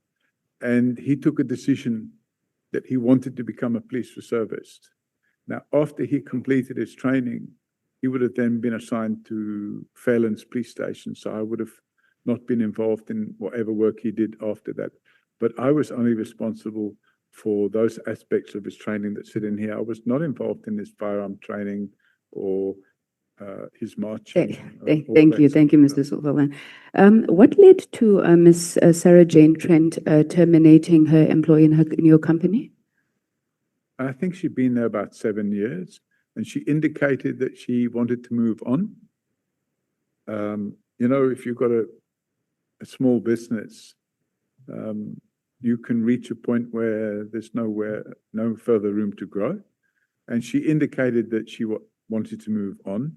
Okay. Are you still on good speaking terms with her? Yeah. In fact, when she left, she said, oh, must I hand my laptop back or whatever? And I said, you know what? It's yours, you can keep it. She'd been using it for a number of years. Okay. I'm going to try and move quite quickly before I run out of time. I'm going back to the permanent residency. You said to Honorable Malema, you had money to purchase property because of the rand-dollar exchange rate. Now, around 1984, the exchange rate was close to parity. I think it was £1, rand pound. It was £1 to R1.60 for most of the decade.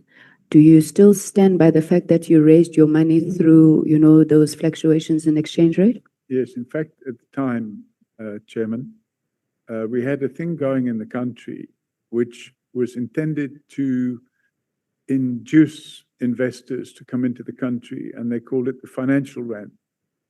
So I can't remember what the ratio was, but they practically doubled your money.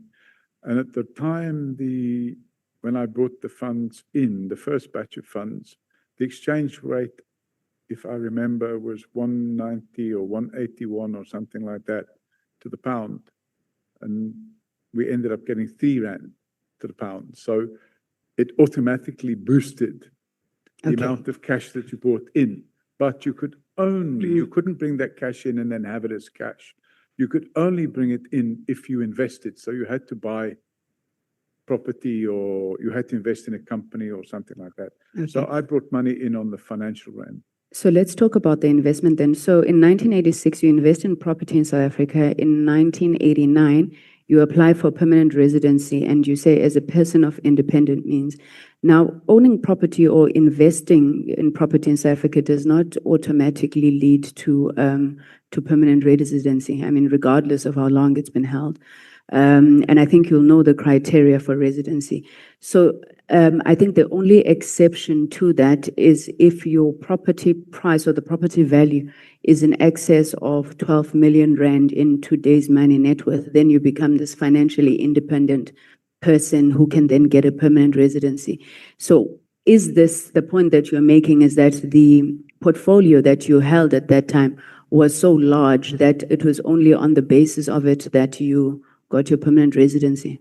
No, so it wouldn't be whether you have property or not property. You had to demonstrate that you're a person of independent means. And I don't know what the rules were that they use, but you sit down and you explain what assets you have and what liabilities you have. And they make a decision then that you either are a person of independent means or you're not. And they decided that I was a person of independent means. I had to attend South Africa House in Trafalgar Square in London and be interviewed. And I carried out the interview. And I think 3-4 months later, by that stage, I already owned a house here, but I only came as a visitor. And 3-4 months later, I got a phone call from the embassy and they said, okay, your application has been approved. You must come in and pick up your permanent residence certificate. So I went in and I picked up my permanent residence certificate. And then I had to activate it within 3 months. So I had to come and live here within 3 months, which I did. Okay.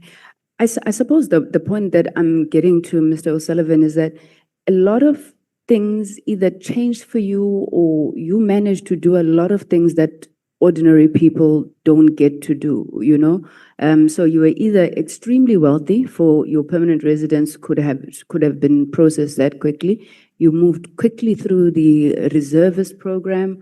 Yeah, but I'm just saying there's something there. You were asked yesterday about your knowledge of the situation in South Africa, and I'm linking this to what you were talking about, your work in counter-espionage.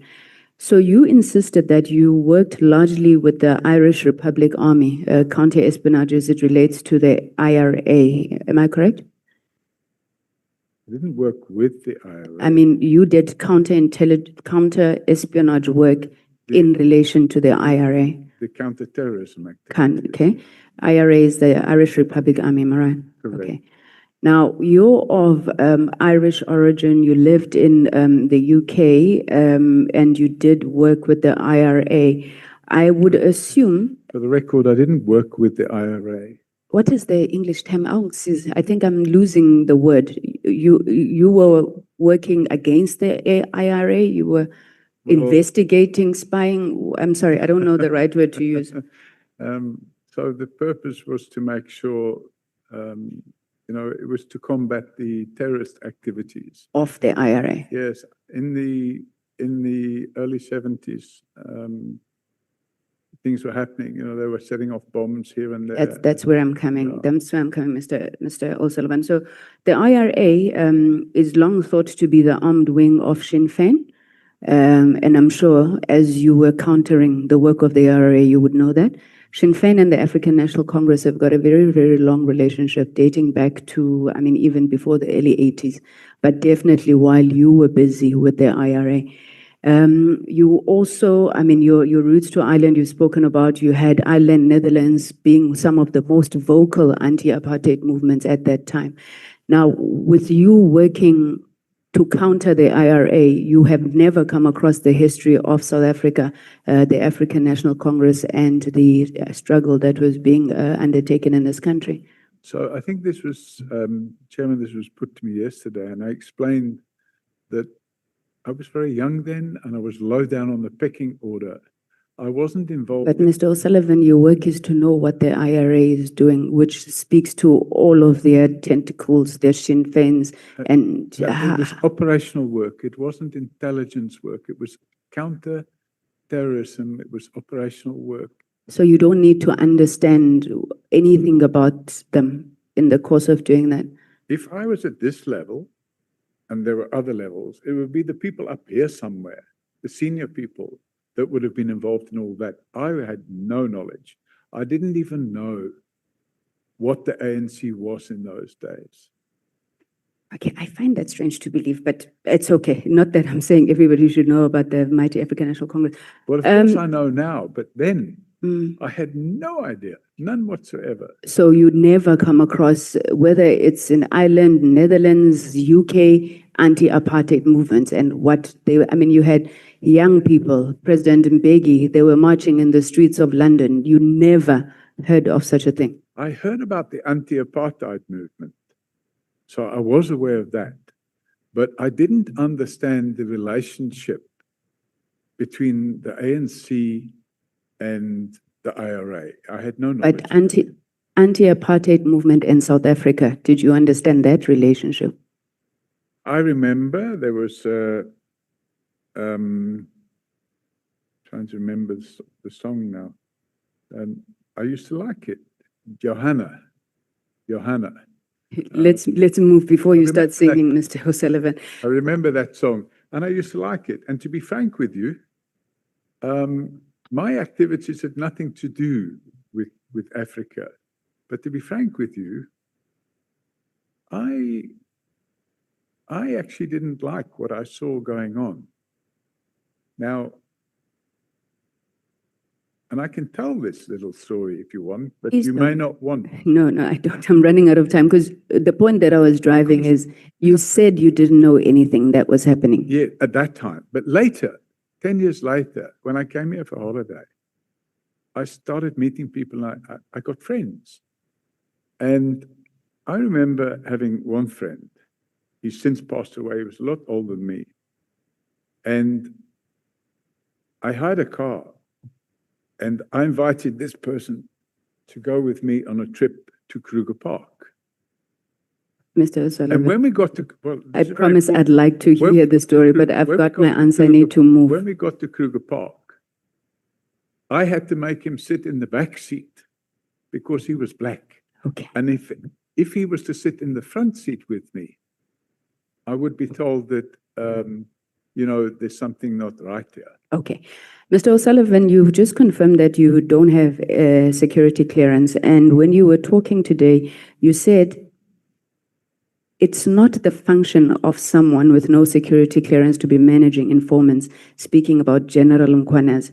So how is it your function to be managing informants when you don't have security clearance?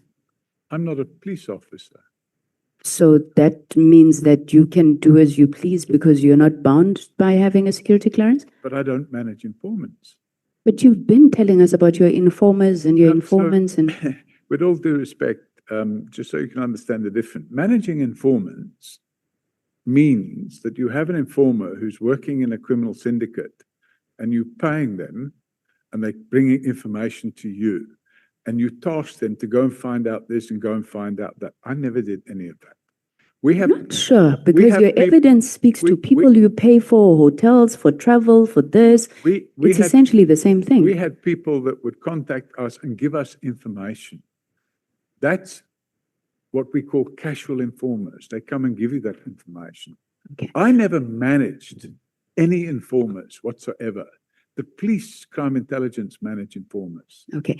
How is the National Commissioner of South African Police Services appointed, Mr. O'Sullivan?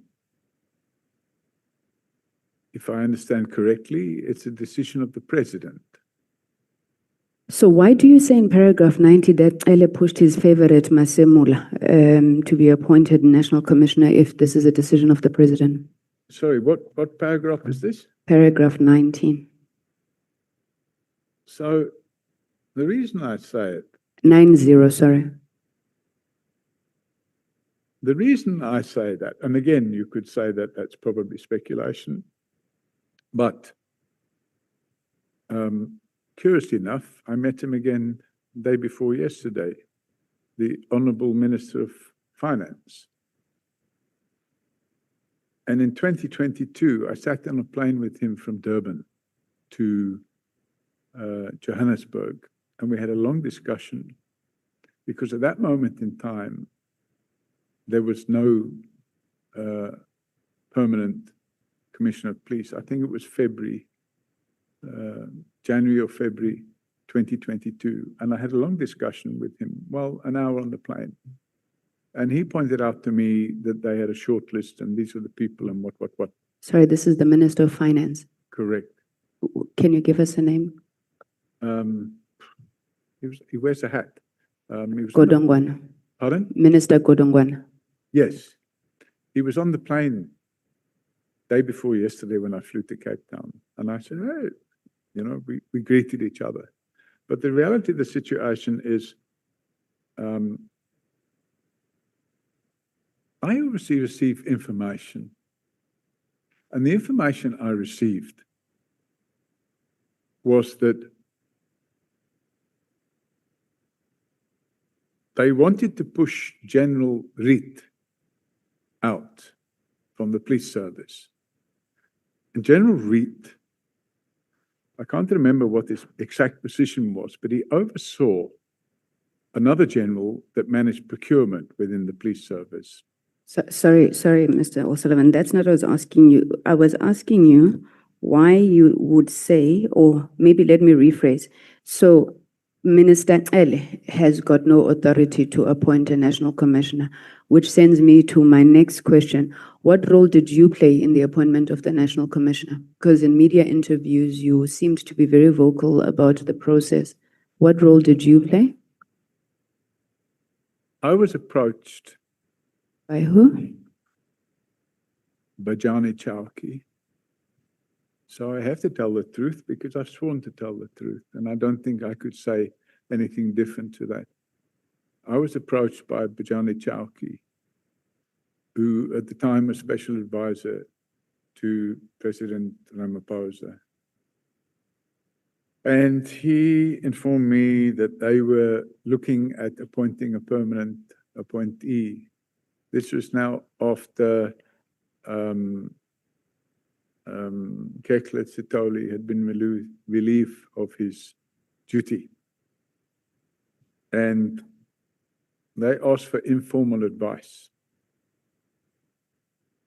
So I asked, well, if you give me the names of the people, which they did, I said, we'll carry out a lifestyle audit of these people, which we did.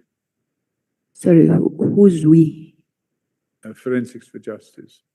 Okay. So we carried out a lifestyle audit, and I then sent a report to Bajani. I think there were 8 names on the list. Pardon? Sorry, I think there were 8 names on the list. And one of the names was Masemola.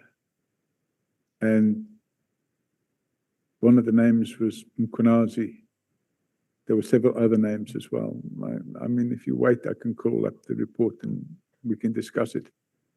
But my recommendation was that there were 6 names on the list that would have been unsuitable for appointment because of their lifestyle. What would have made Mr. Chauke come to you? What value? Okay, let's move. How is the National Police Commissioner removed, Mr. O'Sullivan? There's 2 ways. I think the president can remove him, or the president can convene a formal inquiry to determine fitness to hold office. So an individual like you cannot remove a National Police Commissioner according to the Constitution. So when you said to General Pahlane, I will now turn my attention to having you ejected from your position, what do you mean and how were you going to do that? I meant by that the criminal charges would result in him being removed from his position. So do you make it a norm to go around intimidating people and even to the extent of attempting to extort people like General Pahlane, people like General Masemola, the list goes on, the attorneys for Krecha, the Amabungane journalist, why do you do that? I mean, I've got text and text of messages that you sent here to General Pahlane. He came before us and he gave evidence that you have been threatening him. Amongst the things you said, if you do not take action against Munu now, I'm turning my attention back to you. You fix Munu and Kresha, I will lose interest in you. If you don't, I'll be all over you like a bag-fitting suit. Hey, Pahlane, if you think this is a dream, you better wake up. At some point, you, who did you call? It was Mr. Duplessis. I think Mr. Duplessis, you said, hi, scum, where is it now? But I think you get the general sense. And I mean, we've got the evidence also from Mr. Ngabinde. What is happening here, Mr. O'Sullivan? Well, I suppose one could say that conduct might not be as professional as it could be. But when you're dealing with corruption and criminals, and there was no doubt in my mind by that stage that I was, that's the way it would work. And I've got somebody, for example, trying to kill me. And I'm using as an example, you talk Radovan Kretsch's attorneys. Obviously, they weren't trying to kill me, but their client was. In fact, I think there were 6 or 7 multiple attempts where he tried to have me murdered. And I've got sworn statements to that effect. And the attorneys were protecting him. And the attorneys were making false allegations against me. Sorry, Mr. O'Sullivan, but you see, to General Pahlane, you say you will do as I please, as I want, otherwise I will turn my attention to you. Is that not extortion? No, I don't think that's what I said. I think I said what you need to do is take action. So what was happening at that time? No, you said you fix Munu and Kresha and I will lose interest in you. If you don't, I will be all over you like a bag-fitting suit.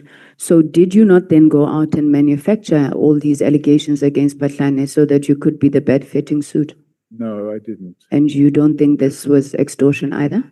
No. Okay. Because I'm going to run out of time, I want to move to this final one. It was one of your emails also to General Pahlane. You said to them in an email as far back as 2016, and finally I should mention that I have now formally notified the British and the US Secret Services that the leadership of SAPS is knowingly supporting Al-Qaeda by protecting Al-Qaeda money laundering in South Africa. As your systematic corruption-driven failures are a threat to the Western world. Enjoy your weekend, Munu, and don't any of you or your accomplices dream of taking unlawful action against me. You'll wake up in a nightmare. Now, you have been pains to tell us that you left intelligence services. But in this email, which was 5th February 2016, I think I've seen, does this not demonstrate that you still have ties with British intelligence services? No, because in fact, you can go online now and you can file a report. You can go online and file a report, for example, with British. And by the way, a docket was opened against me for that. And I had to give an explanation as to who I notified. And I provided that explanation. And it was done online. So you can go online and you can send information like that. Okay. And then your relationship with the US Secret Service? It's an online portal. Okay. So what then did you expect these foreign intelligence services to do with that information once you'd filed it online? Well, in fact, I didn't expect them to do anything. What I expected General Pashlani to do was to take action against General Munu. That's what I expected to happen. Do you find it proper, Mr. O'Sullivan, that you come into this country, you seek permanent residency, I'm not sure if ultimately citizenship, then instead of going, for example, to the South African State Security Agency when you have problems with the higher echelons of our police service, you think that the right thing to do is to report to foreign intelligence services? So the report to those two intelligence services was in respect of the Al-Qaeda link. Did you report it to the South African State Security Agency? The South African State Security Agency at that time was captured. According to you? I think according to everybody. Okay. My last question in these 3 minutes that I've got, you said, Mr. O'Sullivan, to Honorable Ola, you would not... Sorry, to who? Honorable Ola, sorry, the gentleman behind me. Sorry, thank you. You said to him that you would not recognize a grabber if you saw it. Would you recognize dismantled pieces of a grabber if you saw it? No. Okay. I've never seen a grabber in my life. So I hear about them, but I've never seen one. All right. So, I mean, there's allegations that are being made, and to some extent, I think some of them come from General Mkhwanazi, that on or around the 31st of January 2017, you attempted to secure, formally it's called a cell phone interception agent in the UK. You planned to have it disassembled in Liberia, and it would enter South Africa through various ports of entry in pieces, thereafter reassembled. Did you ever attempt to purchase a grabber, dismantle it in the UK, and bring it into the country unlawfully? Never in my life. Okay. Sorry, Chairman, are you saying that General Mkhwanazi gave that evidence? Because it's in piece and bits everywhere, including from the city of Johannesburg, where it is alleged that General Sibiya purchased a grabber, and this grabber would have come from you facilitating it through illegal smuggling in a dismantled fashion.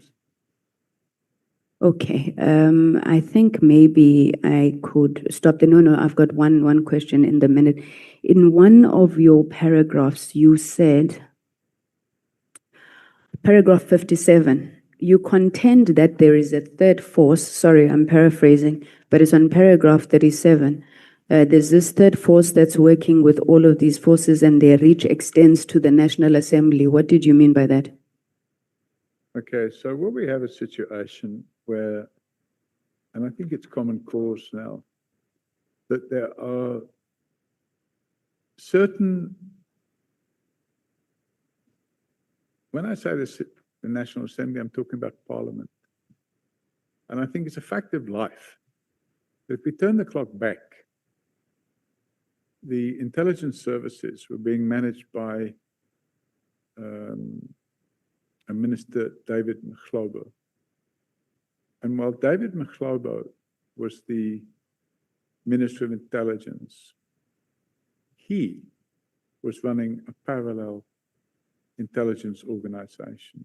Through Parliament? But he's a member of Parliament, so his conduct reaches into Parliament. Can you give us any evidence of that? I mean, you're literally saying, you're casting aspersions on the National Assembly. So If there's a third force operating within the National Assembly, we'd like to know. Okay, so I do believe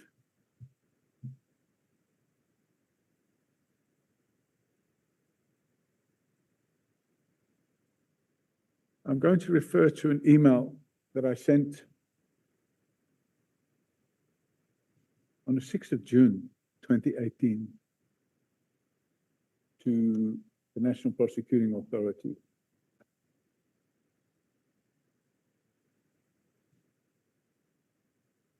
And because of my lack of trust for the intelligence service in this country, which I consider to be captured, and because of my lack of trust for the police service at that time, which I considered to be captured, I didn't know who to send it to.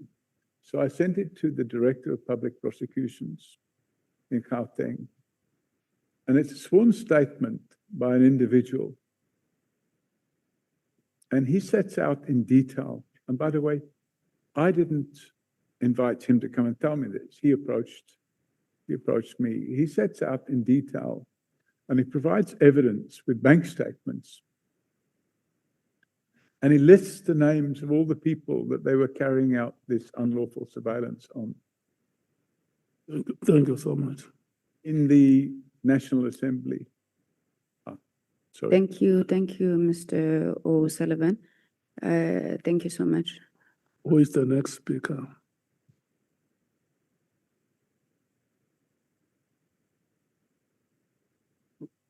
Yeah, I saw that I ran into trouble with Honorable Souls for speaking too much on things that I did not know. So can you please guide me? Who is the next speaker?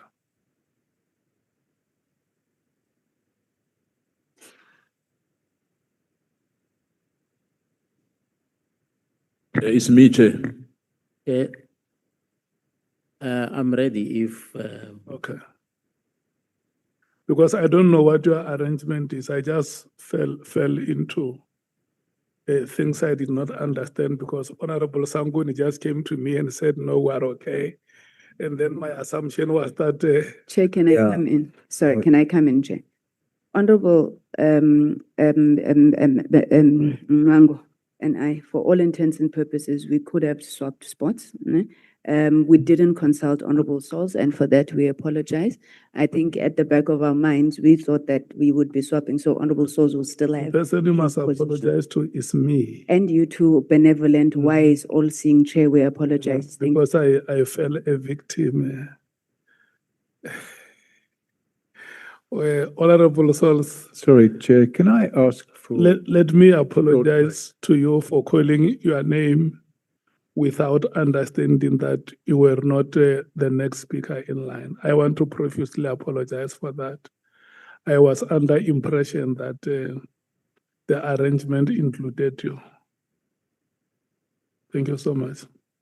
Sorry, Chair, can I just ask for a short break? I need to use the washroom, and I also need to stretch my legs a bit. Short, maybe 5 minutes. Yeah, we were going to break after this speaker. So we will break now until past. Thank you, Chair. Is it fine with you? Yes, thank you. Until past. Is it 4:30 or 5:30? Yeah, 4:30. Can we stand up, members, and stretch our legs?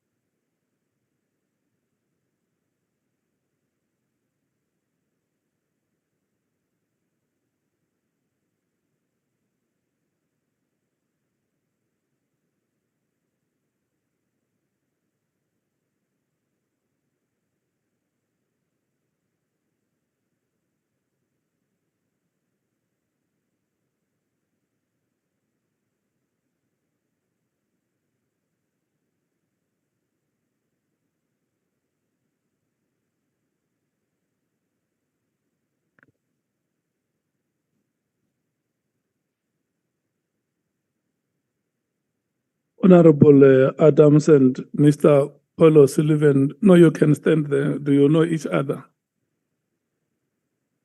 Eh? Do you know each other?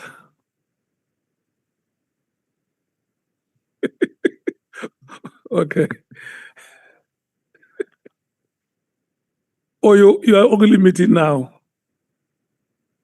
And I see you are exchanging numbers.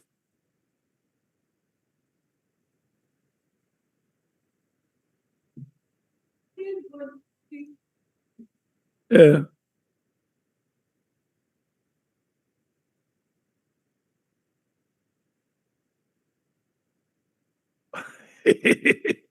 Okay, no, thank you. Bangazita. I think we had enough break. Thank you, Honorable Chairperson. It's until 20 minutes past 5, no? Thank you, Honorable, excuse me, Chairperson. Good afternoon, Honorable Mr. McBride, not McBride, O'Sullivan. It's Mr. Paul Robert O'Sullivan. At least we did not hear me.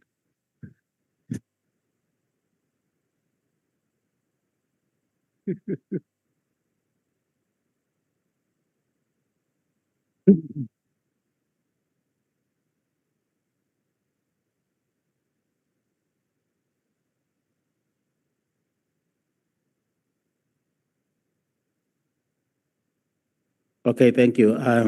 Good afternoon, Mr. O'Sullivan. I'm greeting you. Thank you.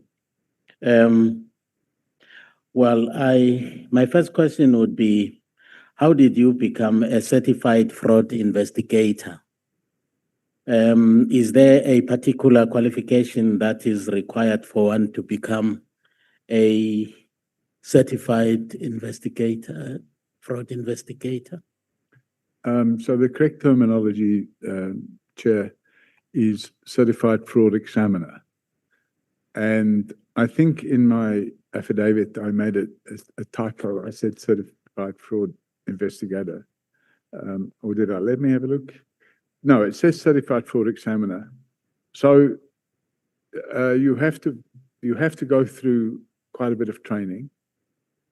You have to demonstrate, apart from the courses that you go on, that you have worked in fraud investigation, and then you have to pass exams. And I think the exams plus minus 2 or 3 hours each, and there's 3 or 4 of them. Okay, thank you. Who is the certifying authority? The Association of Certified Fraud Examiners. Thank you. Is there any difference between the certified fraud examiner and the fraud investigator? What is the difference? So you Except have, in semantics. it's, I think probably there would be certain people that would describe themselves as fraud investigators, and they may have certain skills. And then the only difference being that the Association of Certified Fraud Examiners is a professional body. And if you have been certified by them, you're entitled to call yourself a certified fraud examiner and put the letter CFE after your name.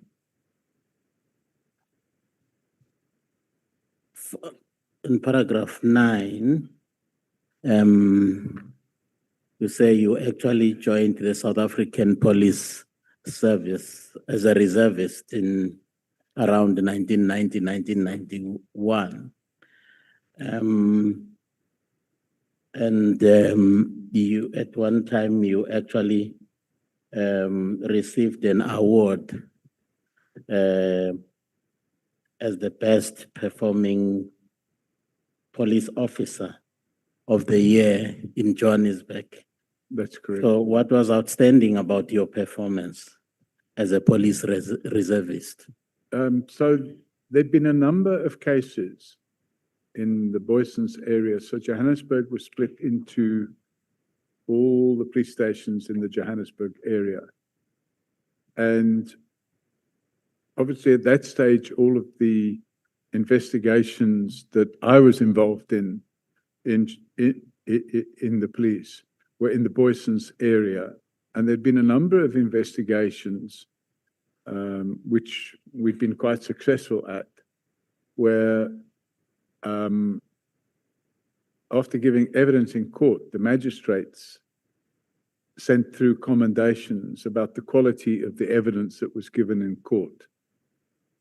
And then I received personal commendations from the station commander of the detective branch, which at that stage was Colonel Badenhorst.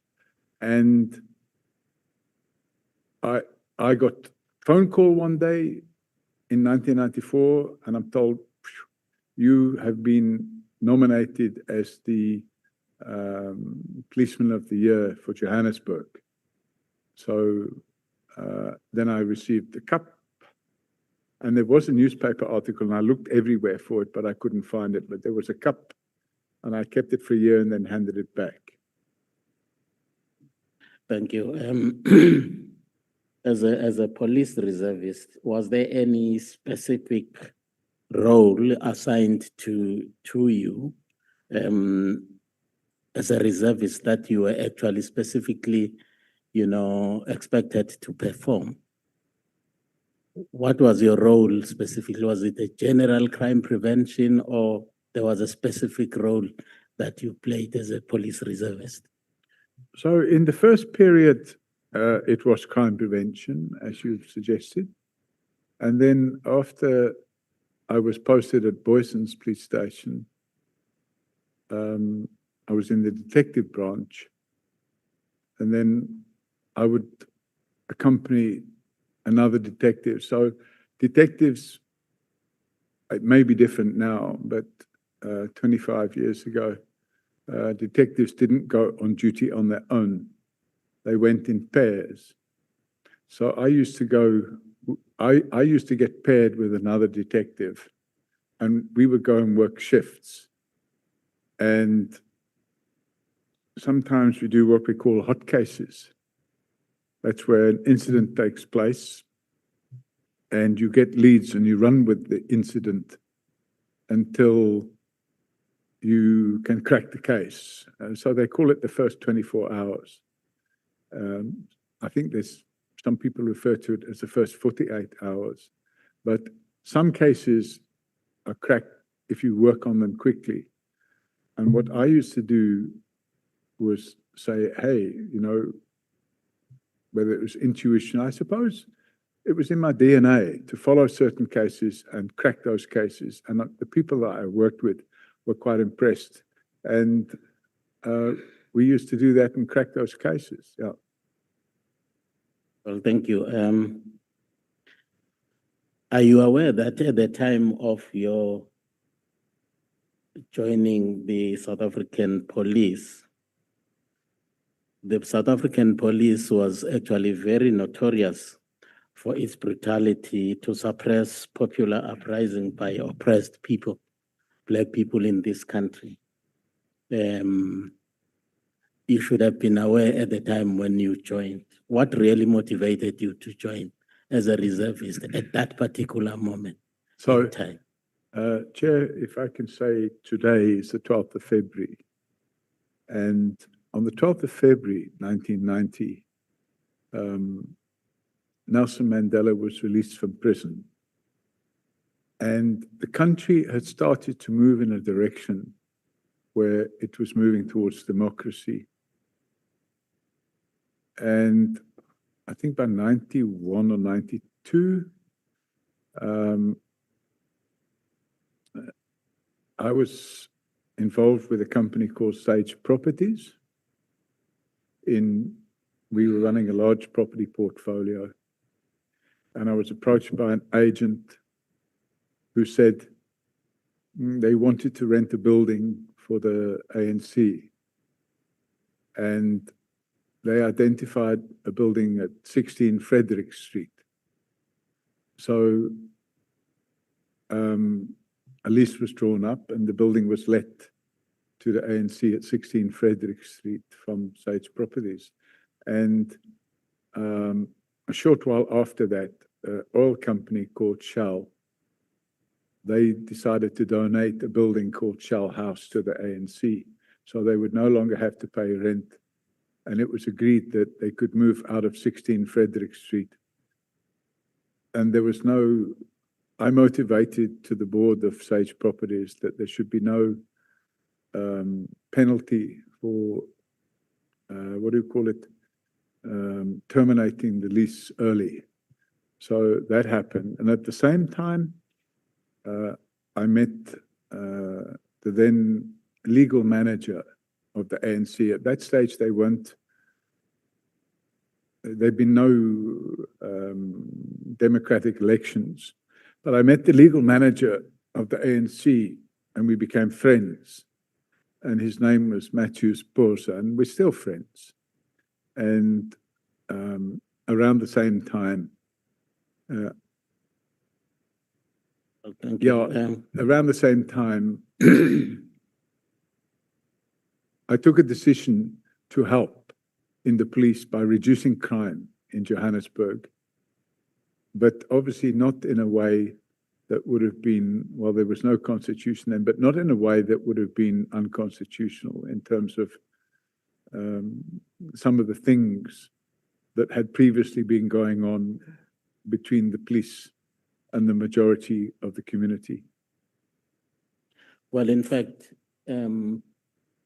concomitant with that, the release of Honorable President Mandela in 1990, but violence actually, especially at that time, especially black on black violence, was at its peak. It was mind-blowing.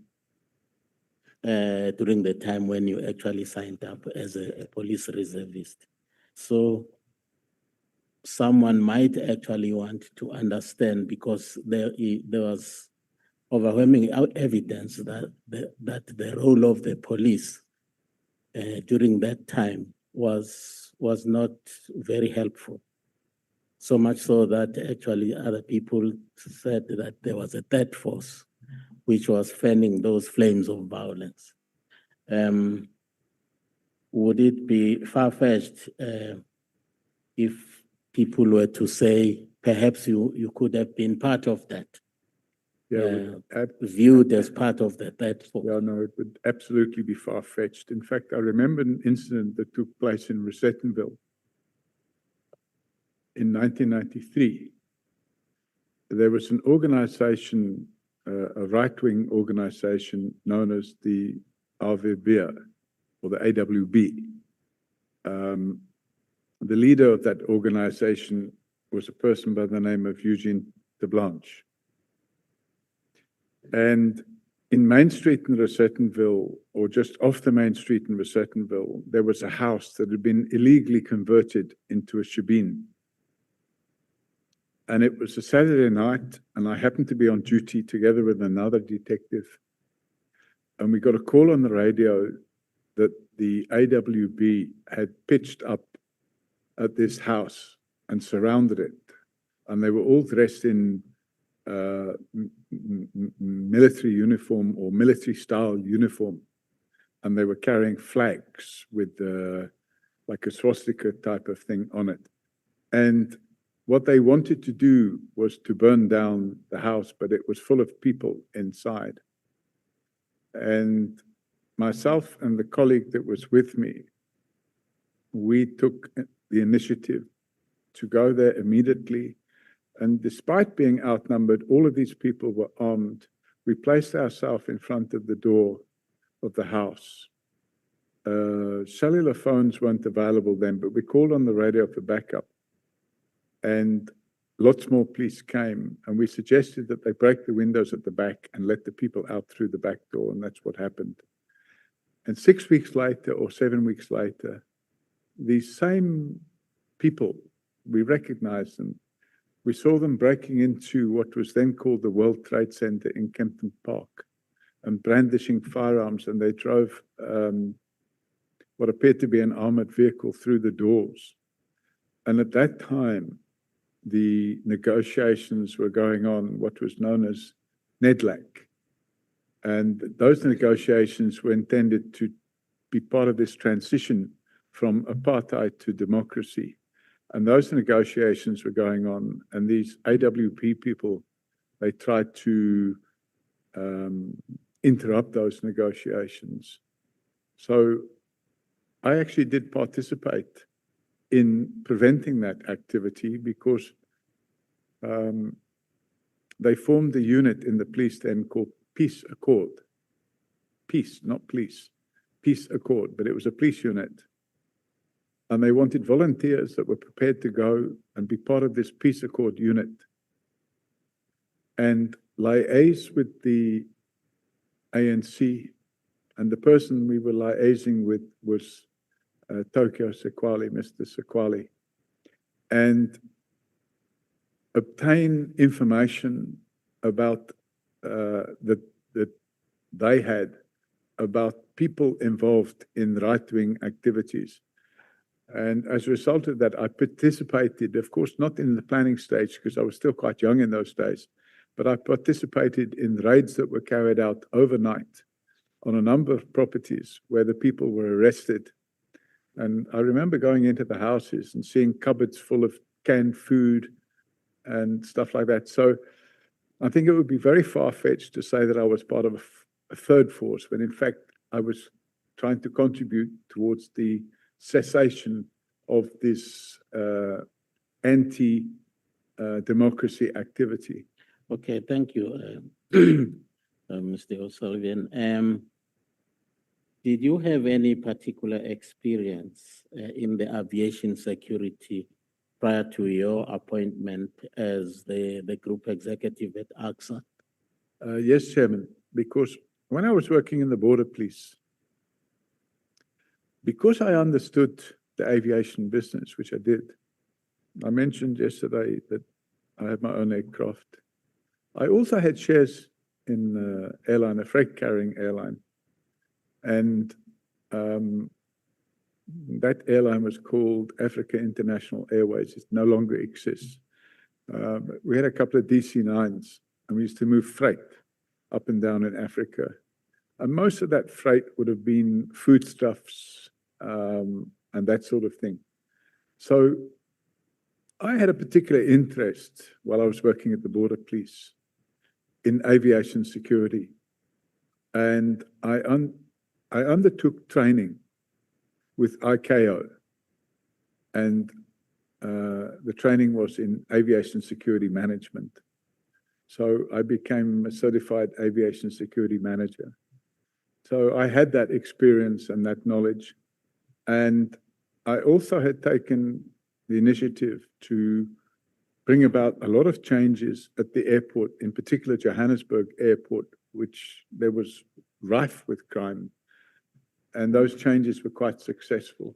Well, thank you, Mr. Sullivan.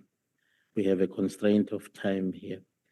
I take particular note that in 1995, you were elected chairperson of the CPF in Johannesburg, which one regards as a strategic economic hub of South Africa. And in year 2000, you became part of a multinational team in border policing at Johannesburg International Airport. Yet another strategic national key point, which is critically important for economic development for a young democracy then. Now, some people might actually argue that that was too quick for you to actually climb the ladder, as it were, of promotions and getting into strategic, structures of this country. And some people might actually view that with a lot of suspicion because it resembles a typical modus operandi of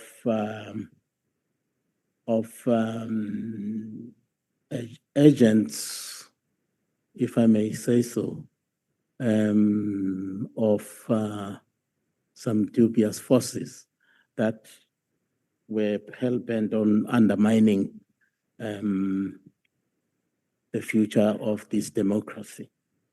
How would you actually respond to such? Thank you, Chair. The role as the chairman of the Community Policing Forum in Johannesburg came about because I was a general manager of a property company which owned several hundred million rands worth of property in Johannesburg CBD. And the difficulty we had with the spiraling levels of crime in the city center was that if those levels of crime did not come down, the value of the property portfolio would be reduced substantially. So I think that particular community police forum was formed as a result of us getting the property companies in Johannesburg CBD together to look at ways of reducing crime. And there were two initiatives. And the one initiative was called the City Improvement District,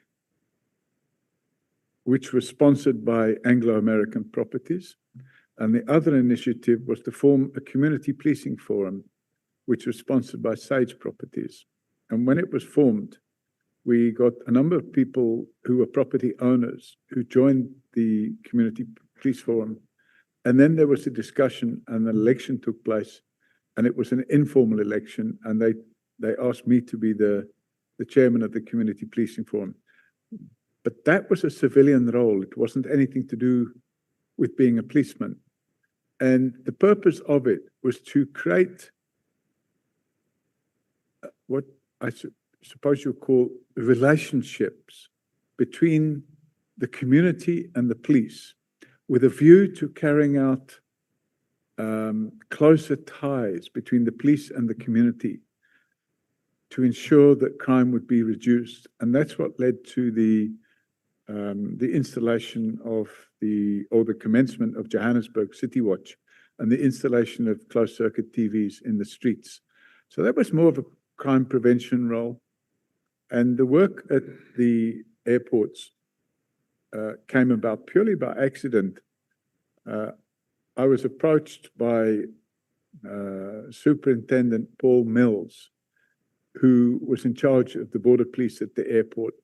And he approached me, and I'd never met him before in my life. And he told me that they wanted to form a reservist unit at the airport. And he knew that I'd been training reservists, and they specifically wanted to have reservists that had language skills. In other words, people that could speak French or German or Italian or Russian or Bulgarian, Gujarati, Chinese, that sort of thing. So obviously I had knowledge of some of the students that we trained that could do that. So I put word out and we managed to get a few students together. I think there was about 35, and in fact, by that stage, they were reservists. We got about 35 reservists, and they were all brought to the airport, and we started that reservist unit. And the intention of that unit was nothing more, nothing less than to reduce crime. Well, thank you. In paragraph 33 of your testimony, there is where somewhere you mentioned that you were elected as vice chairperson of the National Aviation Security Committee. However, you were asked to resign. Why was NICOC not happy about your election to that position? So NICOC and So General Selebi. The National Aviation Security Committee was a national committee that dealt with the implementation of the ICAO 17 rules. Now, the ICAO 17 rules is to make sure that the airports in South Africa would meet the global standard for ICAO 17. In other words, to prevent terrorist activity in the aviation industry. And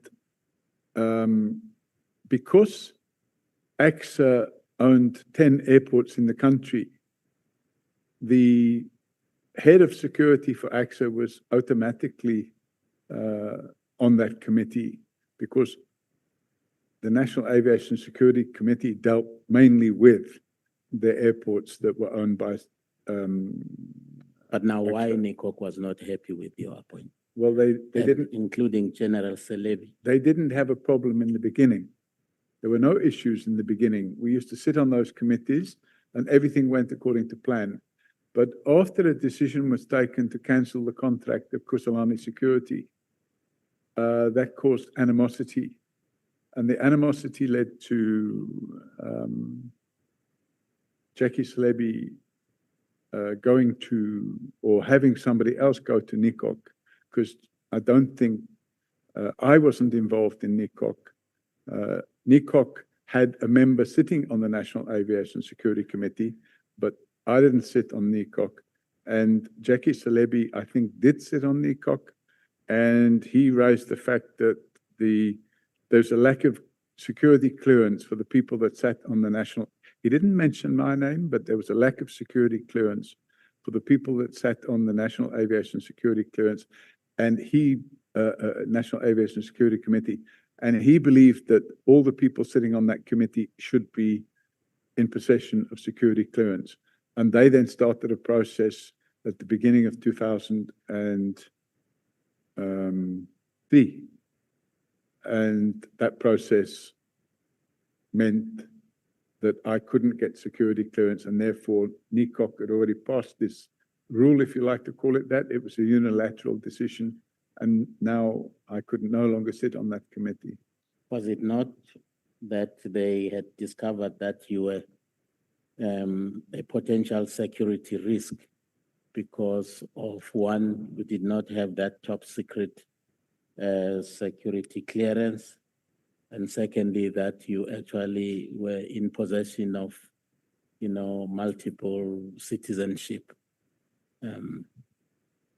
No, unfortunately, at that stage, there was no requirement for members of the National Aviation Security Committee to be in possession of security clearance. It was something that was retrospectively brought in, or well, it was brought in afterwards, after the cancellation of the Kusalani contract. And it was initiated by Jackie Celebi, asking for the people that sat on that committee to be in possession of security clearance. Nobody had ever spoken to me about security clearance for the first, let's say, 18 months that I was working at AXA. It just popped up out of the blue.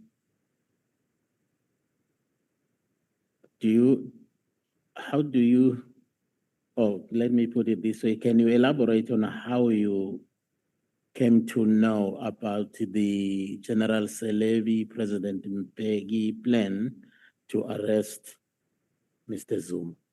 So Which you are actually alluding to on paragraph 37 of your. I came to know about it through the spy tapes. So if you go back in time, and I think I explained it, but I'll explain it again. The attorneys of Jacob Zuma approached Mokoteri Mshay after Vusi Bikoli was suspended. And when they approached Mokoteri Mshay, they made a representation in terms of, I can't remember the section now of the National Prosecuting Authority Act, where you can make a representation about criminal charges. And they made a representation. And in making that representation, they played the tapes and they provided copies of the transcripts of the tapes themselves. And that wasn't the only thing that happened, because around the same time, and I can't remember if it was before or after that event, but around the same time, Nomkhoba Jiba had been suspended. And she was the deputy or acting national director of public prosecutions.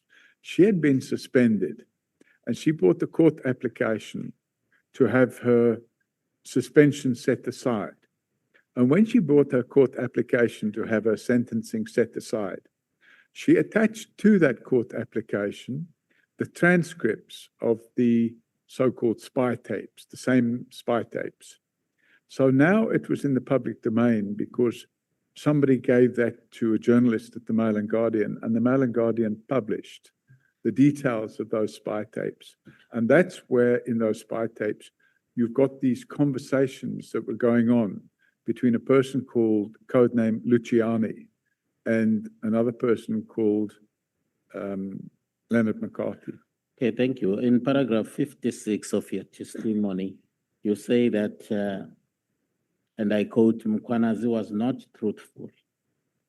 That is Lieutenant General Mkhwanazi was not truthful when he made press conference on the 6th of July, 2025, and when he appeared before this committee. Can you at least identify two untruths that you identified in his testimony? Just two. Well, of time. There were several, but the ones that come to my mind immediately are that General Mkhwanazi created the impression that I would call it a criminal enterprise, that a criminal enterprise consisted of members of the National Prosecuting Authority, judges,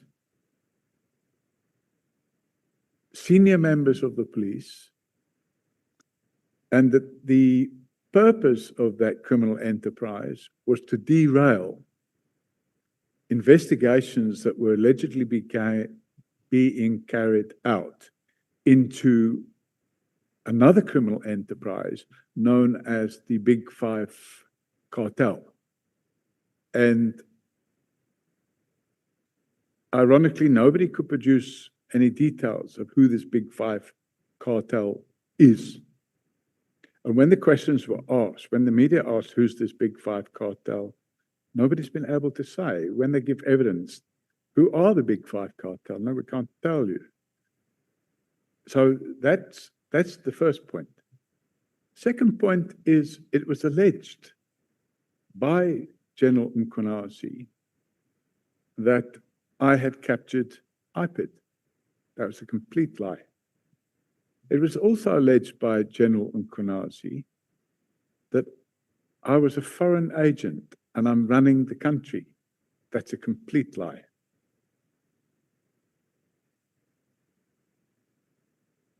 With regards to your having captured IP, Mkhwanazi's averment was corroborated by Mr. Nkabinde, Well, of course it who would be. actually appeared before this committee. Of course it would be, because General Mkhwanazi and Cedric Nkabinde, you can take the evidence of Humbalani Kuba, and I can just take you there very briefly, because what it does, in fact, is it completely dispels this idea that, and I don't want to eat into your time, so I'm looking for it quickly, but there is a affidavit by Humbalani Kuba that was provided to the, here it is. It's a page Q1090. It's a very short affidavit. And I would like to suggest that we have a quick look at it, because this is the affidavit. By the way, I pulled this from the website of the Sondo Commission. This is the affidavit that Humbalani Kuba placed to the Sondo Commission. Yeah, I'm sorry, I did read that.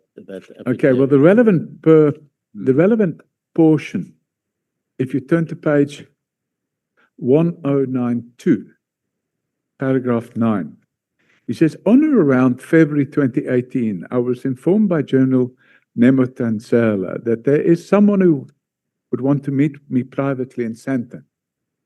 I refused to meet with such person in Sandton and insisted that the person should meet me in Pretoria. I then went to a location within Pretoria to meet General Nhlanhla, accompanied by Mr. Matlakeng and Mr. Gibson. However, the two investigators remained in the car. During the meeting, General Nhlanhla introduced me to General Mkhwanazi. I know General Mkhwanazi from the investigation of the rendition case, which I dealt with in the past, and have respect for him. General Mkhwanazi told me he had a 204 statement from Mr. Nkabinde. So I'm just saying this links General Mkhwanazi with Mr. Nkabinde. I've read that. So that explains the corroboration that took place 9 years later at this committee. Well, in paragraph 62, you are actually alleging that there was, in inverted commas, rampant criminal activity within PKTT. And you're basing that on 4 SON statements, which were supplied to you by an anonymous supplier. In fact, and you also characterize those gifts, the exchanges of gifts that actually took place there as gratification given to those police officers. It would be interesting to me to know how did the entire investigation in Fort Hare end up? Because those gifts were actually coming from Mr. Plaiki, who had been introduced to the team as a contact person because he was director of internal investigations in the university. And he was introduced to the team by even the rector of the university, that in the event they needed anything, he is the contact person. That's the way I understand it. How did the whole investigation end? Are you aware of that? No. Now, let me tell you, the very same Platke who actually I know these that part. He was arrested in murder. Gifts was actually the one who was arrested by the very same people. Would you therefore say that those gifts were gratification? Correct. Why so? If you look at Act 12 of 2004. It's defined in section 3. It defines what a gratification is. And those gifts, whatever you want to call them, they amount to gratification in terms of section 3 of Act 12 of 2004. Thank you. On paragraph 69, and if I may quote, you say one of the central players in the capture of the criminal justice system is Mr. Peggy Tag. Can you substantiate this allegation? So I've actually given some examples. I don't know if I can reach that example right now, but I've given the example of a gentleman by the name of Chamani. If you bear with me a second while I look at my index. Sir, I have only 5 minutes left. No, I'm sorry, I can't find it quickly, but there Okay, are now let's in here a letter where Commissioner Masemola introduces everybody in the police to the new head of legal services in the police. And it's a gentleman by the name of, I can't remember his first name, but his surname is Chamani, C-H-A-M. Oh, here we go. It's page 242. So if you have a look at that 242, there's a file note, and I sent this file note back then.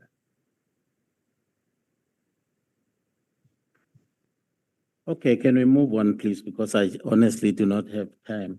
In paragraph 160, we are characterizing Lieutenant General Mkhwanazi as a criminal. What are the bases for your allegation? So he entered into a corrupt relationship with, first of all, Nkabindi, secondly, with, or attempted to enter into a corrupt relationship with a person by the name of Humbalani Kuba. And he attempted to enter into a corrupt relationship with the late Mr. Nhlanhla. And that attempt went to the extent of drawing up an affidavit for him.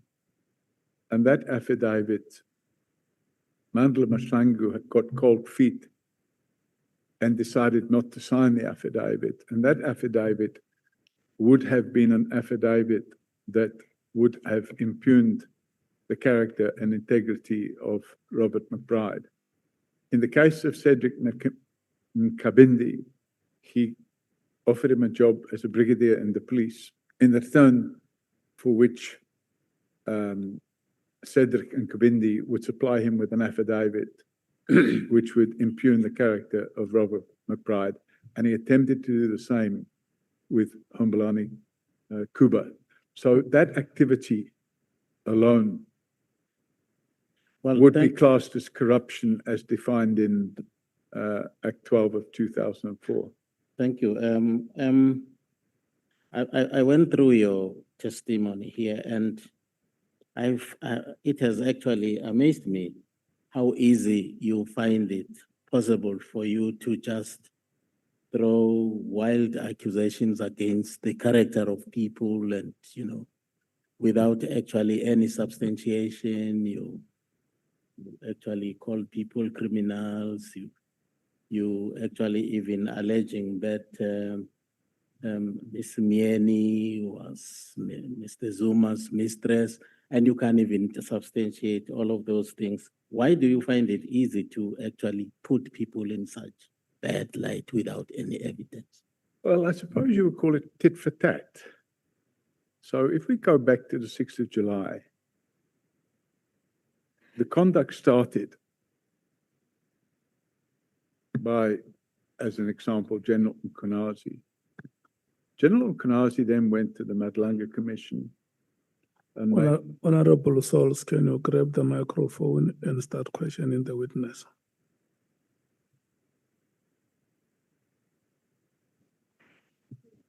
Thank you, Chair. So I'll be going until Chairperson, you and I must always agree first. Until what time am I going? O'clock. What time? O'clock. At The, 6. the next o'clock is 6, yeah. You know, that's not 40 minutes. Yes, it's 40 minutes from now. Mr. O'Sullivan, good evening to you. You must indulge me for a few minutes as I just provide context for how I'm going to approach this. So indulge me for a minute. I must be frank with you. How I was introduced to you, not in person, but through the committee engagement of you having to come here.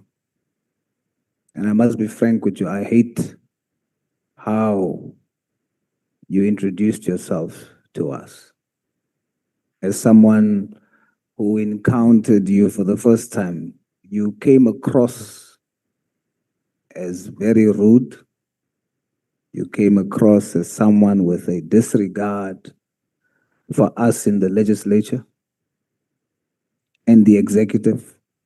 Then when I listened to you and you testified, you further confirmed that here in how you addressed our leaders, for example, our President, His Excellency President Ramaphosa, by addressing him on a first name basis. Then your posture of dictating conditions to us created a perceived expression of a default colonialist mental setting. But Mr. O'Sullivan, no matter how I feel personally about how you've been introduced to me, and it's important that I remind myself why I'm here.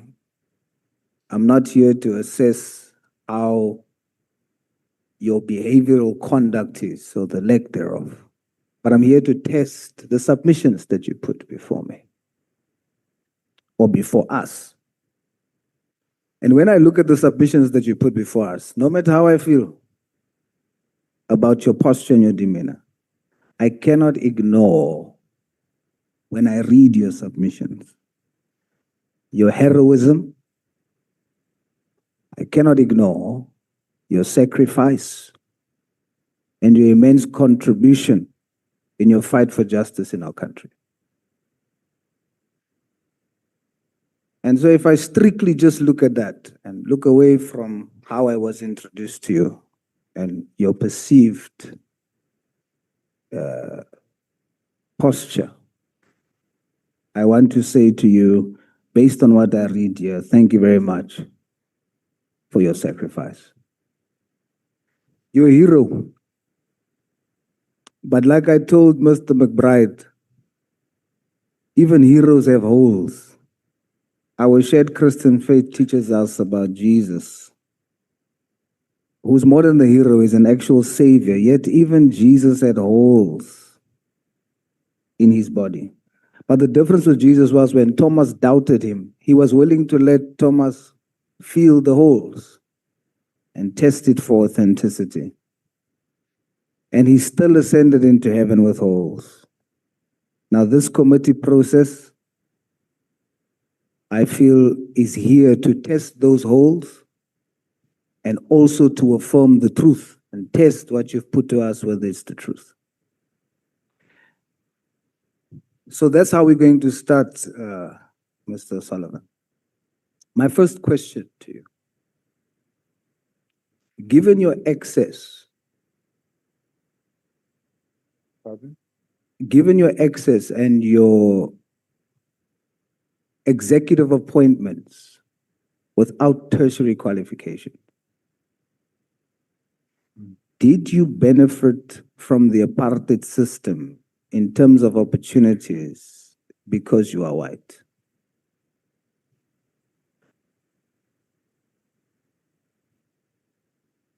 So my approach to that is that I didn't. Sorry?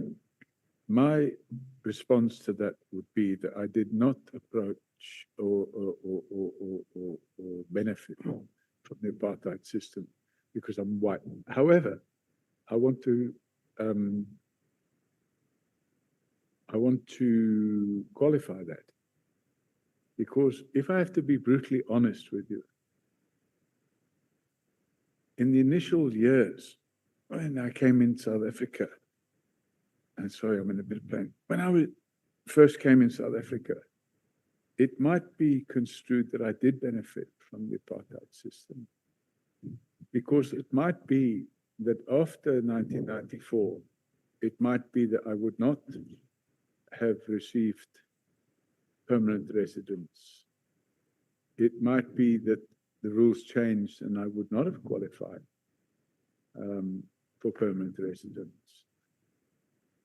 But after democracy took place, I threw myself headlong into trying to help the previously disadvantaged community in South Africa. And I'm still doing it today, by the way. And I don't publish any of this. I don't go to the media and say, look at what I'm doing here. There's an informal settlement near my house in Sandton.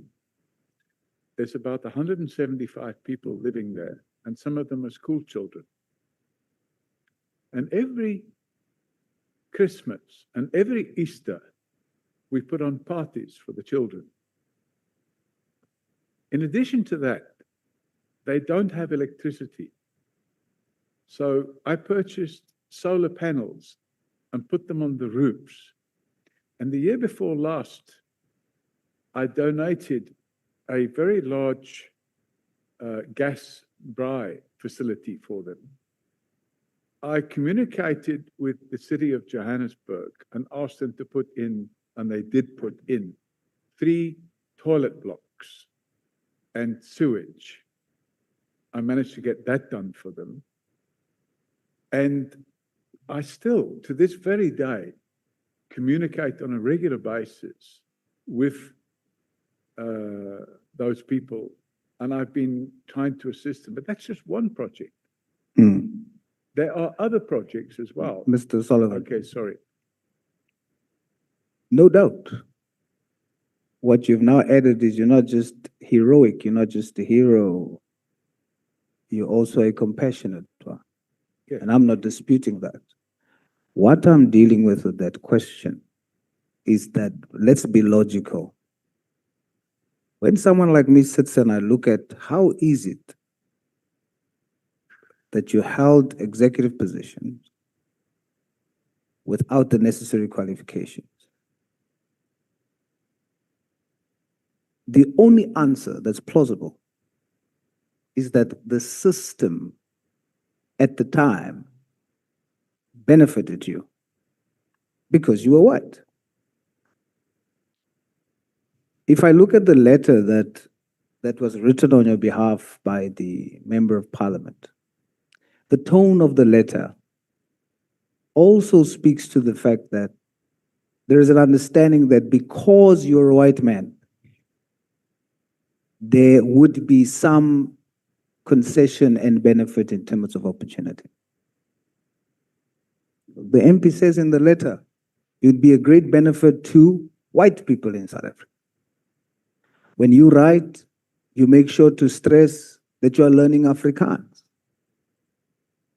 There's an undertone of intentionalism based on how the apartheid regime would give opportunity to white people in senior positions without qualification. Now let me qualify to you that I put that to you, that the reason why that was overlooked is because you are white in an apartheid system. But what you did with it is that when you entered the door, you then used your entry to fight crime, to fight corruption, and to do what you've just explained to me now. Even in our system now, the system benefits certain people that hold senior positions without the necessary qualifications. But some of them are using it for corruption. So it is from that angle that I come from to say that the apartheid regime has benefited you. Now, before we delve into your evidence, yesterday you testified that in the spirit of transparency, you testified yesterday that a Mr. Mia spoke to Mr. Nare and said that the general will get them out. He's in the pockets of, you mentioned the name, I forgot the name.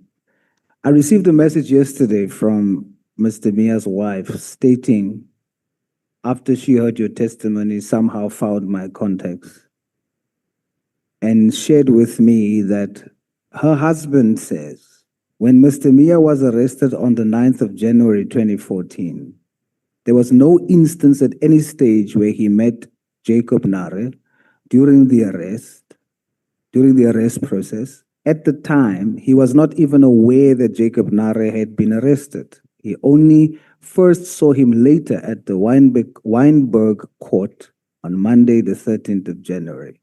What's your response to that, Mr. Solo? Chair, I wasn't involved in that took place at that moment in time.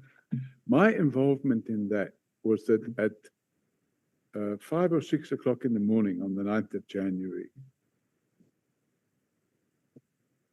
at 5 o'clock or 6 o'clock in the morning, it was daylight, the sun was just coming up. I had received information that there would be an attempt to kill me that morning. So I had decided to evacuate my family from the house the night before. And I'd moved them somewhere else. And I left my cellular phone inside the house. And the reason I did that was because the information I received was a crime intelligence individual who has since been arrested and detained, was working with the people that were planning to kill me. And the team of people that were planning to kill me, it's alleged, and there's a trial going on. One of them is this chap, Mr. Mia. And when they were all arrested, unbeknown to me, this fellow called Nair or Neri, Jacob Nari or Jacob Nair, I don't know how you say it. I used to call him Jacob Nair. The crime intelligence colonel, a person by the name of Kimber, I can't remember his first name, but he had a nickname which was Killer Kimber. And they had already been working together with this chap, Jacob. And he had provided, and he had made recordings of discussions he was having with them. And he made a sworn statement stating that which I alleged yesterday. And I've seen that because it's part of the docket against Radovan Krejcir and the 7 other people that were out that day to have me murdered. All right. So that's, I have no first-hand knowledge. I wasn't present when these things were said, but I've seen the sworn statement. All right. Now let's begin by debunking the allegation here that you were paid from the Secret Service Fund. Now I've read this statement and I have a different view from what has been said earlier. So just so that we confirm, the document that you have that we were given by Honorable James, that document You did not produce it to the committee. It was brought by Honorable James, and today is the first day you see it, correct? The first time I've seen it today. Right. So you are not using this document in order to make us see you in a certain way, because you've never seen this document. That's correct, sir. Now let's go. I think it's important for us to debunk this. This document says a request for an advance from the DSO confidential funds. But if you look at what you produced or gave us on page 282. 282. Let me have a Yes. look. If you look at that attachment, So let me just go to it. 282.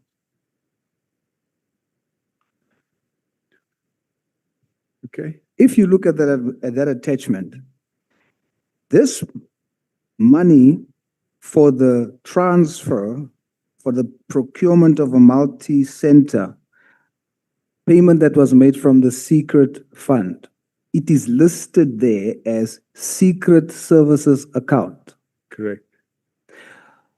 So would you agree with me then that if this document that you were given, if this money, this 100,000 came from the secret or the slush fund, it should have had written on it the secret services account and not what is written on here, the DSO confidential funds.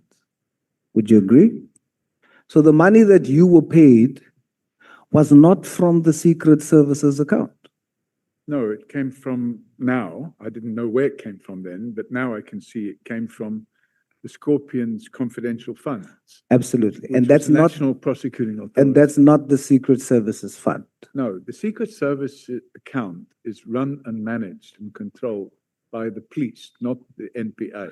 Yes. So we are debunking the notion that you were paid from the secret services account based on what was produced here. Yeah. Let's go a little bit further. If you look at the document, it says that because of your information, cannabis weighing 1,114 kilograms was discovered. Cannabis or hashish? Both. Okay.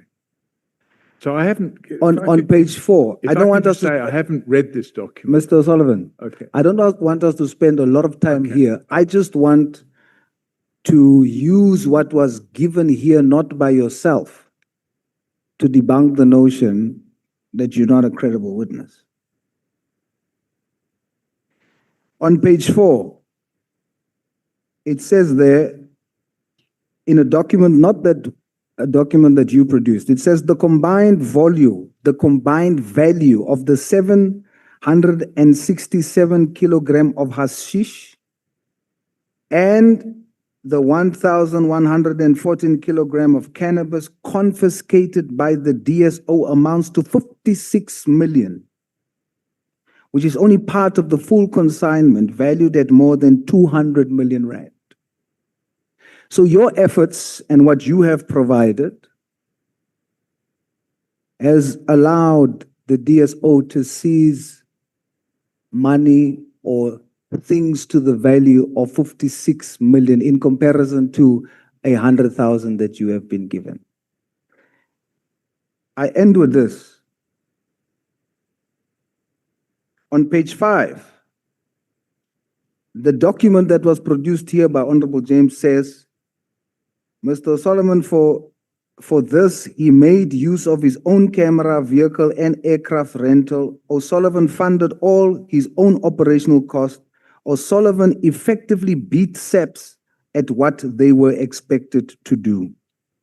Sorry, what page is this? That is page 5. Not a document that you produced, evidence that was produced by others. This document says of you on page 6, it says Mr. O'Sullivan did not give this information for financial gain. With him, it is a matter of principle. It is acknowledged that O'Sullivan and Commissioner Celebi are at loggerheads, but this information has been properly handed to the DSO and independently verified by Mr. O'Sullivan.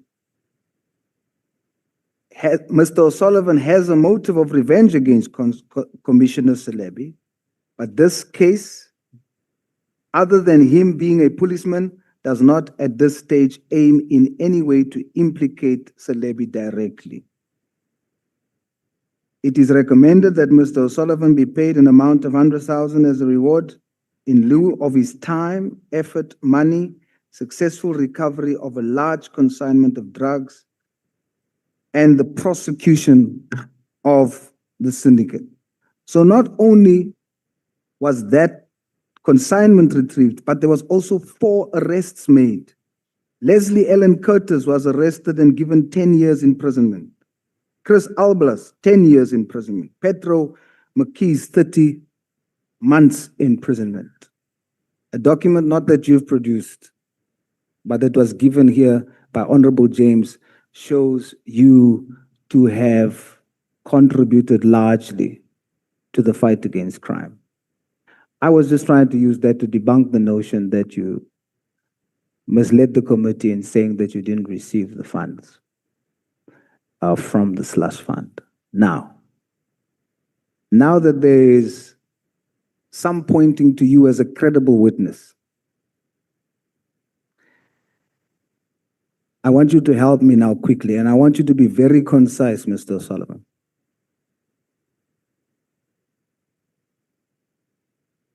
When you looked at the press conference of General Mkhwanazi, what impression did that give you? Very concisely. It gave me the impression, and I stated this, it gave me the impression that he was planning a military coup.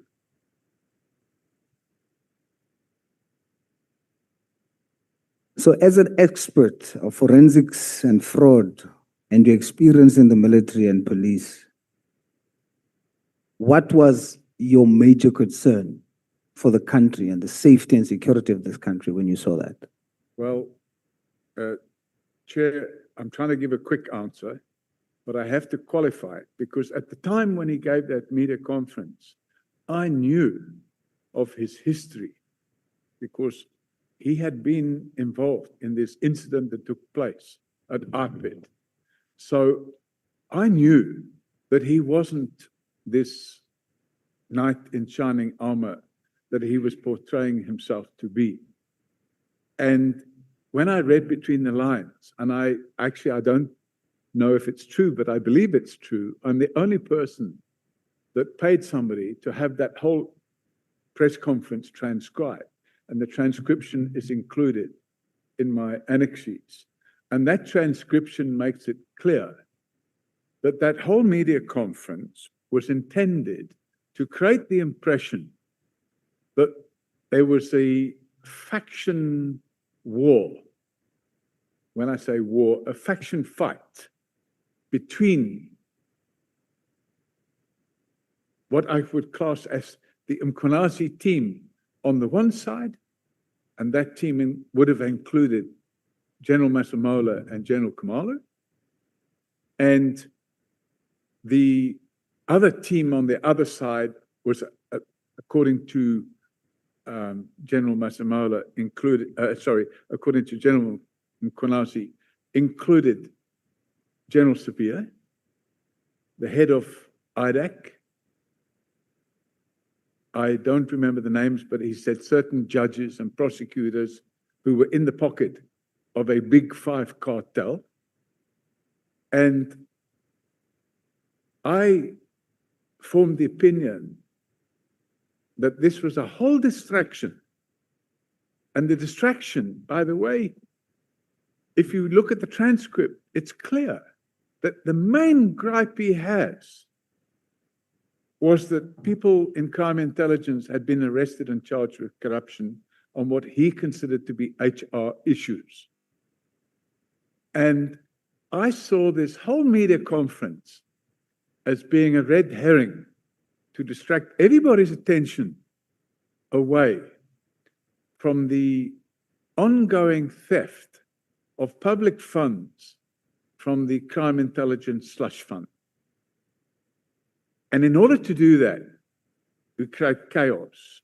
What is the purpose of having the whole of the senior management? If you're going to have a media conference, why do you need the whole of the senior management of the KZN police? Why do you need to have 8 people, 4 on each side of you, or 6 on each side of you, dressed in combat uniform, wearing face masks? The whole thing was staged managed. And the only purpose, in my opinion, of that conference was to destabilize further the already unstable criminal justice system. On page 217, you don't need to go there. I hope that you can remember just because of time. There are affidavits from a few officers about the Fort Hare affidavits. These are members in the PKTT. That's correct. Why did you submit that evidence? What are you trying to tell us? Because these were sent to me. And it was sent in 2024, I see. It was not sent. So the motivation for sending it was not after the press conference. It was before the press conference. Correct. What is the contents of those affidavits? The contents of the affidavits, as I explained earlier, Chairman, are that a person who was actually the main suspect in that particular leg of the investigation was bribing the members of the PKTT. He was supplying, I can't remember who got what, but 10,000 to one guy, 2,500 to another, 5,000 to another, and a bag of new clothes to another. And if a suspect is going to be providing gratification to people that are supposed to be investigating these crimes, it ends up being a distraction. It creates a loyalty between the person paying the gratification.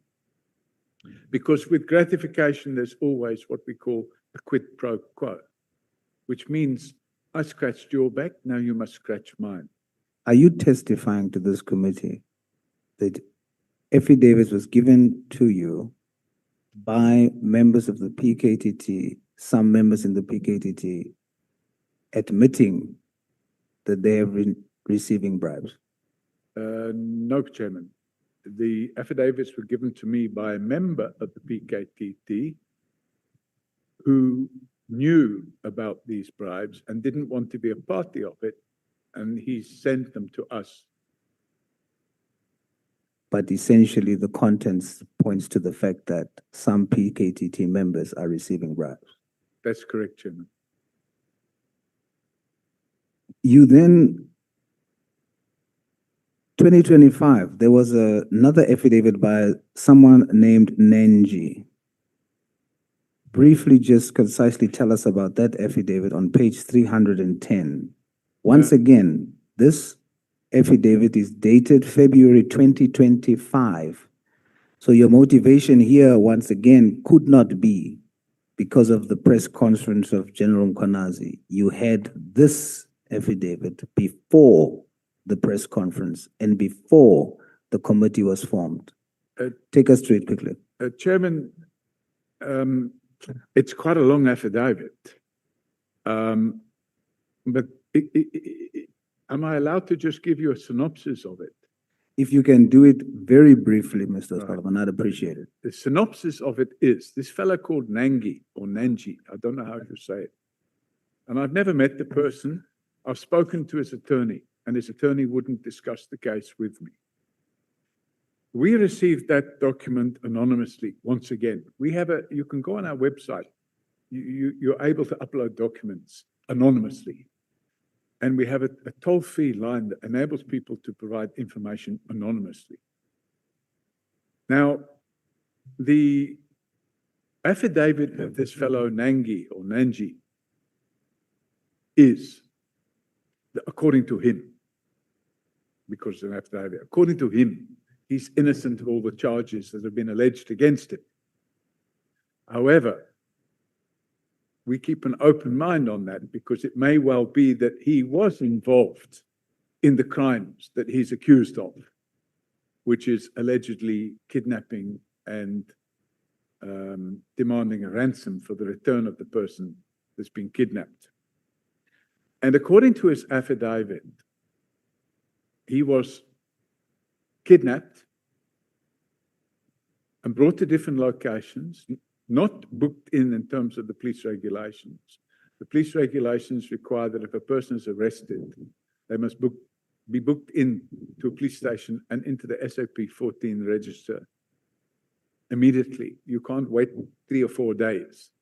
So he was taken from A to B and C to D, and the people involved in his kidnapping were private security industry people, together with police officers from crime intelligence. And the last leg of this gentleman, well, I use the term gentleman loosely. The last leg of this gentleman's journey, according to his affidavit, was he found himself at what he describes as a black site, which was a farm somewhere in KZN. And whilst he was on that farm with another co-accused, the two of them were kept in separate rooms, and they were alternately tortured. And the torturing he describes in detail included what's known as waterboarding, where they put a plastic bag over the head and they put a tube in the bag and pour water into the bag so you feel like you're drowning. And you can't breathe, so you actually can lose consciousness. And that he alleges that happened several times. He alleges that he was very badly assaulted, and there's photographs showing the nature of the assault that took place against him, and that a pair of garden scissors, I think he means these shears that you cut the grass with or the hedge with, were used to assault him in his testicles to the point that he was bleeding in his urine. And finally, he said that while all this was going on, the senior cop that was there, Colonel Darwood, who has, to my knowledge, a history of this type of conduct, and I know that for a fact, because that's the same Colonel Darwood that kidnapped Sarah Jane Trin from our offices in February 2017. And the same Colonel Darwood was involved in an unlawful arrest of me. And the same Colonel Darwood was involved in the unlawful arrest of Advocate Gerrie Nel about the time when he wanted to prosecute Jackie Salebi. But the most telling part is that at this black site, this farm, he alleges that General Mkhwanazi was there. And in General Mkhwanazi's presence, Darwood continued assaulting him. He doesn't allege that General Mkhwanazi assaulted him, but he did allege that General Mkhwanazi told him that the other co-accused, a person by the name of Mkhwanazi, he said Mkhwanazi should have been better off committing suicide because of the torture that he's going to be facing. And Darwood allegedly, according to the statement, phoned Nangi's wife on the phone without realizing that Nangi's wife recorded the call. And in that call, which was made by Darwood in the presence of General Mkhwanazi, he told Nangi's wife that if you can't tell us where this kidnapped victim is and do it quickly, we're going to cut your husband up into pieces and send him back to you in a cardboard box. And the transcript is included in the documentation. We now have 5 minutes left, and I want to break it up in this way. 2 minutes. Tell us about extrajudicial killings from the PKTT and the property purchases that you mentioned here, that we spoke about earlier on 282. Okay, so if I deal with the alleged extrajudicial killings And I say alleged because we got approached, and it's in the statement, so I can look, but I prefer to just do it from what I can remember. In the week following the 6th of July press conference, we received a call on our hotline, which is 0800 118 118. And the person that phoned that number left a message.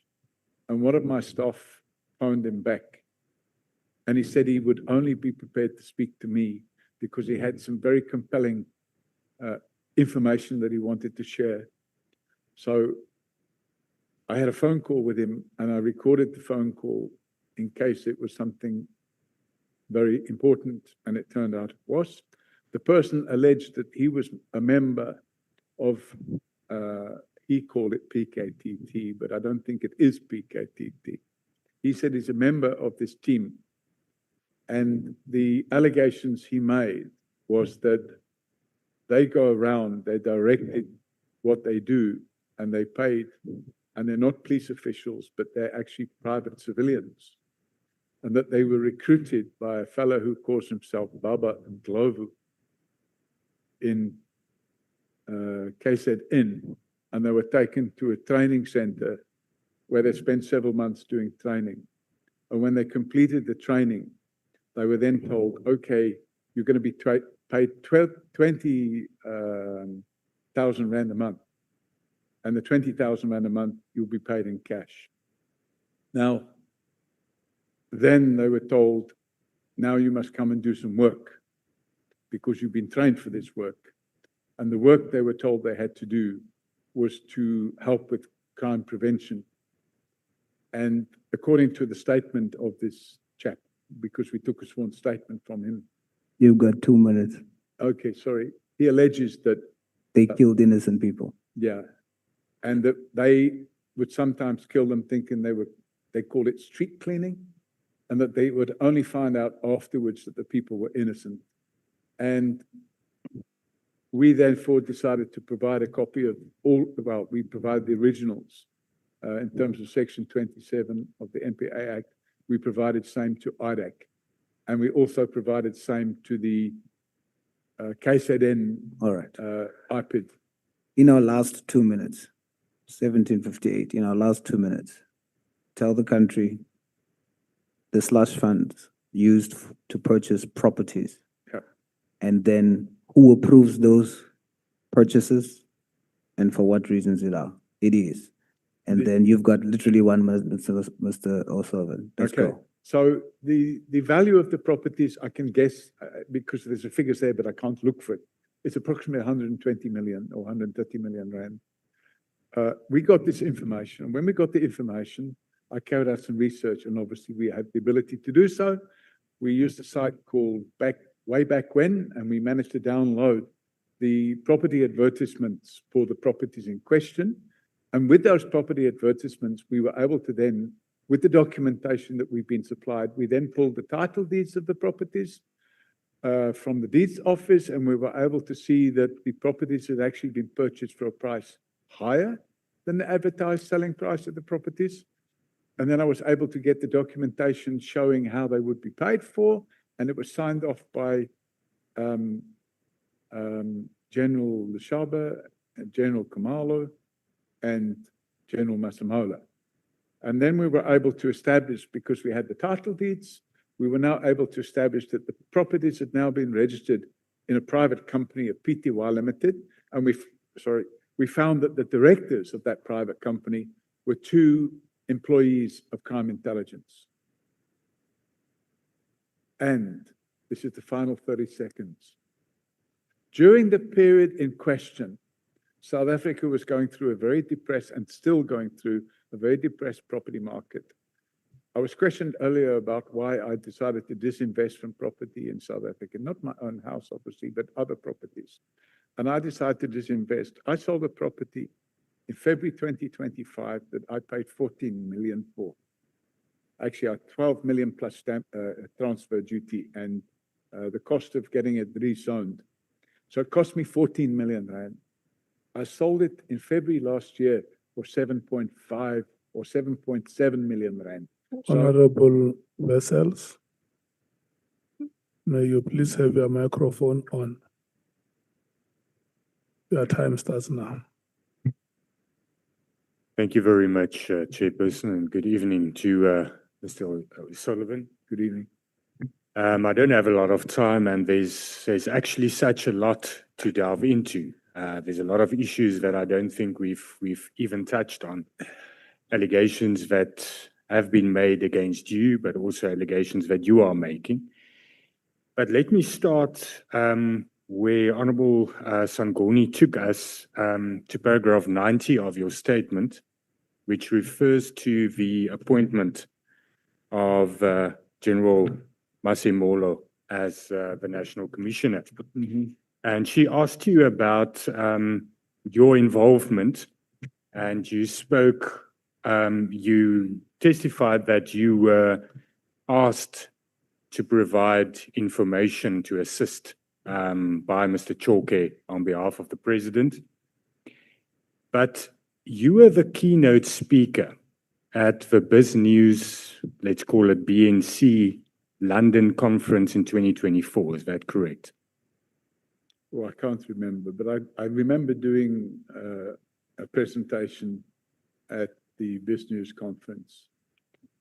At that conference, you also spoke, as you do in your statement, and earlier today there was reference to that, about since George Fivers, the commissioners, you just better articulated it during your presentation then, because you said that since Commissioner Fivers, no national commissioner has completed their term. That's actually a very good point, which you don't make in your statement now, but let's leave that. During that presentation, you then say that Mr. Chauke came to you and asked you to vet the shortlisted candidates for the National Commissioner on behalf of the President, because the President can't utilize intelligence services in South Africa. Do you remember that? I can't remember the wording I used, but I think I might have said something like, my assumption was that the President didn't trust the intelligence services. And I think that came out of the fact that for the period before 2018, things were in a bit of a mess. And it was, when I perhaps used the term vet wrongly, because we're not in a position to vet. Okay, because that's important. What we actually were requested to do was to make sure that none of the potential candidates would be problematic in terms of corruption and so on and so forth. You go further in that keynote address and you say that you looked at if they are competent, if they have the necessary skills, and then if they have any exposure to financial problems, corruption, and so forth. Now that is vetting, but you now say that you actually just looked at lifestyle. Well, that is a form of vetting. So we call it lifestyle vetting. So if you want to do a thorough vetting, you would also do what we call security vetting, which we can't do. That would only be able to carry it out by National Intelligence Agency or whatever it's called now. Can we agree that you are not and were not in a position to look at a shortlist and advise if a candidate is suitable for the position of National Commissioner in terms of skills and competencies and so forth? Yeah, so we didn't advise in the report, and I have the report, we didn't advise whether they had the competencies or not. What we said was the key competencies that should be required of a National Commissioner of Police would include the following areas. And I think that would have included, if I go back to 2022, it was March 2022. That's correct. And I have the state. I have it here. Okay, let's move on to the part that you did refer to now as well, the lifestyle audits. You then refer in that speech to General Masimolo, and you then say that he's not suitable, according to you, because he has revolving door credit, has a lot of exposure. My question is, how are you in a position to do credit checks on a person? How do you have that access? So all certified fraud examiners have the access. So if you are carrying out a fraud investigation, you have the access to the systems that enables you to be able to do a lifestyle audit on somebody. Now, it's not a thorough lifestyle audit, but enables you to see whether a person has credit.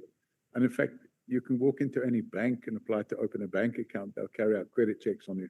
So those procedures are available to people that have lawful access, and you have to sign and pay to do that. And that's why we have that ability. Okay, I understand that. Let me ask you this, because I do believe that you've played a very important role in South Africa in the past in exposing corruption, especially with regards to the late Commissioner Jackie Selebi, and so forth. And I think the Honourable Souls also referred to certain cases where you assisted quite a lot. My question to you, though, is, do you believe that the ends justify the means in all cases? It's hard to say. If you have a corrupt commissioner of police, or if you have a corrupt divisional commissioner of crime intelligence, I think you should go to all lengths that you can lawfully to try and stop that. Okay. Let me make a jump back to the BizNews speech. In that speech, you also you refer to the current national commissioner, and you say with regards to his financial exposure, but you then go further and you say that he also is implicated in corrupt activities where he signed off for vehicles that were overpriced, inter alia. The question is, you now mentioned that if you have a corrupt police commissioner, you must go to all means to expose that. All lawful means. All lawful means. Have you ever laid criminal charges against General Masimolo? Correct. Have you? Yes. For this? Yes. You have an investigation firm that we established, and you yield revenue from that firm. Correct. But you also, and that we also heard from other witnesses, such as what's his name, Robert McBride, that told us that you are resourceful to provide information and intelligence to IPIT in his time and in his tenure. I asked him the question, he didn't actually answer. What I want to ask you is, in exchange for the information that you give law enforcement authorities, do you ever ask for information in return? Never. Because a lot of the investigations that you do in the private sector do require access to certain means that I don't think, even as a certified fraud examiner, you can have. I 100% agree with you. And the type of access you're talking about, we don't go anywhere near it. And that would be obtaining copies of people's bank statements, obtaining copies of people's cell phone records. And when people approach us and ask if we can do that, we send them packing. But there are people out there that can do that. And that comes about through a process called corruption. They bribe police officials to get that information. And those, I was a victim of it myself because Radovan Krejcir bribed the station commander at Bedford View Police Station to get information on me. And he did a 205 application and obtained copies of my cellular phone records. I sued Vodacom because Vodacom supplied my cell phone records to Radovan Krejcir. So you've never obtained? Never. And Never. Never. And we would never do it because for the simple reason, once you step over that line, you can't step back again. You're now committing a criminal offense if you read the legislation. So if you commit that criminal offense, aren't you now lowering yourself to their level? And my approach is, we will fight hard, but we will fight fair. We will never break the law knowingly to do what we have to do to bring about the end.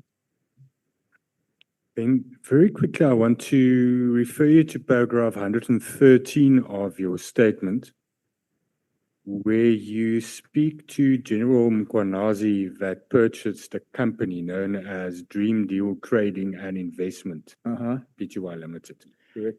What is the relevance of that? And I understand you say that this company was owned by someone, a convicted fraudster. Correct. But regardless thereof, what is the relevance of General Mkhwanazi purchasing that company to the other allegations that you make against General Mkhwanazi? The relevance is only that if I'm a divisional commissioner of police or a provincial commissioner of police, and I decide I want to do some private business, I should ensure that my probity, my way in doing business is above board. And if I'm going to do business, I should do two things. First of all, I should notify my employer, which is actually in the police regulations. You're not allowed to be in private business without approval from But do you know if he obtained approval or not? So we don't. So what I did, when I got this information, I decided to include it because he should have applied. And that's why I asked the question, whether Mkhwanazi applied for and obtained permission for SAPS, for this private business, and what is the business of the company? But if I want to be able to demonstrate my own probity, I would be able to say, well, actually, I wouldn't do business. If I'm going to buy a company from somebody, shouldn't I, if I'm a lieutenant general in the police, make sure that I'm not buying a company from a person that's been convicted of fraud? And the failure to do that indicates that you're prepared to take risks of that nature. We have a number of clients, and when clients come to us, most of them are corporate clients, but we have a few private clients that come to us. And when a private client comes to us and wants us to carry out an investigation, the first thing we do is we invite the client to enable us to carry out the probity check on him, because we want to make sure that he himself is not involved in criminal activity.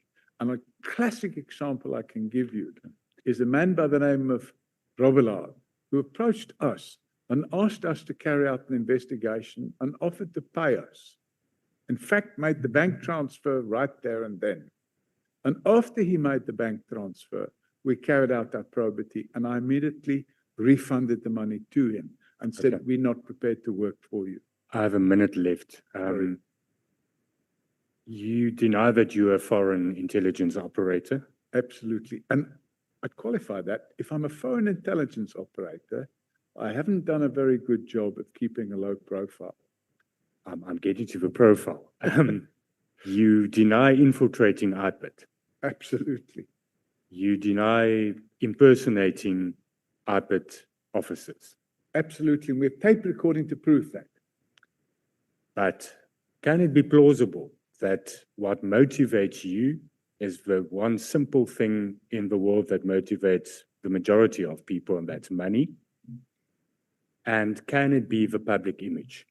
Because you got a platform from the Jackie Celebi case, and does that in Honorable- return and in Honorable exchange go Justin. to revenue? See, Chairperson, May you that's please switch off your microphone?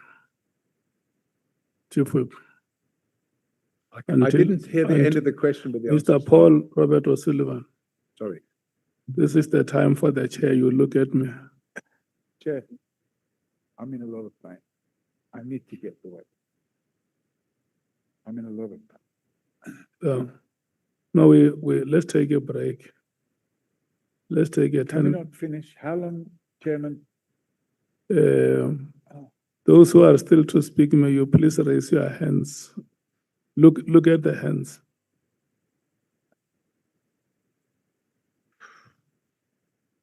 Yeah. Oh, it's killing me. Look, this is the time that elders used to tell those tales. I'm just in a lot of pain. So if we can, please move on. I don't want to take a Yeah. break. I want to move on and get finished. Do you want a break or? No, I want to move on, Chairman. I want to get finished. No, I sympathize with you. I know it has been a very. In fact, we have been warned before. We had a witness at your age, Miss Mary de Haas. This time she was pleading with me to say, Chair, can you allow me to go and see my relatives? Yeah, my sympathies. Let's take this. We are very close to the finishing line. Can we twist your arm a bit and get to the finishing line? Let's try it. I really want to get Yeah. away because I'm in a lot of pain. Yeah. Yeah, I'm going to beg you to have the courage of John Aquari. John Aquari ran an Olympic race with a dislocated knee. Chief Whip? Chief Whip? Must we give you a stretch break? The Chief Whip says we must give you a stretch break. Well, maybe I can use the bathroom. Yeah, So maybe 5 minutes. yeah. Okay.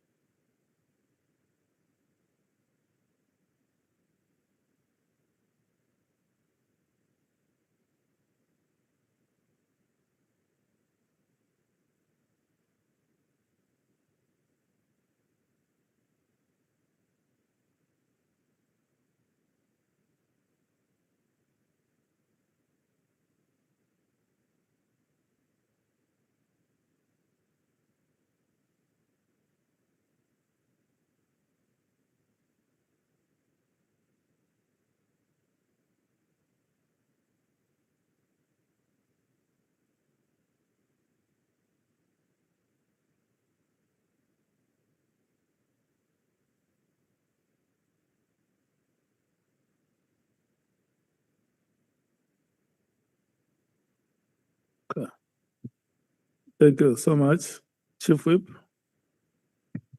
No, thank you very much, Chair. Okay, and we brought until 4 minutes past 7. Okay, thank you very much. And I'm here until he says I'm with you up until 4 minutes after 7. I hope it's not too long.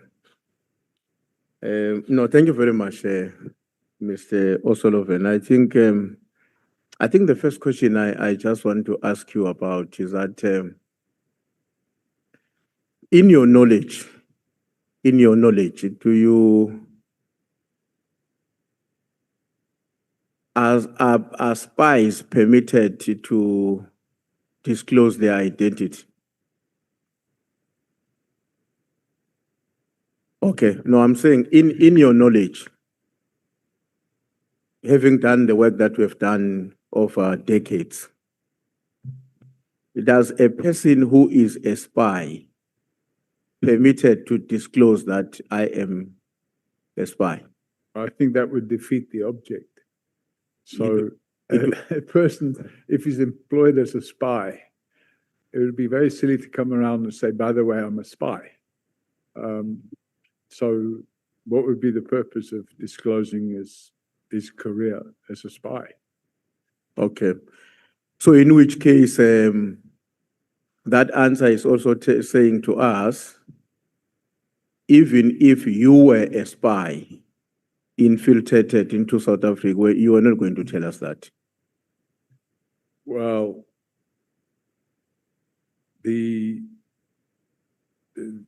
if what you're saying is true, then you would be right. But I can't imagine for the life of me that a person could be a spy for 36 years and get involved in the charitable activity that I've been involved in and all the other things that I've been involved in. Yeah. And for the record, this is exactly what the late Jackie Celebi said, is that I was a spy. Now, if I was a spy, let's just take a hypothetical position. If I was a spy, after Jackie Celebi had exposed me for being a spy, wouldn't I then have been recalled and said, oh, he's been exposed, let's get him out of there? They call it an extraction. And then, unfortunately, it wasn't just Jackie Celebi either, because General Pashlani came along and said exactly the same thing. And that was 10 years ago. And now we have General Mkhwanazi alleging exactly the same thing. So it seems to me that it's like every 10 years, there's an allegation that I'm a spy. And it's clear that if I am a spy, I'm a very bad one, because I've allowed everybody to tell every 10 years, there's a whole big lot of media attention on the fact that I'm a spy. So I can categorically state that I am definitely not a spy. I never have been. Yeah. Well, I also hope that you will accept the fact that it is not always the case that when you are a spy, you are prohibited to engage in other activities as a cover-up. Well, I suppose that's possible, but those... I think that should be the case, not even possible, because if you are not engaged in other activities that are intended to cover up who you are, then somebody makes an allegation against you, it will be easy for that allegation to be believed. But in order to rubbish that allegation or to work against it, you've got to intensify on this other aspect of your cover-up in a manner that confuses the society between what you are real, what you are, and what other people are saying. Shouldn't that be something we can also expect? But then shouldn't my cover-up jobs be something like a cutlery salesman or a refrigerator salesman or something of that nature? If my cover job, as you call it, is to be a reservist in the police, isn't that like a bit obvious? So I think the mentality of saying because that person was a volunteer in the police and because he took a decision to start exposing corruption, he must be a spy. Are you aware of the statement that was once made by one of the US senior officials? I'm told, I read about it, that he made that statement with reference to his discussion to President Oliver Tambo, that South Africa is too important to be left to South Africans. Are you aware of that statement? I'm not aware of that statement. You're not aware of that statement? But I think it's good enough to be left to South Africans. Is that so? Yeah, I don't think it should be a country where people on the outside should be interfering. I've been a South African now for a very long time, and I'm a proud South African. And I'm happy to serve my country. I'm happy to do what I do, even if it causes controversy, because at the end of the day, it results in a better life for all South Africans. Yeah. Earlier on, I mean, yesterday I said I'm going to make a follow-up on this question about your decision to come to South Africa at the time at which you did, in the early 80s or mid 80s, so to say. And the fact that you were making that decision already as somebody that is a military intelligence operative or a member of a military intelligence of the UK. From the records that, and I think the answers you provided to us, I see you shaking your head. Are you disagreeing with that now? Yeah, I'm absolutely disagreeing. At that time, I wasn't involved with the military in any way, shape, or form.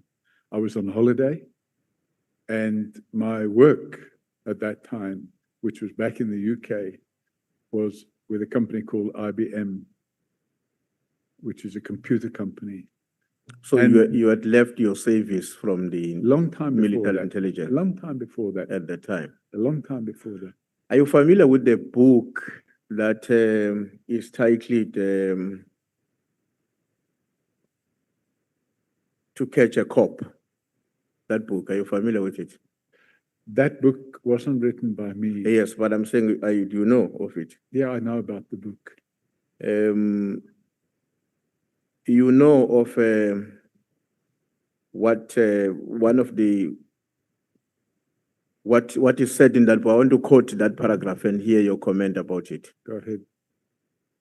It says that Paul first visited South Africa in 1978, and on a break from a secret mission doing intelligence work for the United Nations Police Service in what was then called Rhodesia.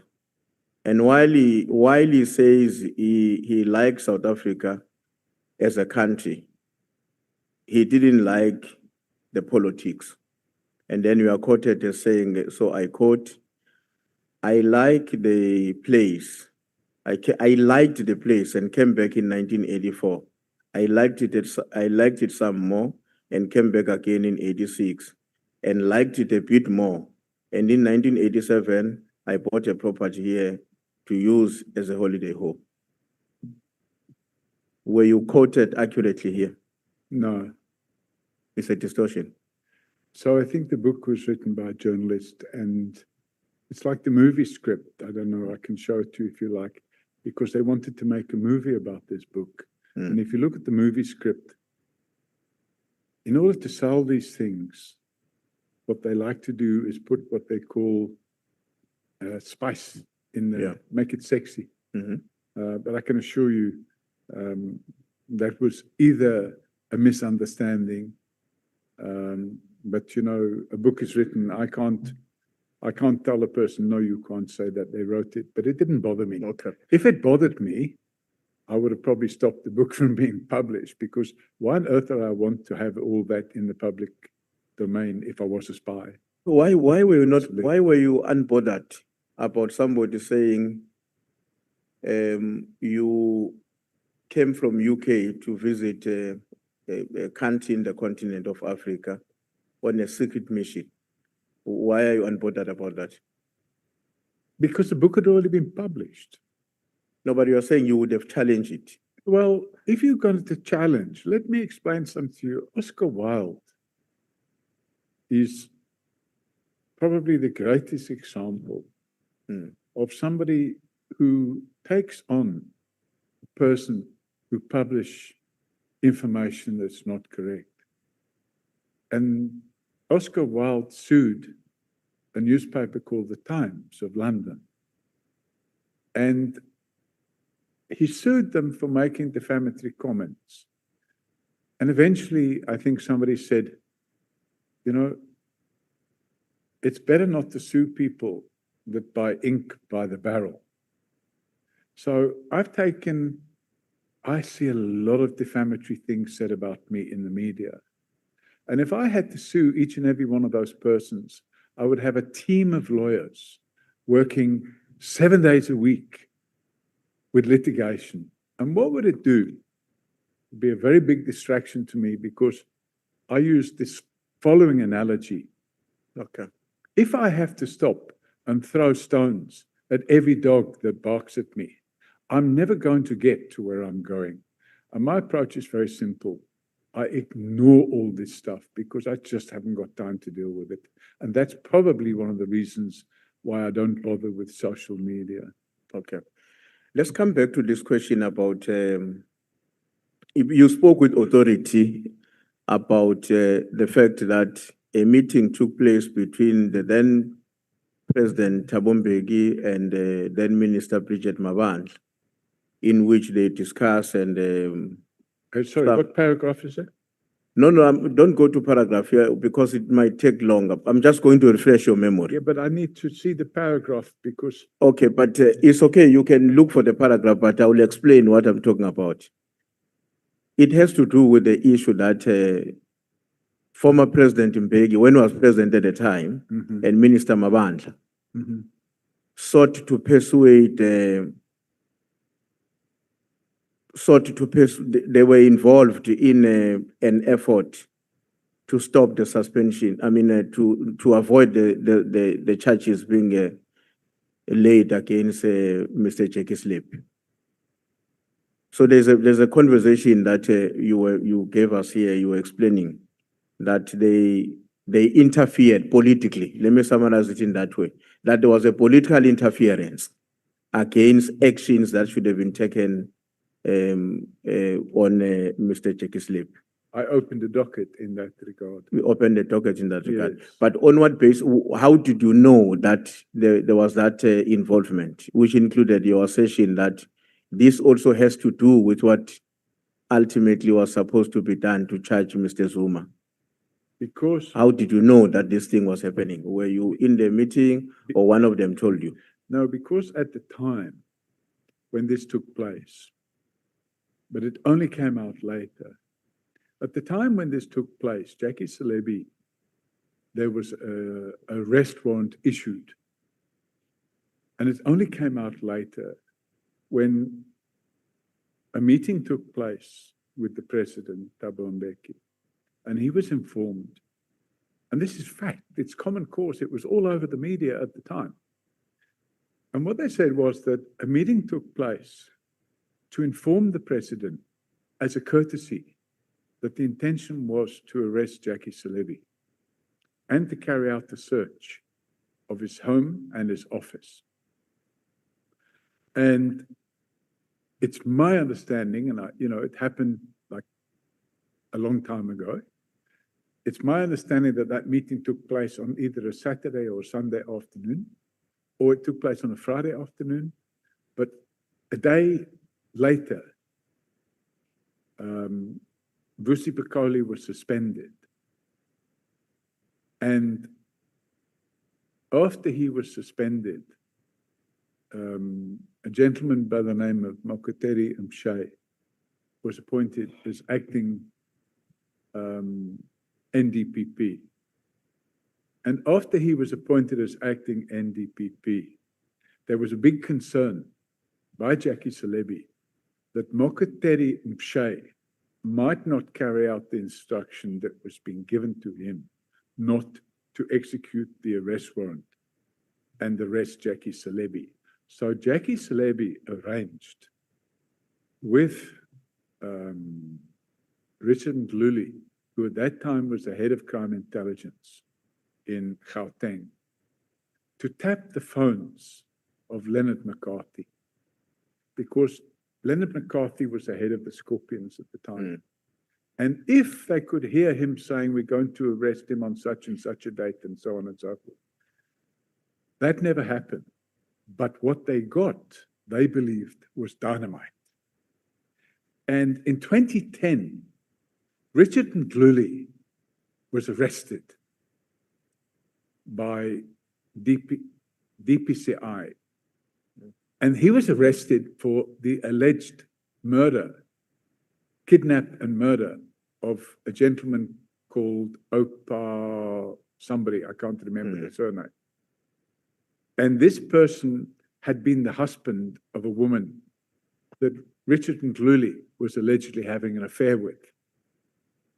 So after Richard Nhlanhla was arrested, he was suspended. And when he was suspended, or whilst he was suspended, I'm going to request that. but it's very important because this is the logic that. But I wanted to, with respect, I wanted you to lead us into how I got to know this is credible, I can believe. That's what I'm trying to explain to you. And there's no 1 minute version because you have to take all this chain of events and those telephone tapping of Leonard McCarthy's phone resulted in a whole lot of tapes being made, and the tapes were all transcribed. Now, they cherry-picked those tapes. They took those tapes that they wanted to use, and in the case of Richard Nhlanhla, he submitted those tapes to the new president at the time, which was Jacob Zuma, and he said, look, Mr. President, I was looking after your back and there's the proof of it. Now, the bottom line is they couldn't keep security around those tapes, so they ended up all over the place, which included in the Mail and Guardian. And they ended up being used by Nomkhobo Jiba in her disciplinary inquiry. And those tapes clearly showed that there was a conspiracy to get Jackie Celebi off the hook, and in return for getting him off the hook, he would then arrest Jacob Zuma, and they wanted it done urgently. It had to happen before the Polokwane conference.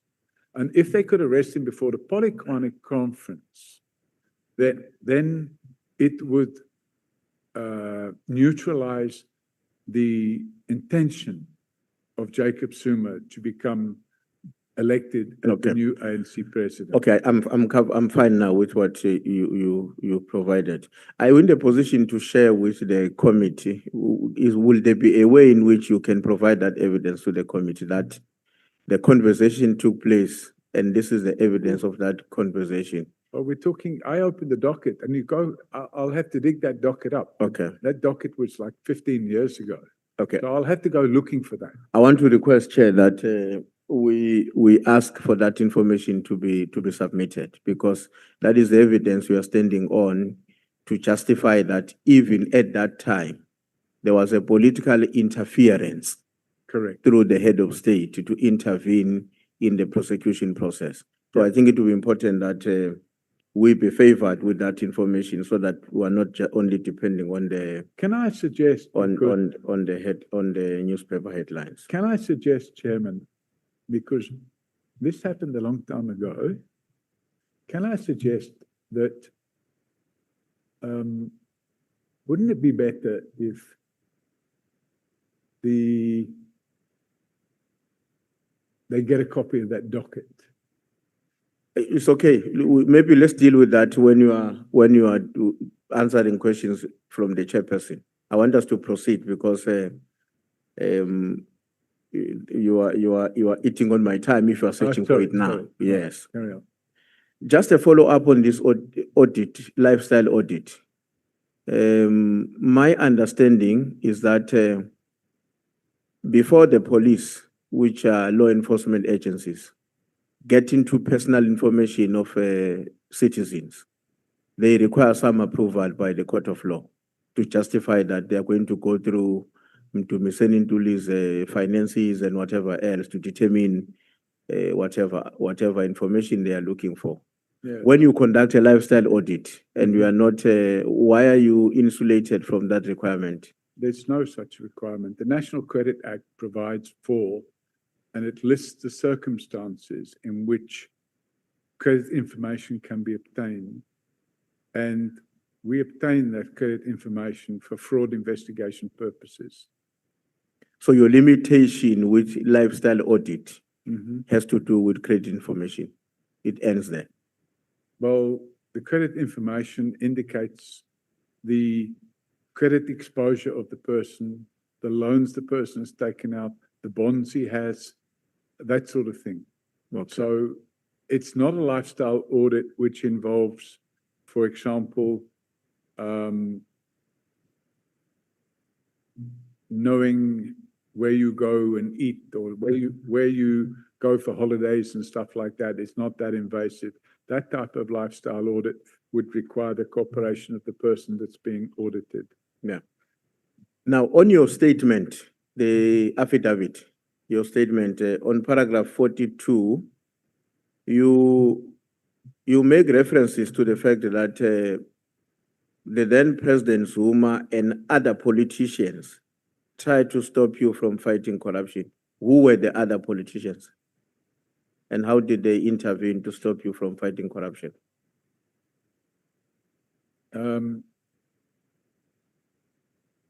then Minister of Intelligence was a chap by the name of David Nhlanhla. And what did he do? So we had all these police officials that were attacking me at the time. And they said that they're bringing all these criminal charges against me. And in fact, I was unlawfully arrested and charged, and I was held with my handcuffs behind my back, and I was told, you're going to spend the rest of your life in prison. This is going to happen, that's going to happen.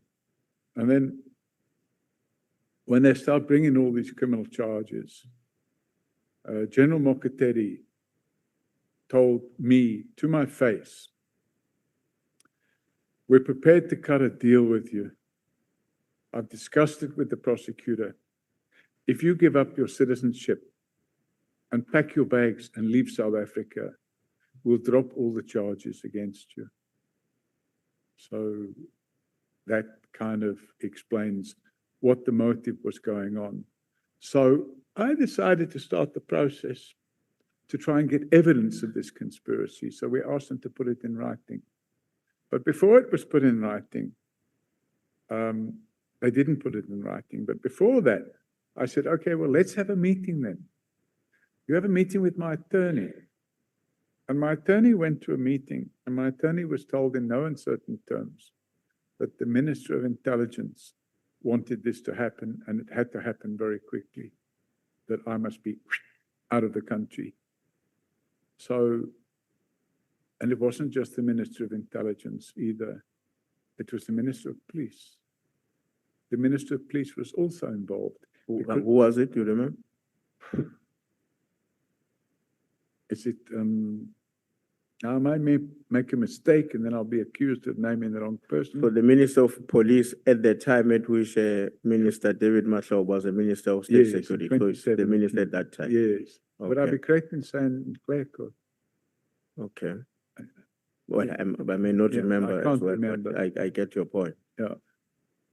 There is this issue about the computer, what you are calling is a metadata computer used on the report prepared by Mkhwanazi. I don't know whether you were referring to a particular report or the statement he delivered on the 6th of July last year. But you are making the point there on paragraph 47 that this was done from head office computer. What are you driving? What do you want us to understand about that? Okay, so when the original media conference took place, the impression was given that this was an initiative of General Mkhwanazi. And if this was an initiative of General Mkhwanazi,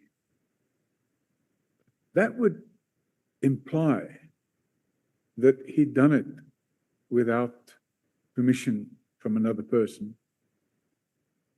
So the information we got from an informer was that From an informer? an informer. Okay. The information we got from an informer was that, in fact, General Mkhwanazi, together with General Masemola, met on the evening of the 3rd of July in Pretoria at the Police Training College.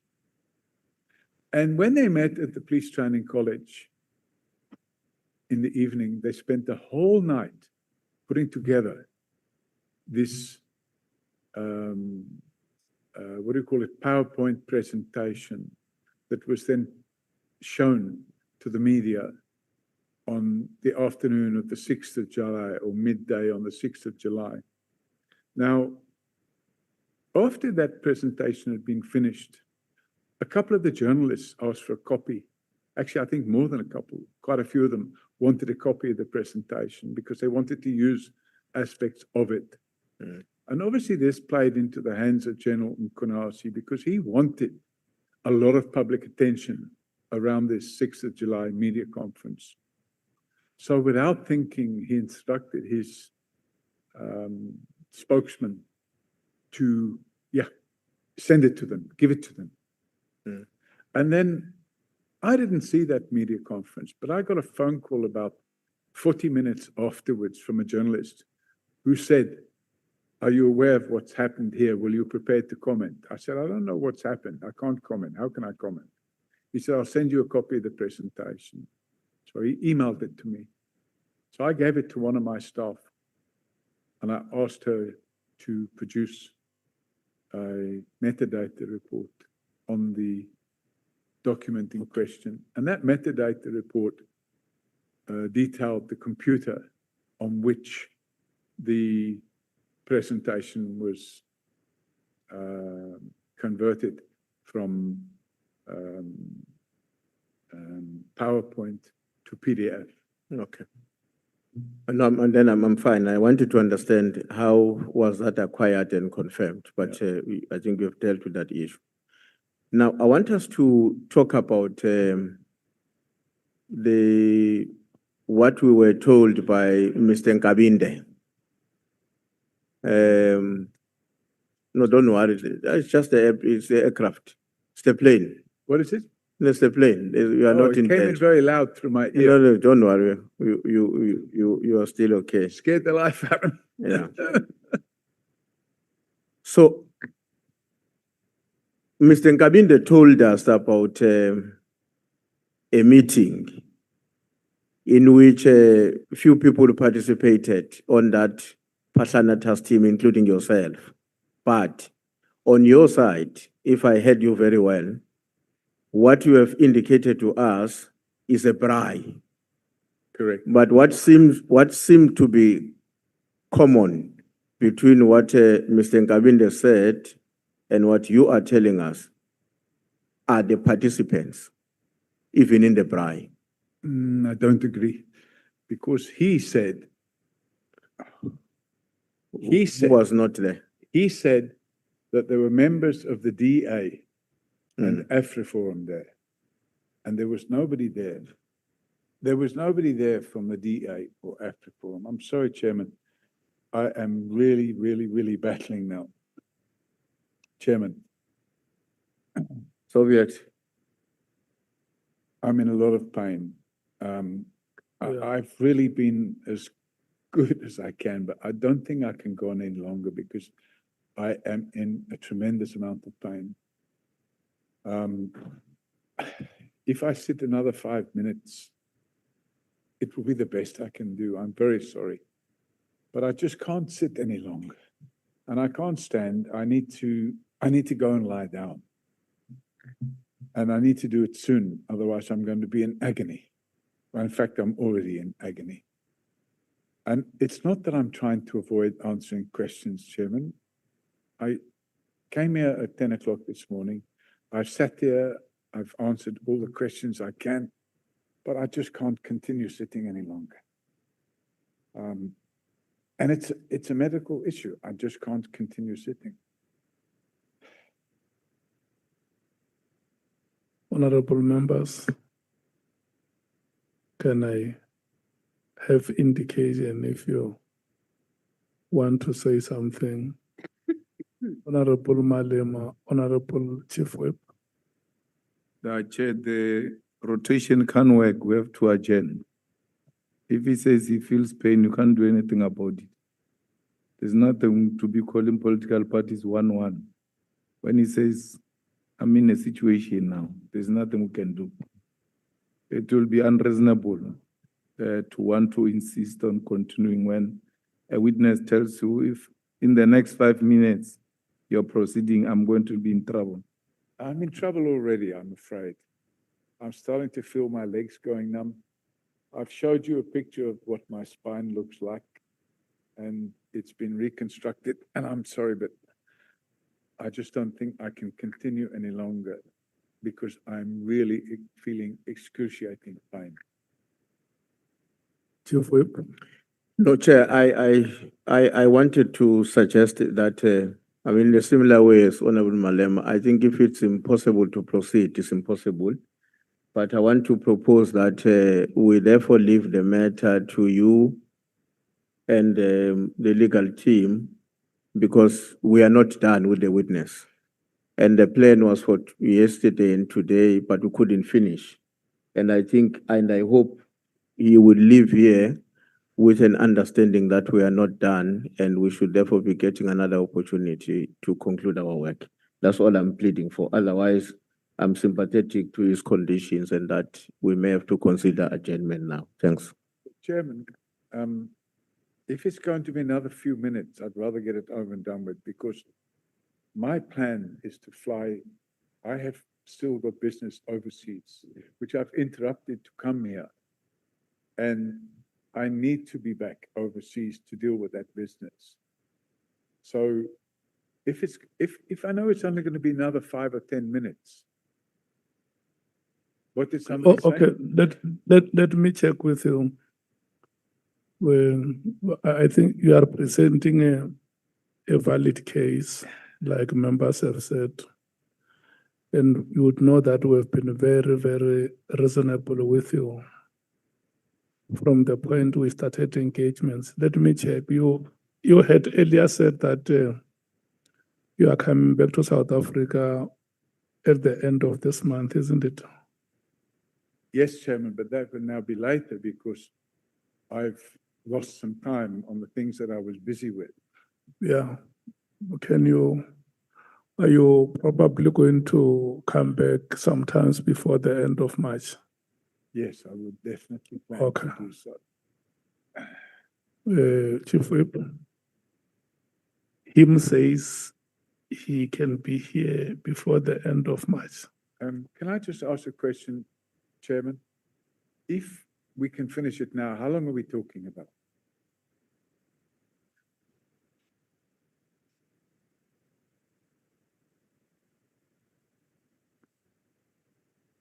Chair, I think the ANC is still on the platform. When it finishes, the MK must take another 40 minutes. And then the DA must has take another 40 minutes. 40 minutes. Then the legal team must take its own time.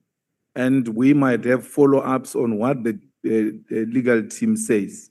So there's no 4 minutes here. Yeah, I'm not hearing any one of you cheering up, say, come on, Paul, come on, Paul. Eh, Pardon me? Sorry, I can't hear you. The 24th. I don't know. I'd have to look and see. We can call you first on the 24th. You should be out after 2 hours. It means I have to fly down again. Well, from Joburg, yes.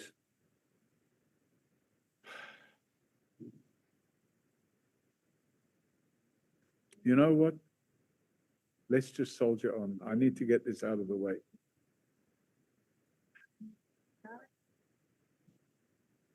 I need to get this finished, Chairman. It's disrupting my life.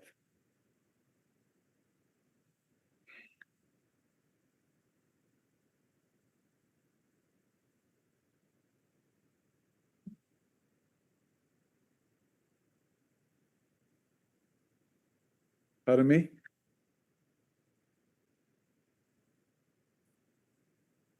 No. Look, honorable members, I don't think that even if we were going to sit here and try to reason each other, we can mitigate the circumstances that the witness is presenting to us. We have to come to the end of the proceedings, and then we will discuss. There will be discussions between the witness and the legal team to see how we can allocate other time to come and conclude these proceedings. Honorable Skosan. Thank you, Chair.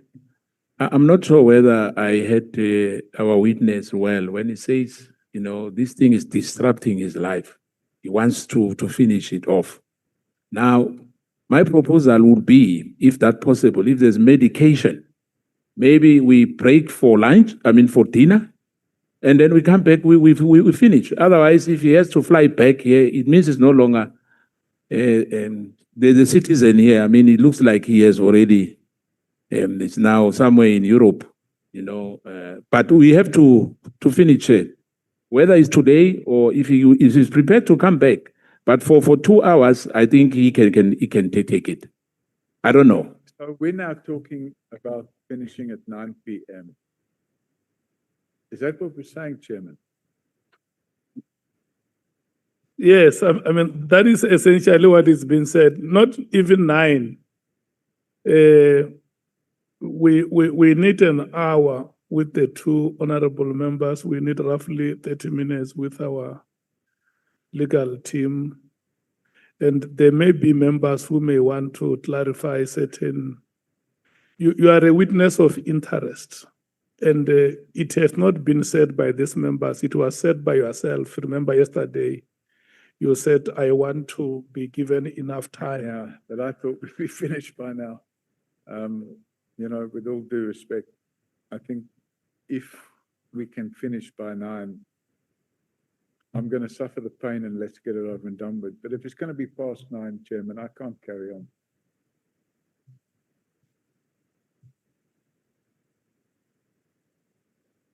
Let's try and make some accommodation. I've been as flexible as I can.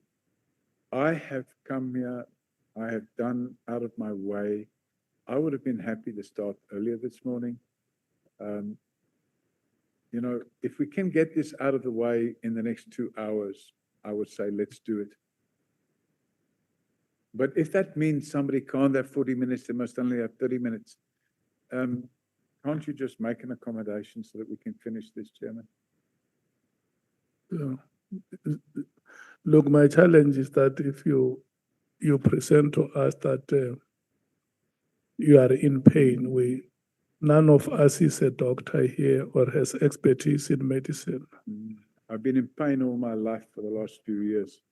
So at the moment, it's just very bad pain. But if I know that we can be finished at 9 and I can be gone, I'm going to soldier on and do the best I can to get out of here. And I see if there are members who will want to ask clarity-seeking questions.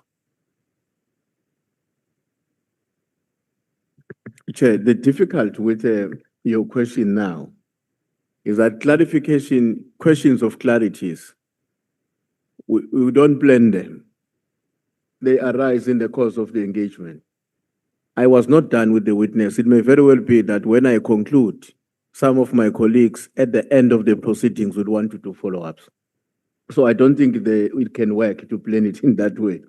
That let's know from ahead of time whether there will be further clarification. And the last point I want to say, Chair, is that when we have a witness before us, it is also in the best interest of our proceedings that we are somehow guaranteed about the capacity of the witness to remain with us and to respond to questions effectively. And I don't think that if we proceed now, that guarantee is going to be with us. That's my greatest fear about what the witness is now suggesting. Because it may then imply that, you can't change your story over a minute. I can stay for 5 minutes, I can stay for 2 hours. There's something fundamental wrong with that line of thinking. Thanks. Yeah, no, honorable members, I have already had a sense of what decision you want. That under the circumstances, Mr. Paul Robert O'Sullivan, unfortunately, we may not be able to proceed. The 2 hours may not be enough for us to deal with our business exhaustively. So we have engaged with you very successfully. Can I make a suggestion, Chairman? We are going to have those engagements again to look for a suitable date. Would it be possible to be back at, say, 5 o'clock in the morning? Tomorrow. Tomorrow morning, 5 o'clock, I can come and sit here and do 2 hours.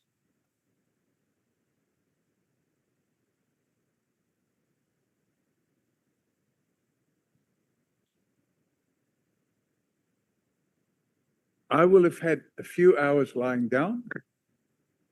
Pardon me? I don't know about that. Oh, yeah. Thank you, Chair. Hence, I was saying, Chair, I think if we can go for a break, it takes medication I don't have any. for more than an hour, or you relax for an hour. Then we can finish around 10, 11.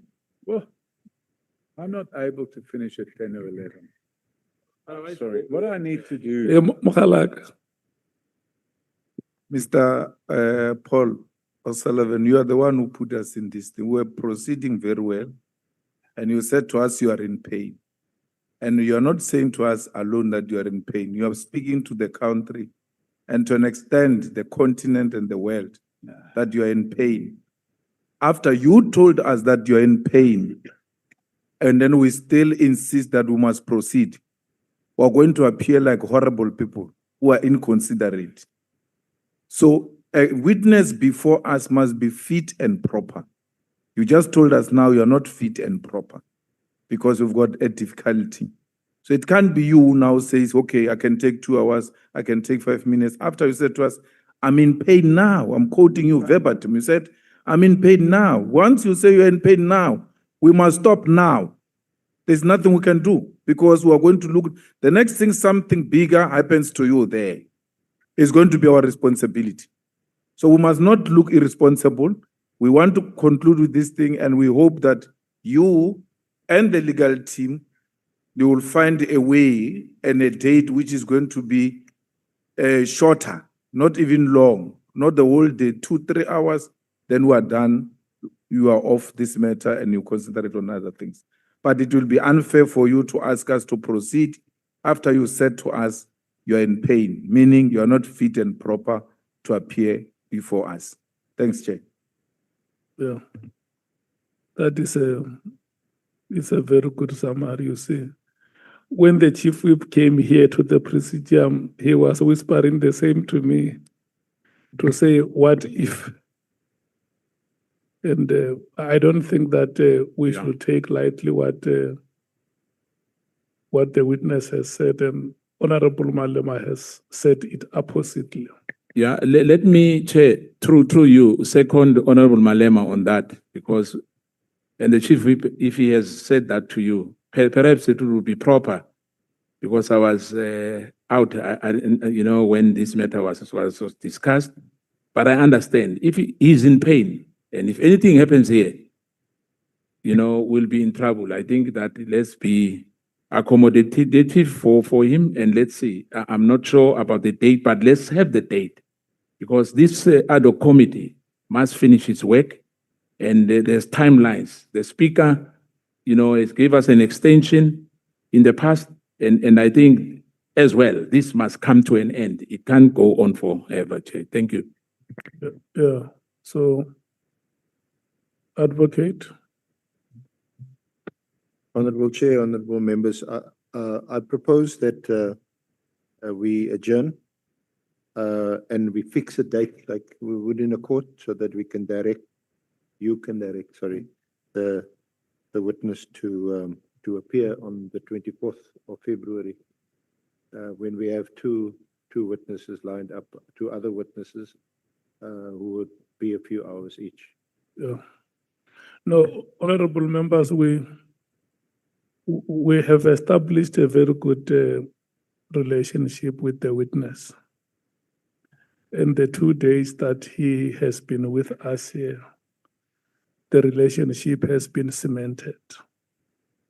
And I'm confident that the engagements that we had with you, we will continue with them and find a suitable date that is to each one of us comfort. And then we will come back and conclude the business, Mr. Paulo Sullivan. We must apologize for any inconvenience that could have been caused on any part of the parties involved. It's a situation that is beyond our competence here. And we can't risk anything. Your life is very important to you and your family and the constituencies that you serve. So we must attach a very high premium on your life. So we want to thank you so much. Number one, that we thank you because when there were uncertainties as to whether you were going to come here, you kept on engaging us. And let me say it here, that you are the one who wrote more letters to us than we wrote to you. If you remember the number of emails every morning when I arrived here, Bonani was sharing with me your emails that you sent with suggestions of what you thought could be done. And at the end of the day, we were able to find each other and reach an agreement that you will come back and appear in person before the committee. And I must also thank the members for their patience. I can tell you, it has not been easy, but at the end of the day, we got it right. So in the same spirit, and inspired by the historical developments of this day, 36 years ago, 11 February, I can safely say that we are going to hold each other by the hand and walk forward to the day you will be coming back here. Any 1 minute remark you want to make? Sorry, Chair. Do you have any remark that you can make in 1 minute? What must I say? Would you like to make a remark? Anything you'd like to say in closing? No. I think I just want to go and lie down because I'm in a lot of pain. Unfortunately, it is what it is. I've shown you a copy of how my spine looks. It's not good.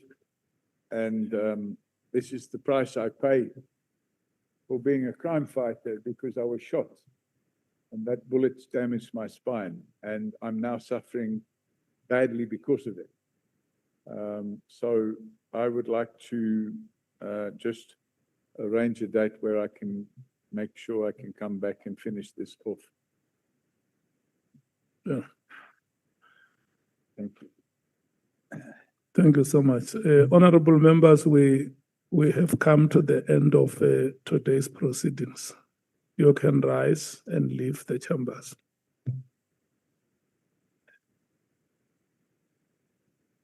Sorry, I just can't go on any longer. I'm in too much pain.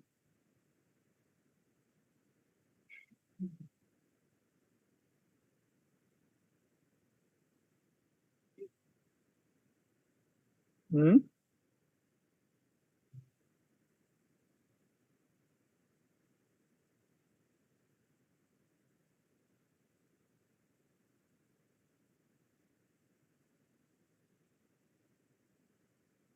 What must happen, Bongi, what must happen about these files?